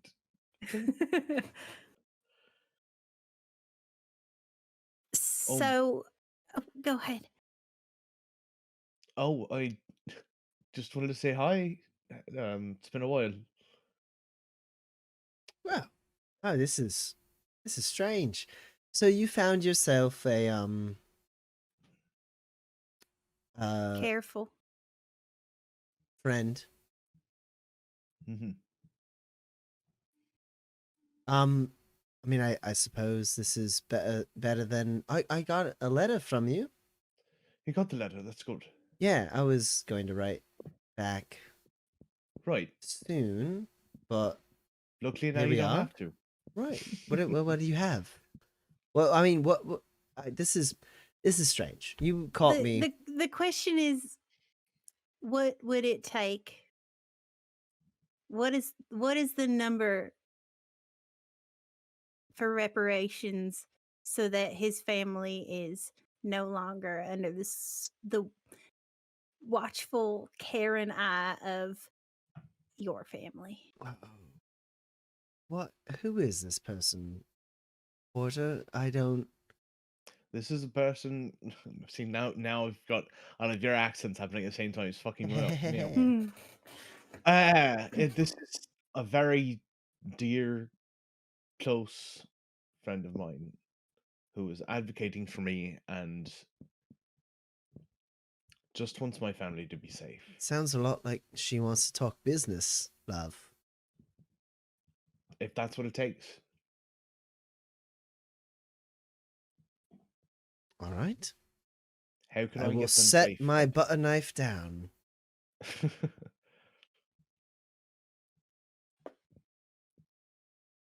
Miss Mystery Person in my head. Eloise. I'm not necessarily the person to make the final call, but I know how to get in touch with the people who can make the final call. You're asking if there was a spur amount that could make Porter's obligation go away. What would that spur amount be? Correct. Okay. Well, knowing where Porter is staying, I have to. Porter, this is strange. There's no way. It's not. The number would be too high. Try Um, your best to make an estimate.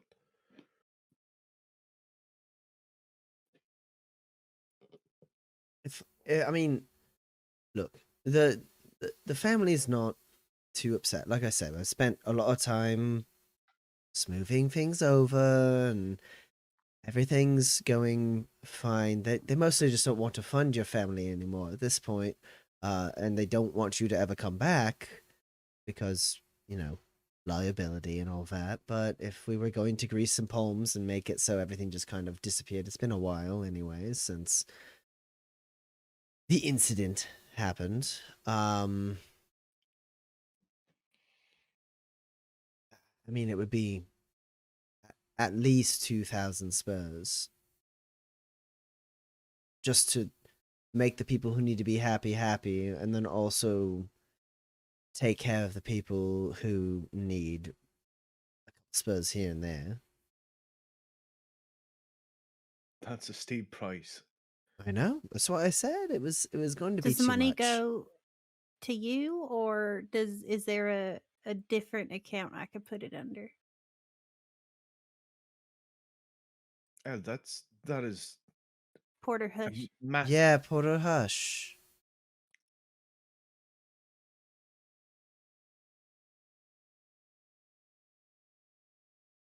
You make it 3,000 spurs, and I can take care of all of the necessities on my end. Nice and good. 2,500, and you've got a deal. Roll manipulate. I need to assist. I need to assist badly. Oh my god. Okay.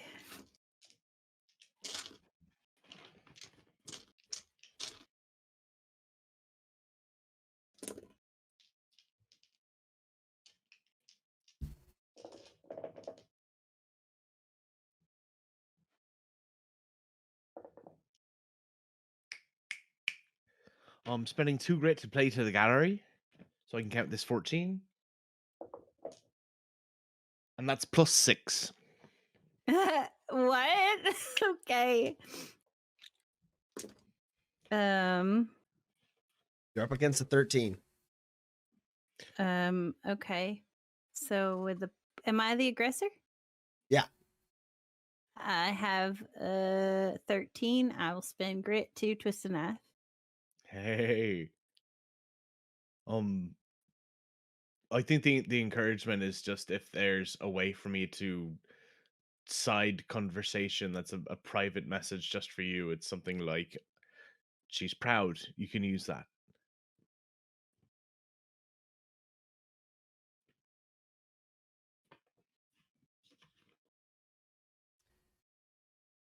25,000. Oh, what nice little Badlands butterfly have you found, Porter, who, what, has some deep pockets, it sounds like.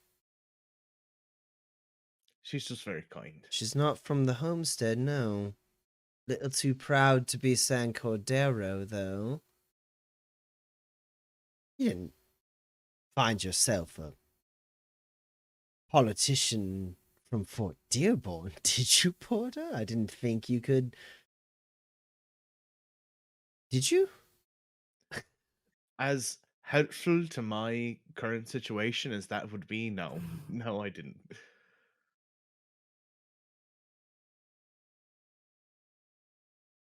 And who are you? If I'm doing business with you, I want to know who you are. My name is Eloise Reynolds, but I was born by our father. That name rings a bell. It should. Lots of I businesses guess. out of Ion Harbor, right?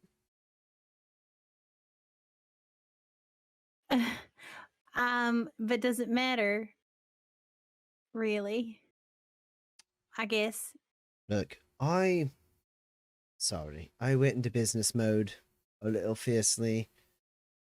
You're a friend of Porter's, and despite my fangs, I also am a friend of Porter's. If you are close and dear to him, and 25,000 is the best you can do. It's 100, right? It's not. Oh, sorry, 1,000. 2,500 is the best you can do. I'm not going to be a nuisance about it. I'm just thought It's maybe 2,500, and then it's 300 in your pocket when it's done. that's how am I supposed to be so rude to someone so generous? It's honestly, Porter, I'm happy for you. If you found someone who cares for you this deeply, I mean, most people out where you're rubbing shoulders, they wouldn't even see 1,000 spurs in half their life. Here you are. 2,500. I wonder what you had to do to get it. Nothing unsavory, I suppose. I'm sure I'll find out. Well, I'll talk to the people that need to be talked to. And I'm sure at this point they don't really care. They just need a token. I can sell the fact that you're on your last leg out there in the Badlands, starving, striving for every spur, and they'll feel all well and inflated, their egos satiated. They've made this poor man suffer for his audacity of being saved when he didn't even commit the damn murder. And then all should be well. 2,500 isn't enough to make them never call on you again. You know how they are. But it will get your family clean and clear, and then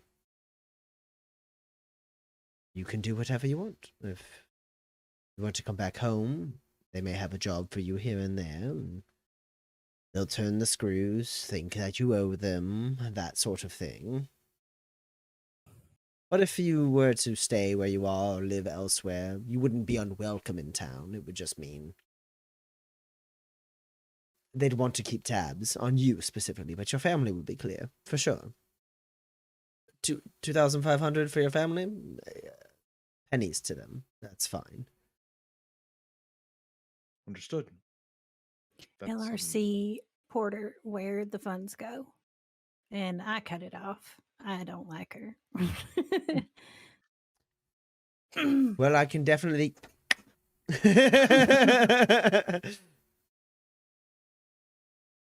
Oh, that's too much.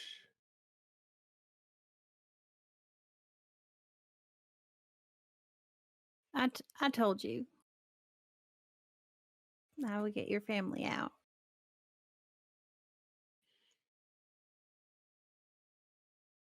So, here is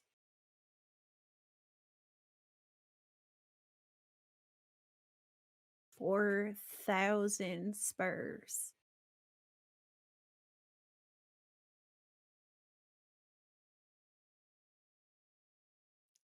What's the extra 1,200 for? For you to take care of your family. Set them up somewhere not in Markham's Landing. Set up a shop.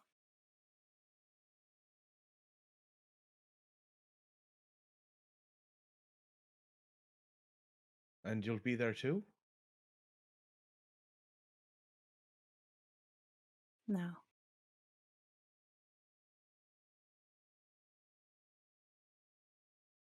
Then I'll be with you.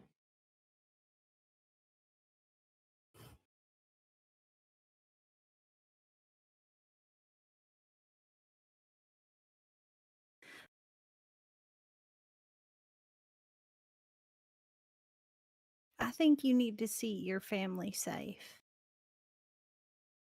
They've been your whole life. And I don't really want to compete with that. I think you should square yourself away and then come find me.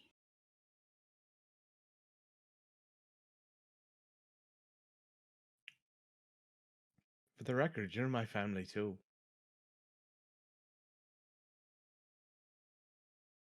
You don't compete with them. It's not a competition. You're with them.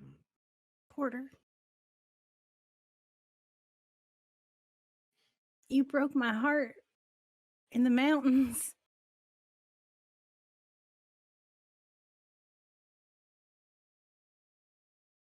When I needed you the most, you were shooting nails and punching water.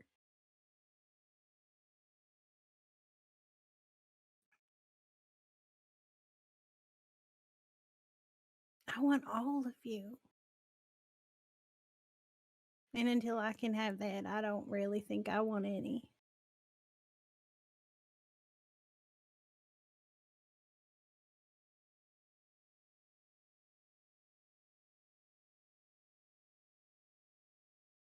I understand.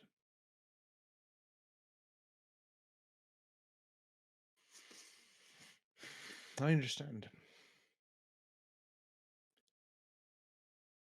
I'm really sorry.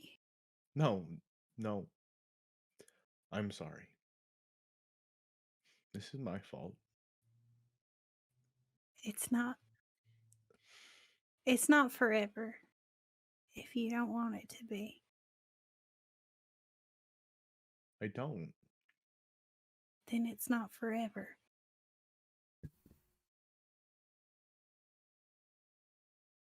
It's just not right now.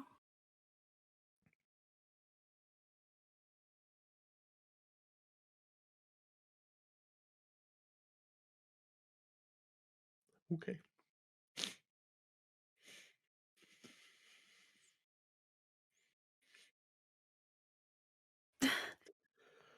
You take care of everything that you have to, and then you spend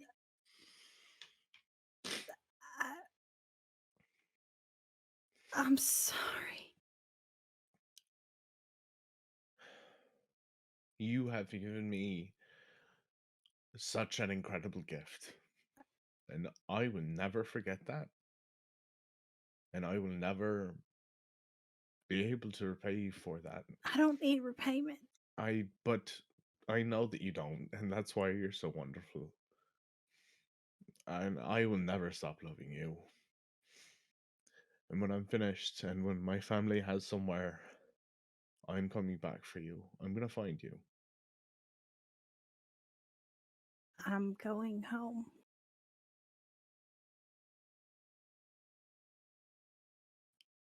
Are you gonna be okay? I'm gonna try to convince Dix to come with me. Well, let me know if I can help. Because no, he'll probably just come if you need him. I'll need you too, but later. Later. Yeah. Okay. Just tie a ribbon on the doorknob.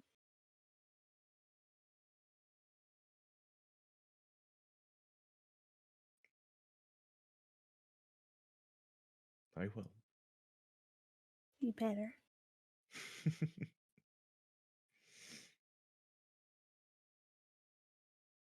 I should go because I feel I don't know what to do. Okay. I get it. Okay. I know. Okay. Thank And you. I Ash. leave. Yeah, I leave. Cool. I give him the money and then I leave. Yeah. All right. And then I give the 1,000 spurs to Dex, and I don't tell Clover, or not to Dex, to Gus, and I don't tell Clover about it. Oh my God, Jesus Gus! Christ. She also gives. She doesn't just give you 75 spurs. She gives you a note for 1,000 spurs as well. This ain't this ain't real. They don't like do this. All right? 1,000 spurs ain't a real thing. Oh my God. Okay. We are getting close to wrapping up. So there is one big meta plot element left to be resolved, and it was, will Porter clear his debt with the family? Turns out quite easy for the Farthings to pay off that debt.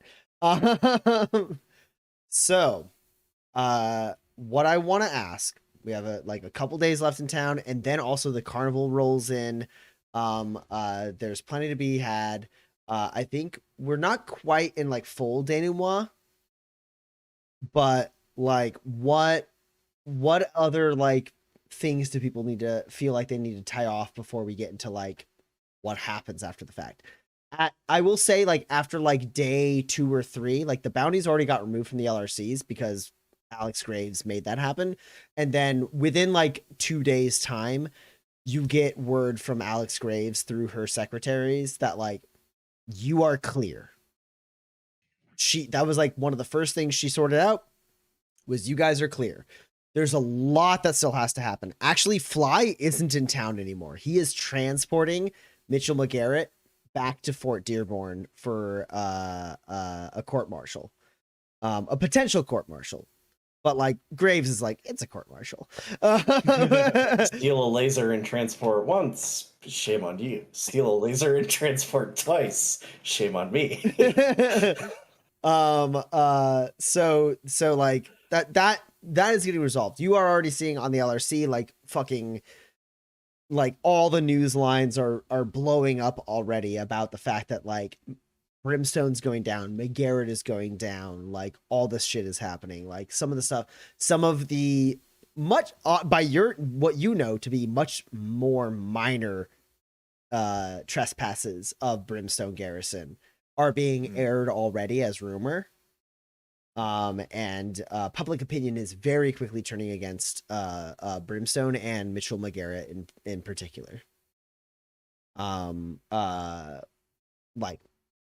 the fact that Ulysses Pruitt is dead is now public knowledge and shit like that, right? Like it is becoming more and more like obvious that Brimstone, with the evidence you provided, Mayor Graves, Brimstone and Mitchell McGarrett are on their way to being shut down. I mean, the facility will probably be repurposed by the military, but they're going to have a really hard time. You're already starting to see just a little bit of backpedaling on a lot of the anti-illuminated rhetoric.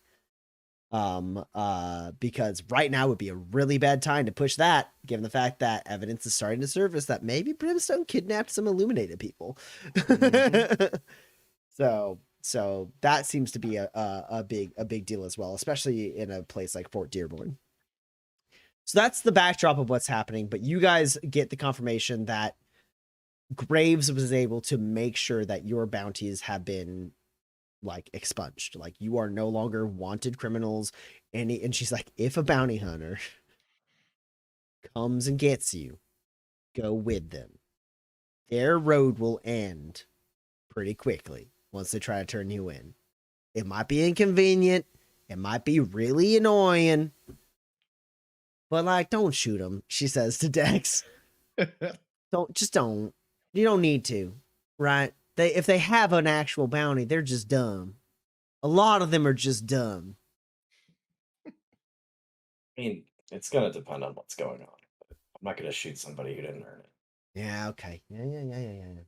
I've heard it before. Get out of my office. I did my part. I tried. So the one thing that Gus has to do before the carnival, once it's cleared, once his name is cleared, and like it's become clear to him that like with his recent windfall and with his name cleared, he really does have a stage of his life to begin. Mm-hmm. He does go and check in one last time with Saoirse. Sure. She's very happy to see you. Yeah. She's closing up shop. You're there. Gives you some free beer and some free wings. And as like everything closes down and the rest of the staff leaves, just you and her alone, she hangs up her apron, sits down on the other side of the bar and is like, you know, I've seen a lot of drifters come through time and time again, and there's what we call the hump, the first hump. And it took you a bit, but you're over it now. I see it on your face plain as day. You've been through a lot. Been through more than most drifters, I'll say. Yeah, it seems like that. It seems like it ain't possible that I'm on the underside of what most drifters go through. Yeah, no. I mean, you've been at it for not very long, like you said, but sometimes that's the way it goes. Sometimes you just take on a whole militia garrison by yourself and you come out on top. Yeah, a couple times. I think I'm probably I'm gonna knock on wood and say I'm hopefully done with that. I don't know, Saoirse, I got a question for you. I've told you a lot about me, and I told you a lot of stories. You told me a little bit about yourself, but I got a question for you. Sure. Anything, hun? You got your place here, right? And it's yours. And not just this bar, but like you got a real place here in Waypoint and a spot for yourself, and people know you, and you're comfortable here, and I don't know, I guess, how did you know that what was the right place for you? Well, there's a long and stupid answer, which I won't bore you with. It has to do with one of my ex-husbands dying and giving me money, and then me being here and me owing some people some stuff, and then getting the bar, and then doing a couple other things to make sure everything was all squared away. But I don't think you mean the logistics. I think you mean why I ain't sold this place and walked on somewhere else. Yeah.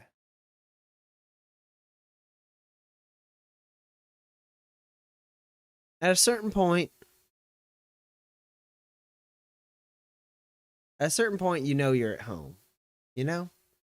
At a certain point when you wake up, you may think like about other places and you may want to visit them from time to time, but there's a comfort to the return. And eventually, at least for me, going out and returning wasn't as nice as being around. This is my little slice of the world. Took a lot to get me here, and I didn't just settle down out of nowhere. It just was kind of, I'd seen a lot, I knew a lot. Eventually, at a certain point, I didn't want to chew no more. I just wanted to sit down. So, I'm still living life, as you well know. Oh yeah, I sure do. But at a certain point, you know it's home. And even for some people, is what I've understood, home can move, and that's fine. I know people who are well at home out on the road. That's their home. Place in between places.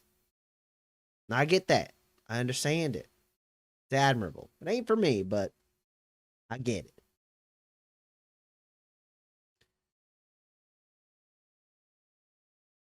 So if I were to try and quantify what it was that made me feel that, understand that,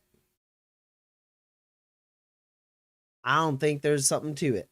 I don't think there's one way for any one person. I met a lot of people, found a lot of different homes in a lot of different ways.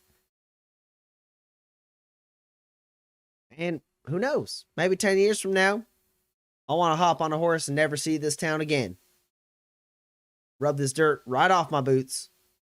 Live at large in Liberty City on the stage or something. Who knows? Oh, I'd get a ticket.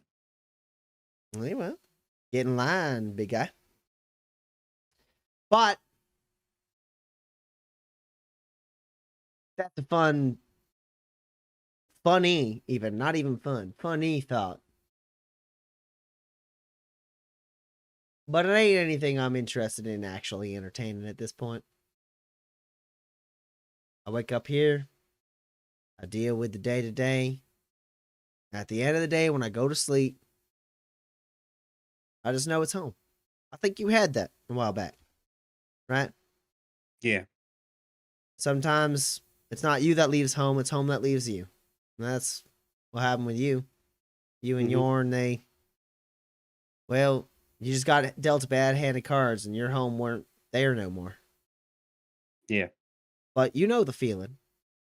That was home. At that time, the people you had nearby you,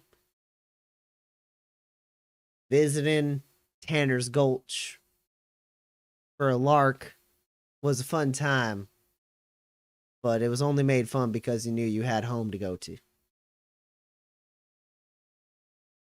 Yeah. Yeah, no, I do know that feeling, Saoirse.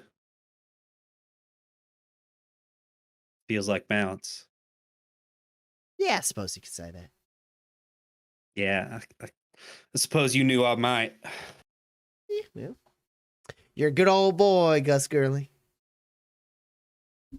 You're just something else. And I just. We I think clink. And a cut on the clink.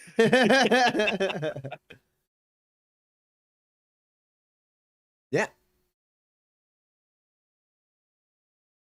Anyone else, anything before we move on to? I don't think there's really a scene associated with it, but Dex, like the morning after we get back to Waypoint, for the first time in over a decade, sleeps in. Dex wakes up at 11:30, doesn't put on the armor, doesn't put on the cape. I mean, obviously puts the gun belt on because, like, Right. you can't I not. mean, yeah, obviously. Goes downstairs, like, gets a cup of coffee, and like walks around town, and is just a person who woke up at 11:30 that day. What are they gonna do? I saved the Badlands with my friends. Fucking love it. I Okay, can get 5 extra hours of sleep. so what I'm gonna say now is the four of you have had a lot of weight taken off. You No, have- obviously, at the earliest convenience, makes an appointment, informs Mayor Graves about the ghost that's real. Right. Yeah, yeah. It's a really long conversation, but she's less like incredulous and more exacerbated than anything else. It's like she's never like, what? She's like, God, more? There's more. Okay. Gunslinger trained. You say, oh, okay. I hear he wasn't good enough, but Well, like, but a not good gunslinger, right? No, I get it. And yeah, you all have the weight off your shoulders for the first time in some time. Your debt has been cleared.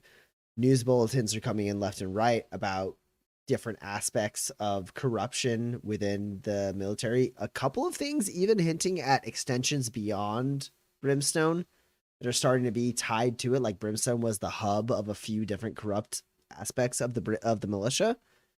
Starting to come to light. This continues. You relax. Rund is already sending someone to collect payment. Of course. And I'm going to say two things here. The first thing is this campaign ends as the carnival leaves town. And the second thing is, what do you guys do during your time at the carnival? While the carnival's in town, at least. And what do you think happens in your near future?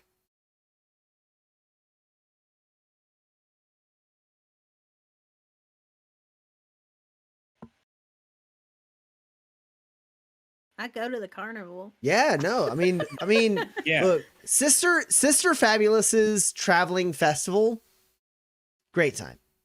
It's got everything. There's a couple things. So obviously there's all sorts of acts. There's high ropes, fire wrestling, like trapeze artists, sword swallowers, fire spitters, tons of games, left and right, dramatic shows. There's tattoo parlor. There's fireworks every night. Big, huge display that the entire town comes out for.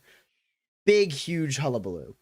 There's one thing that I will say will catch Gus's eye, which is in your time at the carnival having fun, you do notice like there's parts of the carnival that are less like grandiose because they are like the parts of the carnival on the fringes that are like the operations, like the fucking like weird tents that are just like people dealing with logistics. And amongst the carnival supplies at some point, Gus, I will say that you notice amongst like different like tent and packed up areas of the carnival, you see what looks like the stuff that would eventually make a pretty large tent packed away somewhere being moved. And you see a triptych, like steeple there.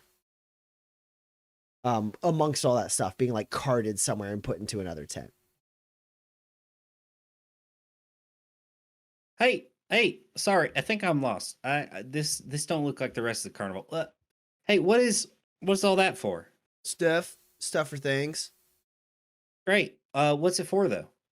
For like not here. Okay. Yeah. This ain't normally people ain't around here, and then you hear a voice from behind you being like, all right, go on, walk on, Marvin. Go, Marv, go. You take that, you put it where you gotta go. Marvin, go. Les Bringo at your service, sir. What are you doing this far out on the fringes of the carnival? You come in from a weird way? I can show you to the strip.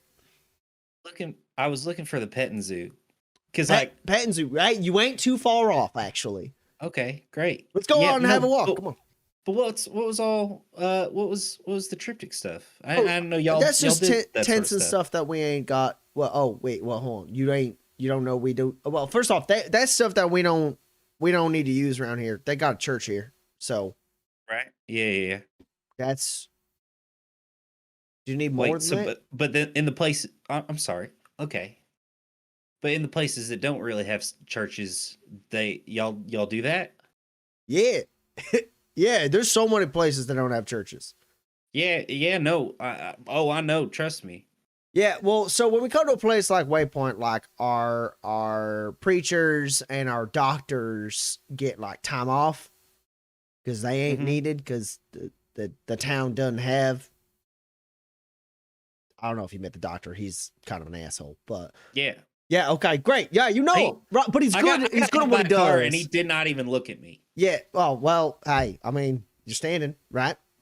Yeah. I mean, look, I'm doing. I mean, fine, hey, you're but- standing fucking tall. Holy shit, fella. Yeah, I do. Yeah, that. no, you do that a lot, I bet. Anywho, yeah, no, I mean, look, when we go to town, we cater our services to the town, right? So, Right, yeah. so like, ain't nowhere got a tattoo artist except for a couple places, but like, they're like, no one really knows about them. So, like, tattoos great, but like, we go somewhere that don't got a church that's on our route, then we just call a preacher in, you know. We used to, but and then the like when it comes to like clinics and whatnot, then we call the doctor in. We got a couple of them. Great. And- I know a doctor that could wait. Hold on. I'm sorry. I'm going back to something else that you said. What happened to the preacher? Oh, he died. Oh, dang. Yeah, we're in between preachers at the moment, so we actually Did that worked preacher our have, like, route. a bunch of candy and stuff. No, I mean maybe. Sorry, it's a different. I thought there was sort of a whimsical big picture connection. That's totally fine. Y'all are between He preachers like right now. finally you see him see like the triptych thing. He goes, oh no, ain't no fate or destiny here. No. He got drunk and Oh, yeah, lit no, on he fire. Oh, that's bad. Yeah, no, he was not a good guy. Oh, dang. Yeah, I mean, it was, sorry, it's wrong to speak ill of the dead. I mean, he was a guy. Yeah. He was a guy. He got on fire though. Oh. Yeah, no, that's like tough. honestly, it felt a little like, you know, like he did. Yeah. Anyway, it's yeah. Anyways, he died about a bit back. So we actually our next like few stops are places that have churches while we're on the mark. Are you a preacher? You ain't wearing the jacket, but you got that thing around your neck. So are you just like?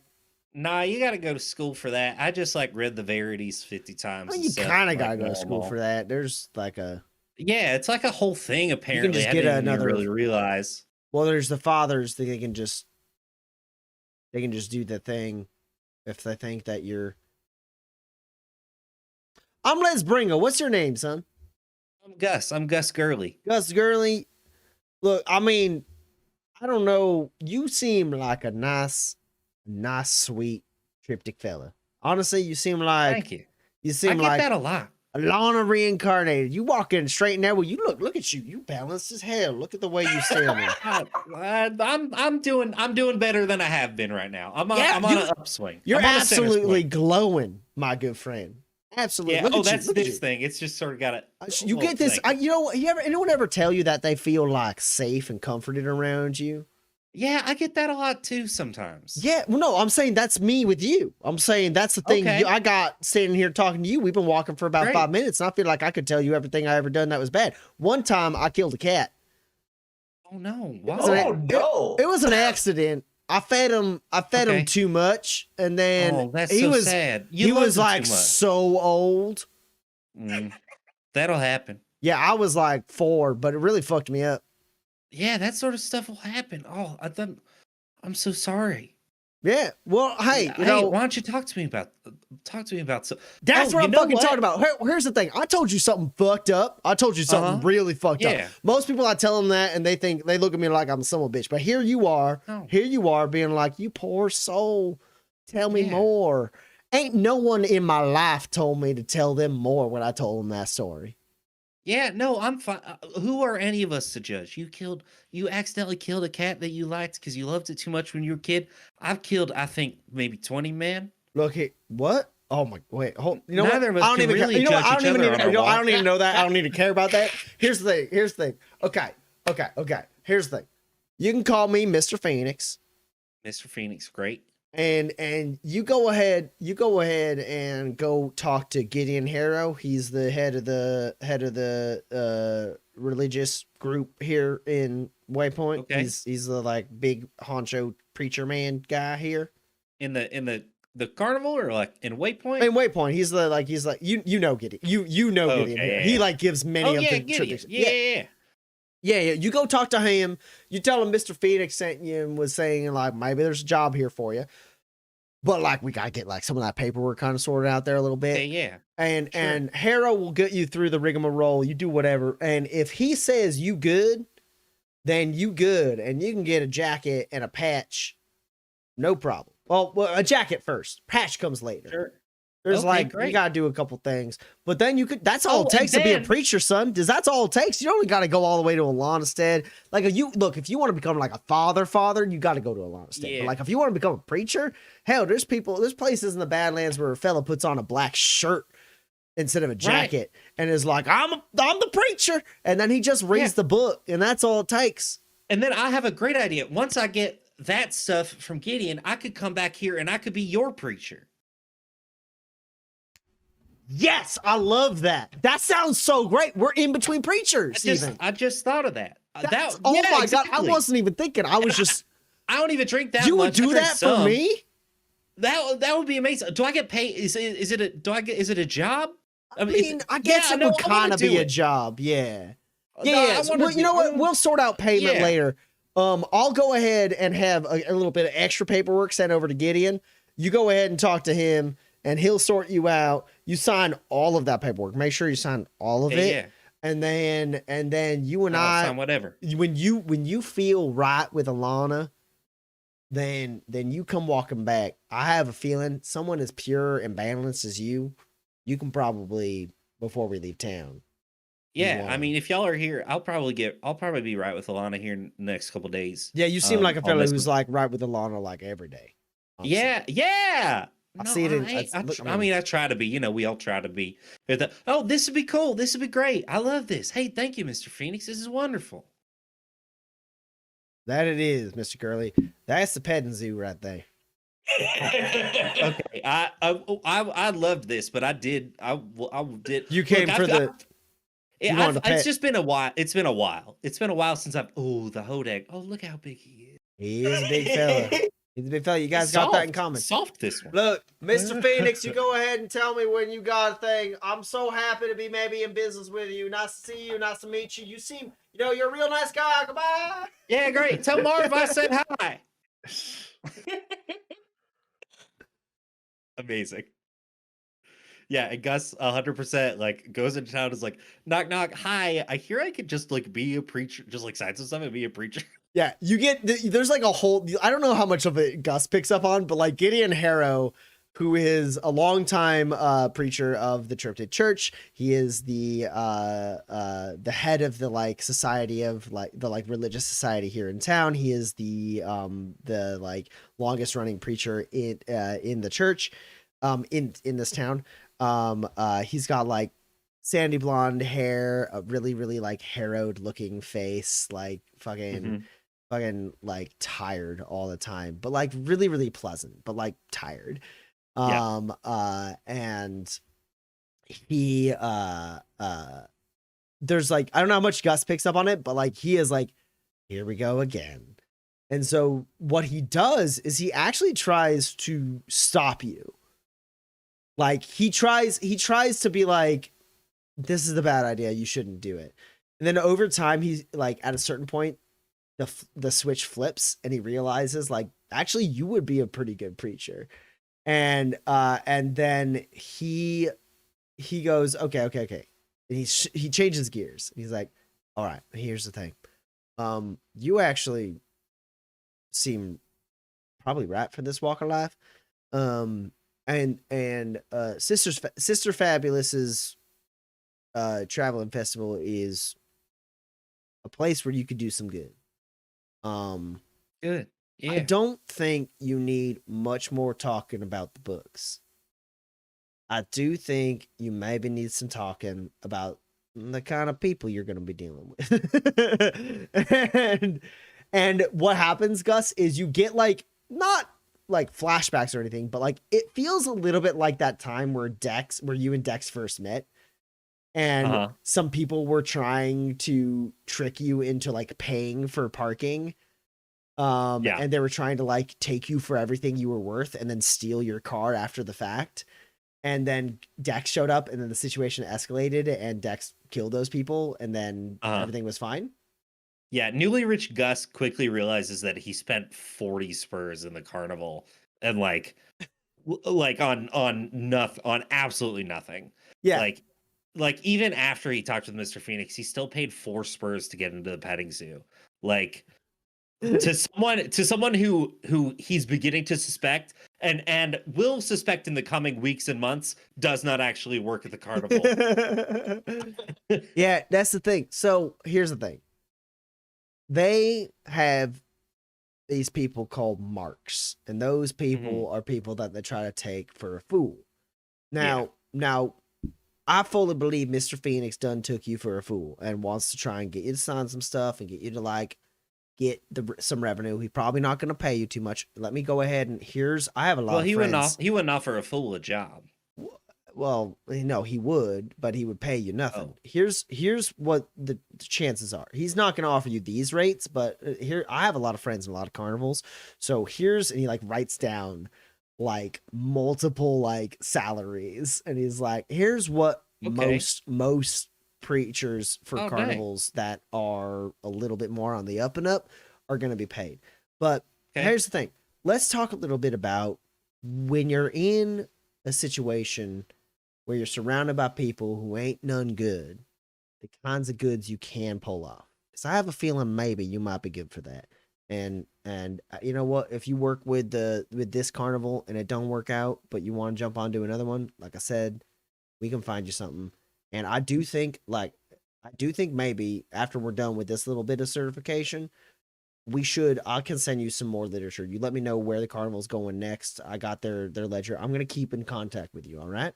Great. And we'll get you at some point. You'll have to take about a 2-month hiatus, go to Alanastead, go through the last little bits of it. And then you can we can get you a minister badge, or if it turns out that being like a doctor or an undertaker is more your speed. Maybe. But at the very least, we can get you actually certified as a minister of Alanastead, because you're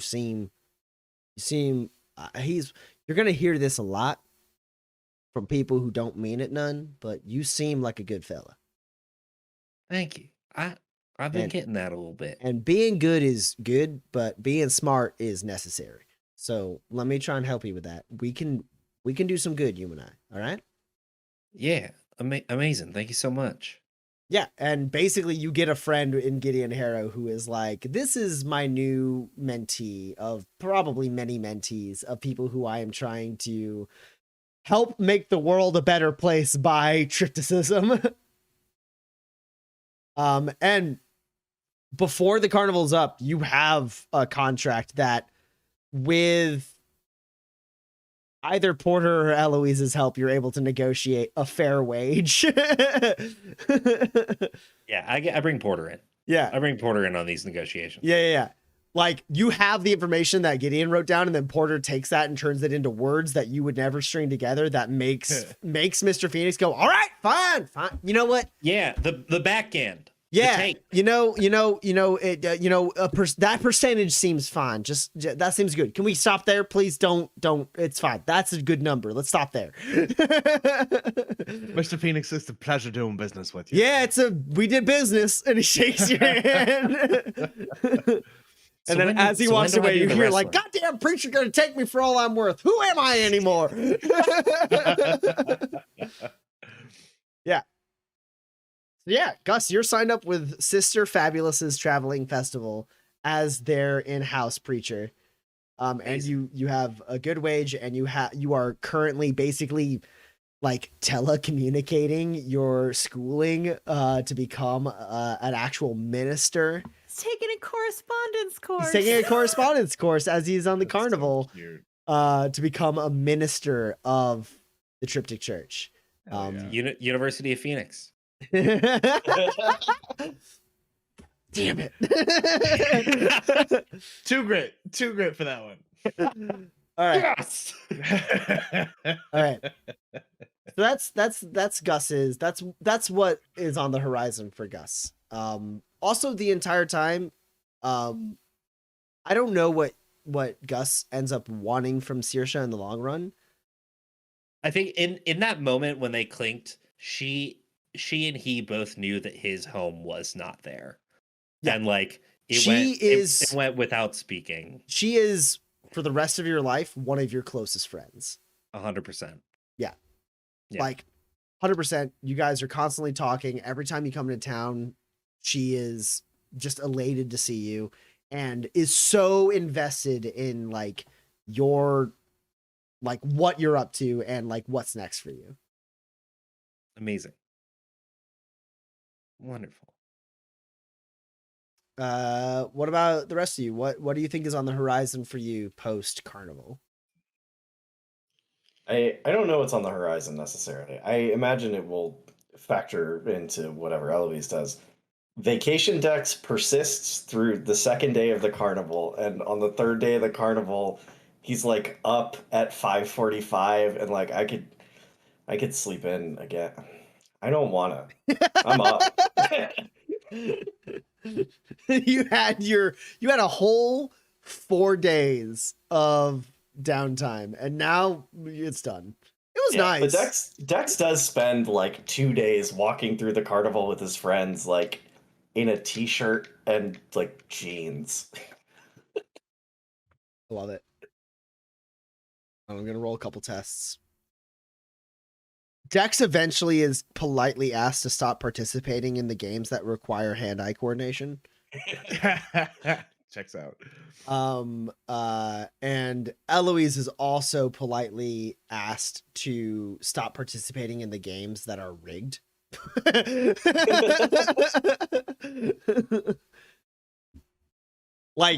I think everyone goes to Porter in this instance. When I say they're politely asked Yeah. through Porter. Like someone comes over and be like, "Hey, are these your friends?" They're like, "This guy's got to stop." Here's the thing. He's got to stop. And then like, here's what I think it is. I think like in the background of that scene, Dex and Eloise are at like a thing where you're like shooting pellets at targets or whatever, and there's one that like it's a weird forced perspective thing where it's actually like way different in where it is than it looks. And Dex is like, no. Okay, here's what you do. So it's actually way over there. Just move your arm, keep moving. Yeah, I know you're aiming at the wall. You're gonna bounce it off the wall and hit the target. there's like points where Eloise like, well, the way it wobbled implies that one has a little bit extra weight in the bottom, so I think maybe something's wrong with it. Like, and then eventually, like both times, people from the carnival come over and be like, they can hang out and go to shows, but they have to stop playing the games. I'll find something for him to do. Mr. Phoenix comes over and be like, look, you gotta understand. Look, this is, first off, these aren't the only drifters I've tangoed with, right? Like, I get it. Y'all are exceptional humans, and to be an inspiration for future I don't care. Point is, I got a bottom line, and they are cutting into it. And here's the thing. I had to talk my superiors into letting us come to Waypoint, because Waypoint, like when you go somewhere where there's a lot of drifters, it's likely that stuff like this happens. But I am fully under the belief that Waypoint, that drifters know how the game is played. And I think there ain't many of you that are assholes. And I think most of you can just kind of cool it and have fun. So here's a couple coupons, all right, for some free shows.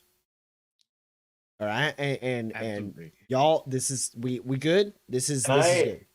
Can I actually slightly retcon this a little bit and have Dex be a little bit cunning and savvy for a moment? When Phoenix like brings out the coupons, Dex like walks by and is like, man, I would love to go to the tattoo parlor so we could like all get a tattoo, as he's like talking to Eloise. He's like, oh, but you know what? I bet I can make that shot. I bet I could win that big prize. I mean, What- based on your your skill set, I don't think that you could. Well, you do have to bounce it off the back because of the trigonometry, because it's heavier set. If you see the way that it is, and also Mr. there's, Janus, like- have I told you about our tattoo parlor? Top of the line. I mean, it's one of the best. I mean, when it comes to Fort Dearborn, definitely one of the best, and even holds a candle to many San Cordero carnivals. So let me go ahead. You know what? I haven't seen How a many reason why people we are shouldn't with go. your group? How many people are in your group? It's the 4 of us. Okay, cool. Normally, I gotta say, a full job from one of our people, is gonna be something like 5 to 8 spurs per person. Just go ahead and take this over here. I'm gonna write a little note on the back there. That's very You and your kind. friends can go to the tattoo parlor and get whatever you want. That's me tattoo your tongues. I don't care. It's everything. You get a full run of the house. All right. And then you grab the other end of the ticket, and he doesn't let go. And he goes, but then you stop playing the games. Yeah. No more games. Yeah. That's because that's where the bottom line is. You know what the game is. You understand how the game is played. Business, Mr. Phoenix. I understand. Exactly. That's right. And for your trouble, and I do pass him a couple of spurs. Sir, I mean, I couldn't possibly, as he's pocketing all of them. Yeah, And then he goes, 100%. but I appreciate your generosity. So this is what I'm saying. Drifters, there's always one person in every group of drifters who understands it ain't malicious if it's fun. And then he pulls away and leaves. Oh, hey, Mr. Phoenix. Hey, can y'all believe the ice cream here is only 4 spurs? Best deal right now. And he walks away. Yeah, and I definitely take us to the tattoo parlor. Yeah. Because You can all get a matching go tattoo. there anyway. What's your What are matching we gonna tattoo? Does get? anyone know what their matching tattoo is? In a very early episode, Dex and Gus talked about getting a tattoo together. It was in Las Vegas. You guys talked about getting a tattoo together. Yeah, I don't remember what it was though. You didn't know. You didn't know at the time. You were like, Oh, we should get a sure. tattoo. It was when Gus was thinking about getting a guy's name tattooed on his body. Yeah, that was dumb. I was young. I Now I'm so old. You're so much older now. I think what we should get, if I had to guess something that would be good, is the inscription of the rumbling retail. Really? That's so sweet. Hey, we got shot out of the sky in that helicopter together. That binds you together forever. Yeah. Eloise, Addie- you Addie, look like what- you what the look like thought? you're about to say something, Addie. I think Eloise doesn't want to do it, but instead she etches it into her leg. That That works. The tattoo That's artist fucking cool. offers to do it, and they do this. They tattoo prosthetic limbs, Okay. and they're like, it's usually cheaper, but you guys got carte blanche, so.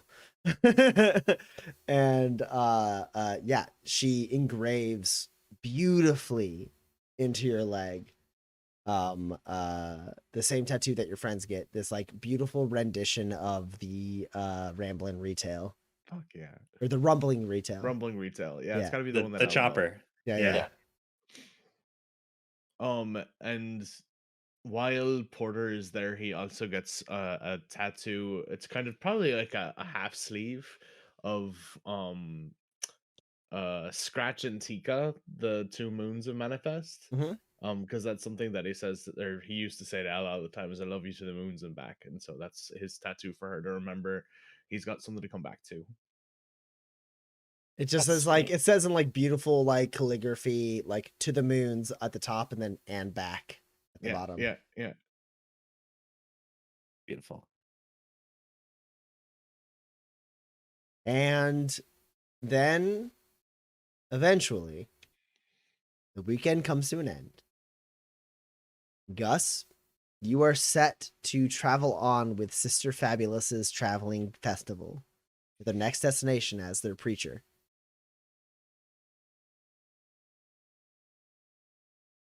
And Eloise, Clover has been waiting in the wings to return you back home so that you can get into a litigious battle with your eldest brother Jeez. over the finances of your estate and the potential conspiracy around your death and your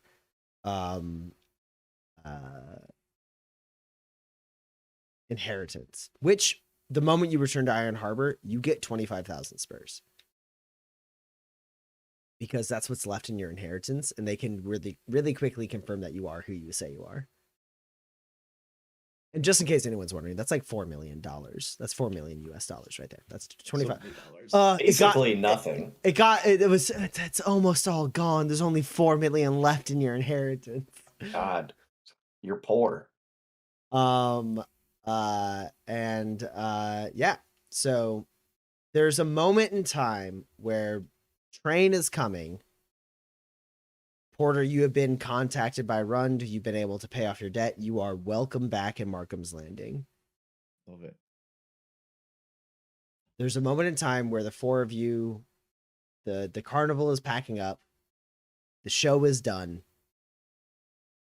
You might all be about to part ways.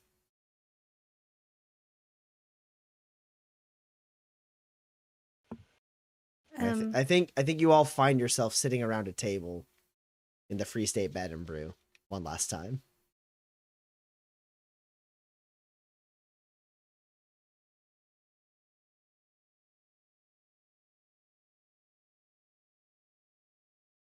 Addie, you've got your hand on the button, and we can. I know. All I see it. can't think of. I can't think of how to start it.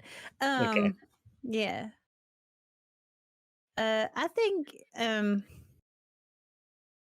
Eloise goes, well, I guess I guess you should probably have my LRC tag now.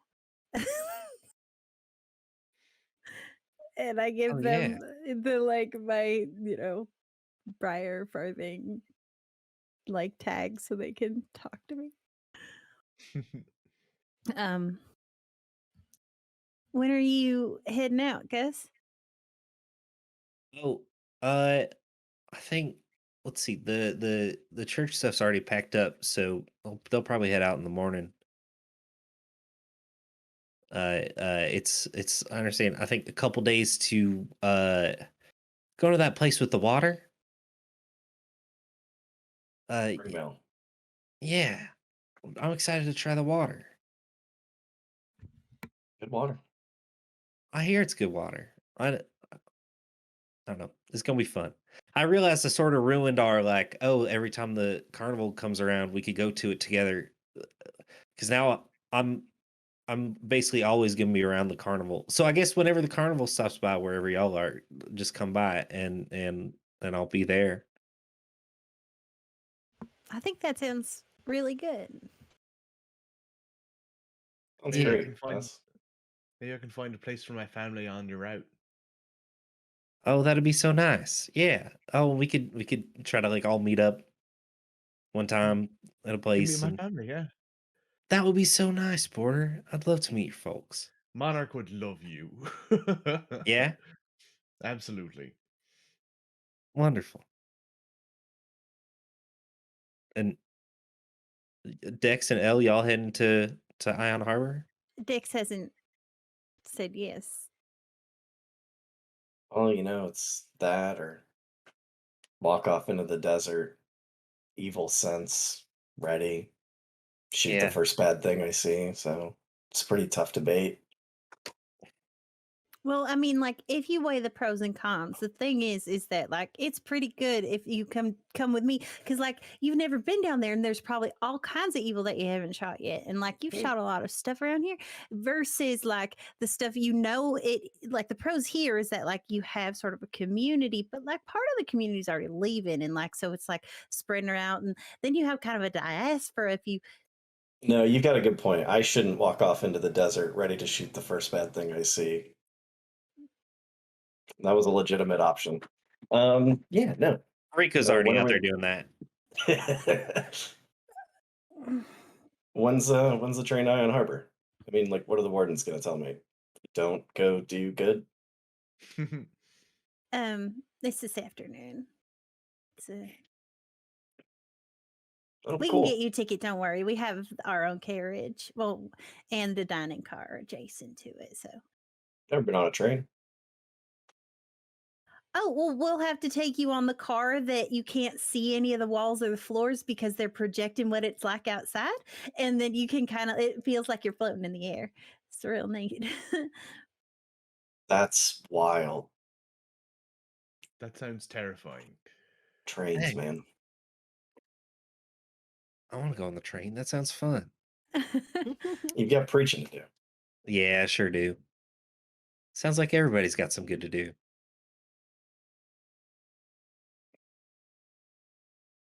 I mean, I know you don't have stuff, but like you're like ready to go this afternoon, right? I don't know. It might be tough to pack. Yeah, I'm ready to go. Okay. Gosh, I was like, oh my gosh, what do you have to pick? But then you were joking, so. Everything I've ever owned is currently on my person. Yeah. I have to say goodbye to Sinclair though, so like we gotta stop there. Of course. The thing is that like I talked to the DeCastros and it seems like until Emmett kicks it, he's just gotta stay there. So Honestly, Amos never had a friend, and Al Sinclair and him are glued together. If I had any evidence whatsoever, I'd say they were lovers, but I ain't never seen nothing yet. So I think they just horse friends, which is like a thing. I don't know. Says That's so cute. Zachariah DeCastro, master wrangler. Just like good friends. I don't know.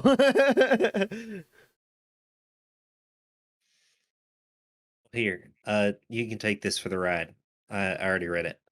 And I hand Dex my copy, my first edition Light in the Darkness of Rico Meets the Moondogs.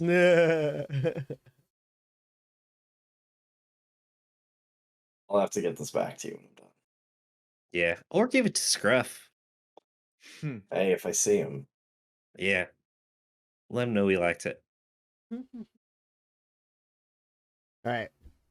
So Okay, I'll do it. I'll be the first to stand up. Dex is the first to stand up as the train horn wails and Dex and Eloise join Clover and head towards Ion Harbor.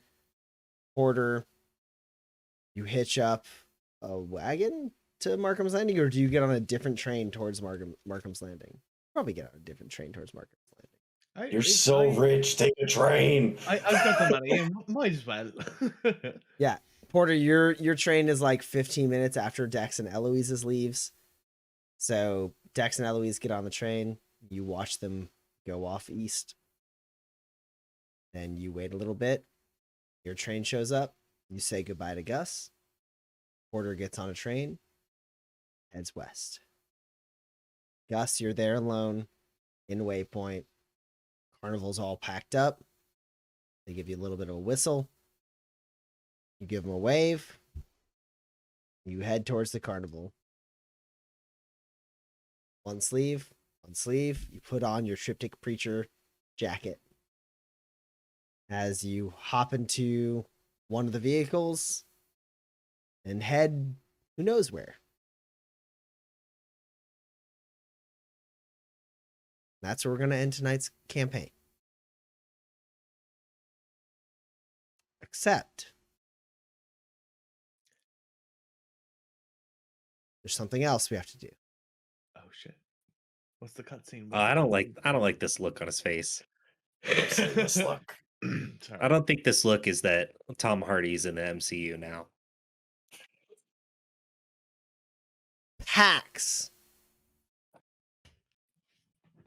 I need you to roll a gymnastics test at a -4. What? That's illegal. Wait, that's illegal. Okay. I told Addie to Uh, have Pax's character sheet ready I for thought tonight. we were just gonna like look up some Owen shit or something. At that point he was Rufus. Okay. Chat, you're witnessing a crime. Report this crime. Gymnastics. At a -4.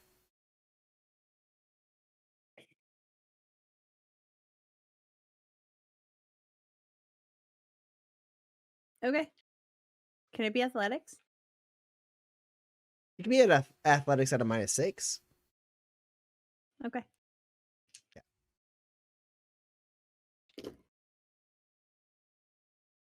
I did not roll enough dice. Hold on. How do I dodge? I've never dodged before in my life.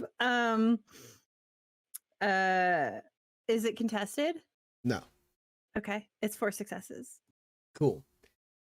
Pax, you can barely see. The sweat is dripping into your eyes at this point.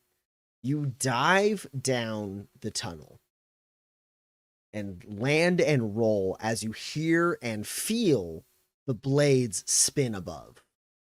You stop for a second, your instincts letting you know just to wait for a moment. And you hear all of the traps above you click as they're getting ready to reset. And that's when you leap just in time to leap up, grab onto a ledge, and pull yourself up. The entire cavern you are in is rumbling and shaking, getting ready to collapse. You don't know exactly what you did, but something triggered something. And you are just barely making it out of here by the skin of your teeth, clutching to your chest a beautifully hewn wooden lockbox. Lockbox is a bit of a misnomer because it doesn't seem locked. It is like a small case made out of like beautifully hewn wood and gold filigree. You have it clutched to your chest. Pull yourself up. I need you to roll any defense test you want for me. This is my thing. This is my thing then. You're trying to beat a 13. Okay.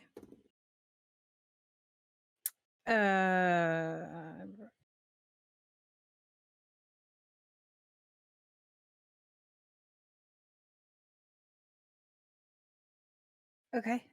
Okay. I have a 16. Okay. You duck down as a straight line of blade swoops overhead. You dive to the ground, but then you flip over and push yourself as hard as you can against a stone to slide as you understand you've run into a couple of these traps so far as multiple gunshots go off and shotgun pellets spread out where you just were, peppering the stonework.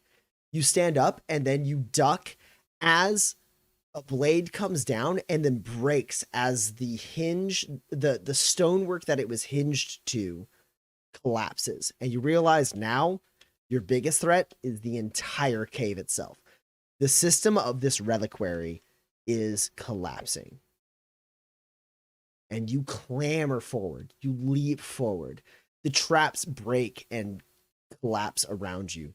All of the infrastructure of this chasm giving way to some catastrophic failure that was caused by, you think, maybe collecting the item that is in your hand.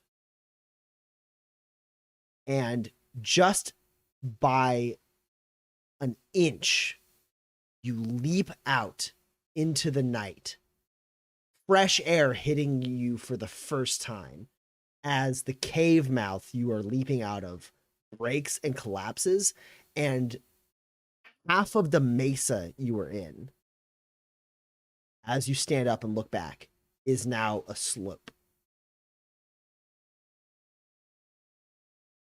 And then you hear his voice.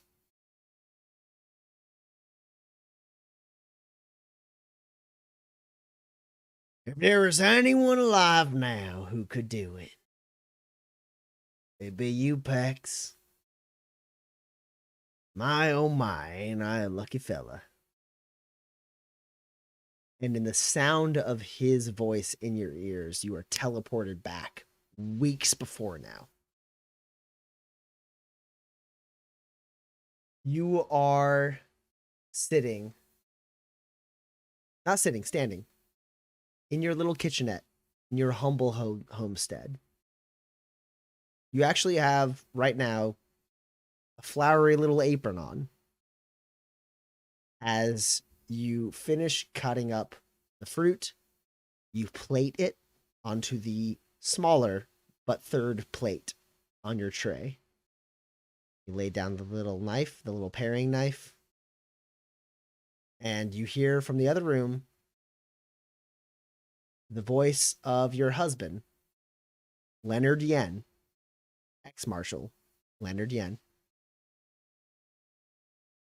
Come on now. We're hungry, aren't we hungry? Come on. We want to eat. We want to eat.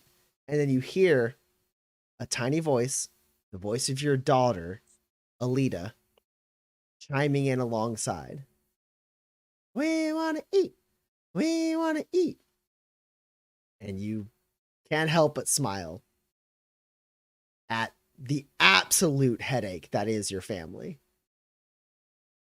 The night dead black outside as you grab the tray and make your way back towards the dining room. And about 2 paces away from the door frame, about to round the corner to face your loving family in the dining room, they stop chanting. It goes quiet. And there's a part of you, a small part of you, a quiet part of you that has been quiet for some time. It just gets a little bit uneased by the sudden silence that befalls your house. You turn the corner, stuffing that part of you down a little bit, smile on your face, ready to sit down and have another meal with your wonderful husband and your little girl who's getting so big. And they're both there at the table, unconscious, seemingly asleep. And you hear a creak on the floorboard to your right. I throw the tray at at whatever that is immediately. Sure. Yeah. You throw the tray, and as your perception swings to that side, you see someone you've never seen before. A man standing there with shaved sides to the head and braided hair in like a flat mohawk on his head into braids that hang down the small of his back. He's large, he's tall, but he's not like broad or muscular in particular. He's got like kind of wide shoulders, but like other than that, his frame is more lithe than muscular.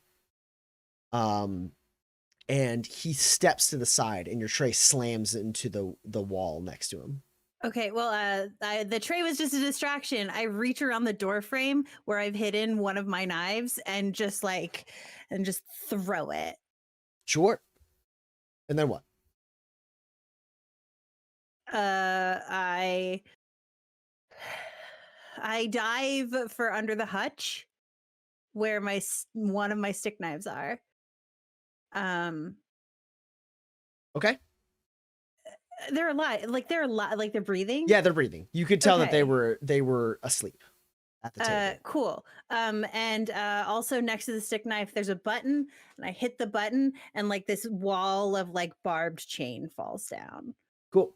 So the knife flies out as you leap and grab your weapon and hit the button. And as you do that, you hear, "Come on now, Pax."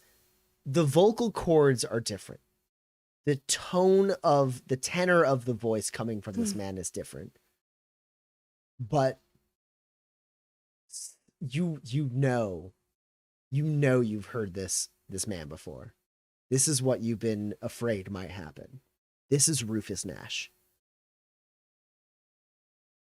The chain curtain comes down. You grab your weapon. You look up. You see, it seems you missed with your knife. It's stuck in the wall behind the man. I don't miss. I don't miss. Okay. Is it my turn? I Yeah, guess. he seems to be Okay. standing there as the curtain comes down. He kind of regards it and goes, "Well, you really just did it all up, didn't you?" I'm not. Cool. I sprint and slide for my other stick knife. I pick it up and I go,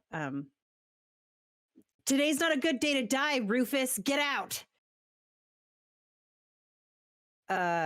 And then I take both of the ends of my stick knives and I like jam them into the floorboards where they fit perfectly. And out of the wall, there's a hidden drawer that holds the gun. The Cool. Rufus killing gun. You stab your knives in, let go. The paneling flips out, and right there, you clean it once a month, and you never touch it otherwise. This beautiful hard caliber pistol, ancient in age, with an extremely intricate design engraved in it in gold over a silver body. You grab it, you swing around. Somehow Rufus is on the other side of the curtain, closer to you. He doesn't I fire raise the his gun. arm. He doesn't come at you in a I fire the harmful gun. way. I fire all 6 bullets in the gun. You fire 1. You pull it in. 2, 3, 4, 5. You stop before you fire the 6th one. Because you just watched all 5 bullets go through his body. And I don't mean piercing his body. The parts where you shot became this kind of teal, incorporeal, wispy energy that the bullets passed through as they hit the wall behind. And then reformed into his proper body. And so you stop, realizing that 6th bullet in that gun isn't going to do a goddamn thing. And maybe to your surprise a little bit, Rufus looks down, sees that he is unharmed, and then goes, "Well, damn. I was only a little bit sure that would work. Thanks for proving the theory there, Pax. I'll go ahead and take that gun. Relax, ain't no reason to waste another shot." He reaches out a hand. I open up the potbelly stove and I threaten to throw the gun in. And I go, "You're always one for deals, Rufus." Last time you and I made a deal, I think you shot me. I guess that ain't too much of a threat now, is it? Be a shame if this barrel was turned to molten ash. It'll be a shame if your lovely little girl over there lived the rest of her life in pain. And she's got a lot of life left to live, don't she? Don't you dare touch her. Well, hand me over the gun. That's what I'm here for. And you swear you won't hurt them. You swear you leave us alone. I know you're a lot of things, Rufus, but I also know that you follow your promises.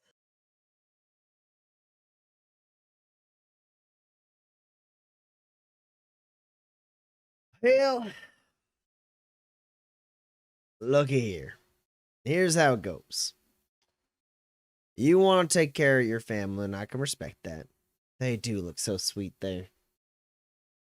Leonard's a bit of a snorer, though, ain't he? I'm not in the mood for banter, Rufus. You kill that gun, well, there ain't much that can save you and yourn. Ain't much that can save no one. I don't know what I'd do with myself. You hand that over. You do me a favor. You help me finish what I started. You need help. Last I recall, No, it makes sense. I mean, you were collecting people who were far more capable than you, but you were the king, right? So you need my help. well, everyone that I used to rely on, I think killed. you killed, yes. So, you sit here, you promise to help me complete what I started. I will promise to you on my word, I and mine take no action to do harm on your family. Long as your family don't try to do no harm to us.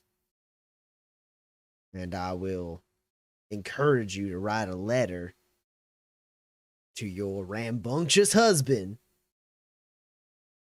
detailing those parameters. Because I fear without your wise instruction, he may see fit to impose himself in my business.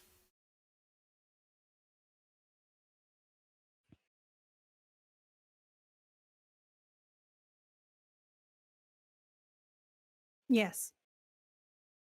They get to live. And not in pain. Of course. I don't touch him. They Ever. stay out of my way. No. Rufus, no.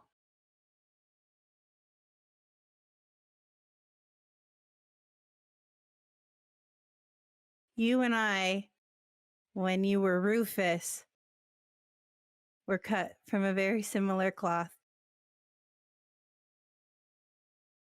We got along. They get to live. And if Leonard comes for you, I know you can best him.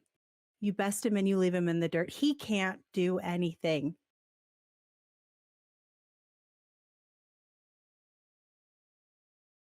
They're safe. They're safe. Hand over the gun packs. And he reaches. Will it fall through your body? He reaches over and grabs a pencil off of your countertop and hands it out and go, write your family goodbye letter.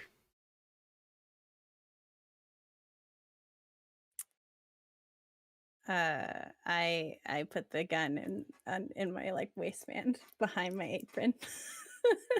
And I take the pencil and I write it.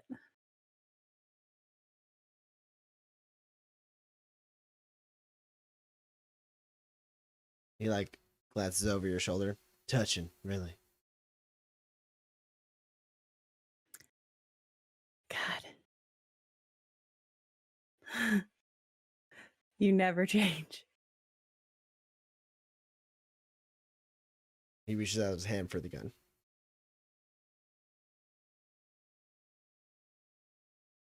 I hand it to him. And you are transported back to the present. No gun in hand, but this case in hand. As you turn and see the body, incorporeal as it may be at times, of Owen Lemaire, your new benefactor, boss, really. As he steps up, smile on his face, somehow the same smile that Rufus Nash had, even though it's a different face. And he goes, I knew you were up to the challenge. Hand over the box. And then I get to see my family. No, then your family is safe. We're not done yet. This is the first step in many. You agreed to help me with my plan. I hand him the box. Smart. Not much else for you to do. But I assure you, Pex, as this might be the last time we exchange words, face to face, 1-to-1. I assure you,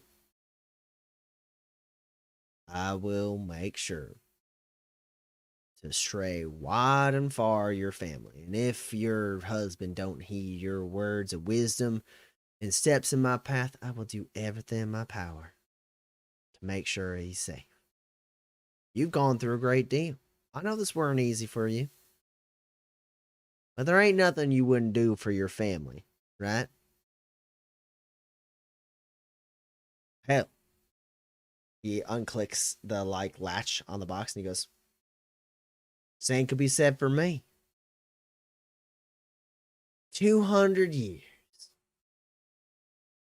Now time for a reunion, don't you think? And he tips up the lid of the box. And you see in this shallow, wide wooden box, inset in velvet inlays, are 12 rings with a 13th slot empty. And all 12 of these rings look very, very similar in design to the ring that you identified as Rufus Nash's house for his immortal soul as an Everlight.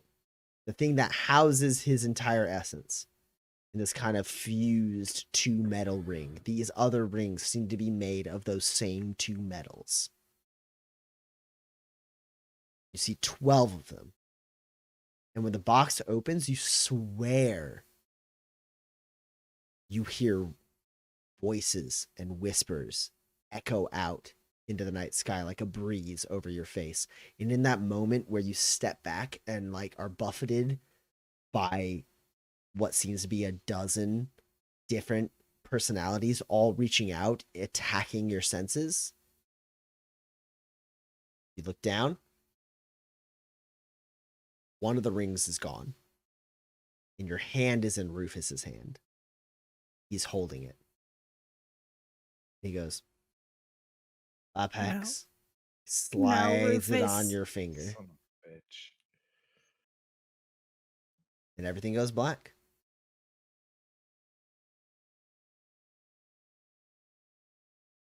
We'll see you guys in season 3. Hell yeah. Screw Tom Hardy. This is the real shit. Damn. Well, I'm going to do some murders. I don't know about you guys. You ain't gonna do shit. You're under control. I have a brand new character. Oh no. I do too, but I don't. You. The only thing I don't think my Rufus never character could do murders. the only thing Rufus never anticipated, more drifters. My next Okay. character is a non-murderer. Oh Not god. expect the thing that got him once could possibly get him again. Never. That was a fluke, obviously. Okay. Taxes involved, I would have made a murderer. We've gone crazy late, but I'm looking at the questions and I think we can blaze through them. Argent Lam, I love you. We're gonna try to hit these really fast because they actually seem pretty quick to answer. So Argent Lam has dropped a bunch of questions in the Discord. I answered already his one question in the chat. Let's go ahead and do this, and we're gonna hit these Q&As, and then we're gonna go to sleep. And we're gonna see you guys May 18th for season 3. So Argent Lam took our last time we were live. Argent Lam asked us who were our favorite characters out of the characters that he had us make, and now he asked us to make a perfect team from the ones we selected. So the ones we selected are James Bond, Wash, Radical Edward, Grunkle Stan, Dr. Frankenstein, Tom Nook, Iron Man, Wednesday Addams, Sabine Wren, Bo-Katan, Kevin McAllister, and Darkwing Duck. Oh, and Samus. Well, I mean, Tom Nook. Okay. Yeah, Tom Nook is the face. Tom Iron Man is Nook. the Tinkerer. Tom Nook, Iron Man. I desperately want Dr. Frankenstein on Manifest. I think he's a good doctor. I mean, you're right. Absolutely not. Absolutely not. Tom Nook is the face. Iron Man is Tinkerer and some combat. Come on. Wash is the pilot/driver. Bo-Katan is also murder. Yeah. Here's the thing: Dr. Frankenstein is a doctor who also has the entire animal companion Yeah. tree up. Okay. Dr. Frankenstein That's it. convinced the DM to let him be Path of the Doctor, but also have metal so that he could have an animal companion that is his risen corpse. Yeah, what's your animal companion? It's like I'm gonna say it's not a man. You always say I'm not a man. Kevin McAllister is a trapper though, so we've already got our metal covered. Nice. Oh, Kevin McAllister is 100% just a guest. Like swings in and out. Swings in, a Sure. scavenger that swings in and out. I love think it. if that's Kevin McAllister, you have to have Darkwing Duck as one of those too. Just like getting on a They're on their No, side Darkwing eventually. Darkwing Duck is is our an- villain. Oh. Oh, all right. All right. I dig it. I dig it. I was going to say Darkwing Duck was an NPC, a reoccurring NPC instead of a guest Yeah. player. Who's just there to be like, something's afoot. Okay. Moving on. Arilam also asked, based on something Seth said in the LRC, let's build a spear with a gun in it. This You can is just do that. yeah. I Done. it sounds silly, There's but a few ways. you can definitely do it. There's a mod specifically for melee weapons that is internal gun. None That's- inside. That's it. There's also you can make a gun with a bayonet. This is You also can make true. a gun spear multiple ways. It's true. There are two Yeah. different Can ways to you- stab and shoot people. With those mods, can you fire the gun after you've thrown it? No. Hmm. Well, telekinesis lets you do that for sure. Mm. Sure. All right. If it had a recall cable, I'd let you. Oh, sure. Hell yeah. Recall cable You're just to my pull the DM. trigger. Okay, well, I was gonna say, yeah. Recall cable pulls on the trigger.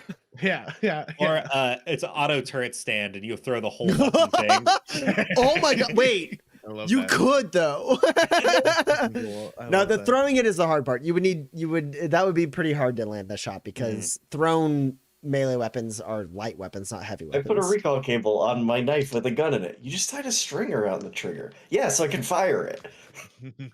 Boom. Okay.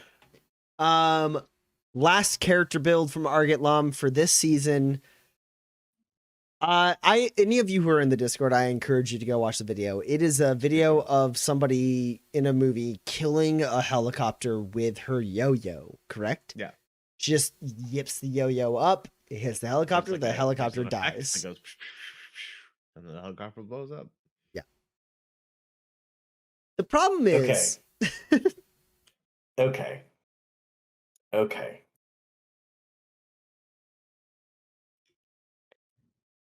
I think this is a small hack of an unarmed fighter. And you flavor it as the yo-yo. Sure. I see where you're going with this. Yeah. And you use Iron Palm to ignore the armor of the helicopter. Yeah. Yeah. Or it's a melee weapon with the Tangled mod is a yo-yo. Yeah, my thought was light. Actually, what I thought it was a modified grapple gun that actually shot like a gun, and then there's just a grenade in the end. I like that too. I like that a lot. And it's sort of a yo-yo. I mean, it's a yo-yo, but like that's what the It's stats a Yeah. are. grenade delivery I think system. the Yeah. best way to try and achieve it as like a character concept, which is someone who can kill anything with a yo-yo, I think it does have to be a melee weapon, not an unarmed, just to get entangle and all the other things you could Sure. pull off with a yo-yo.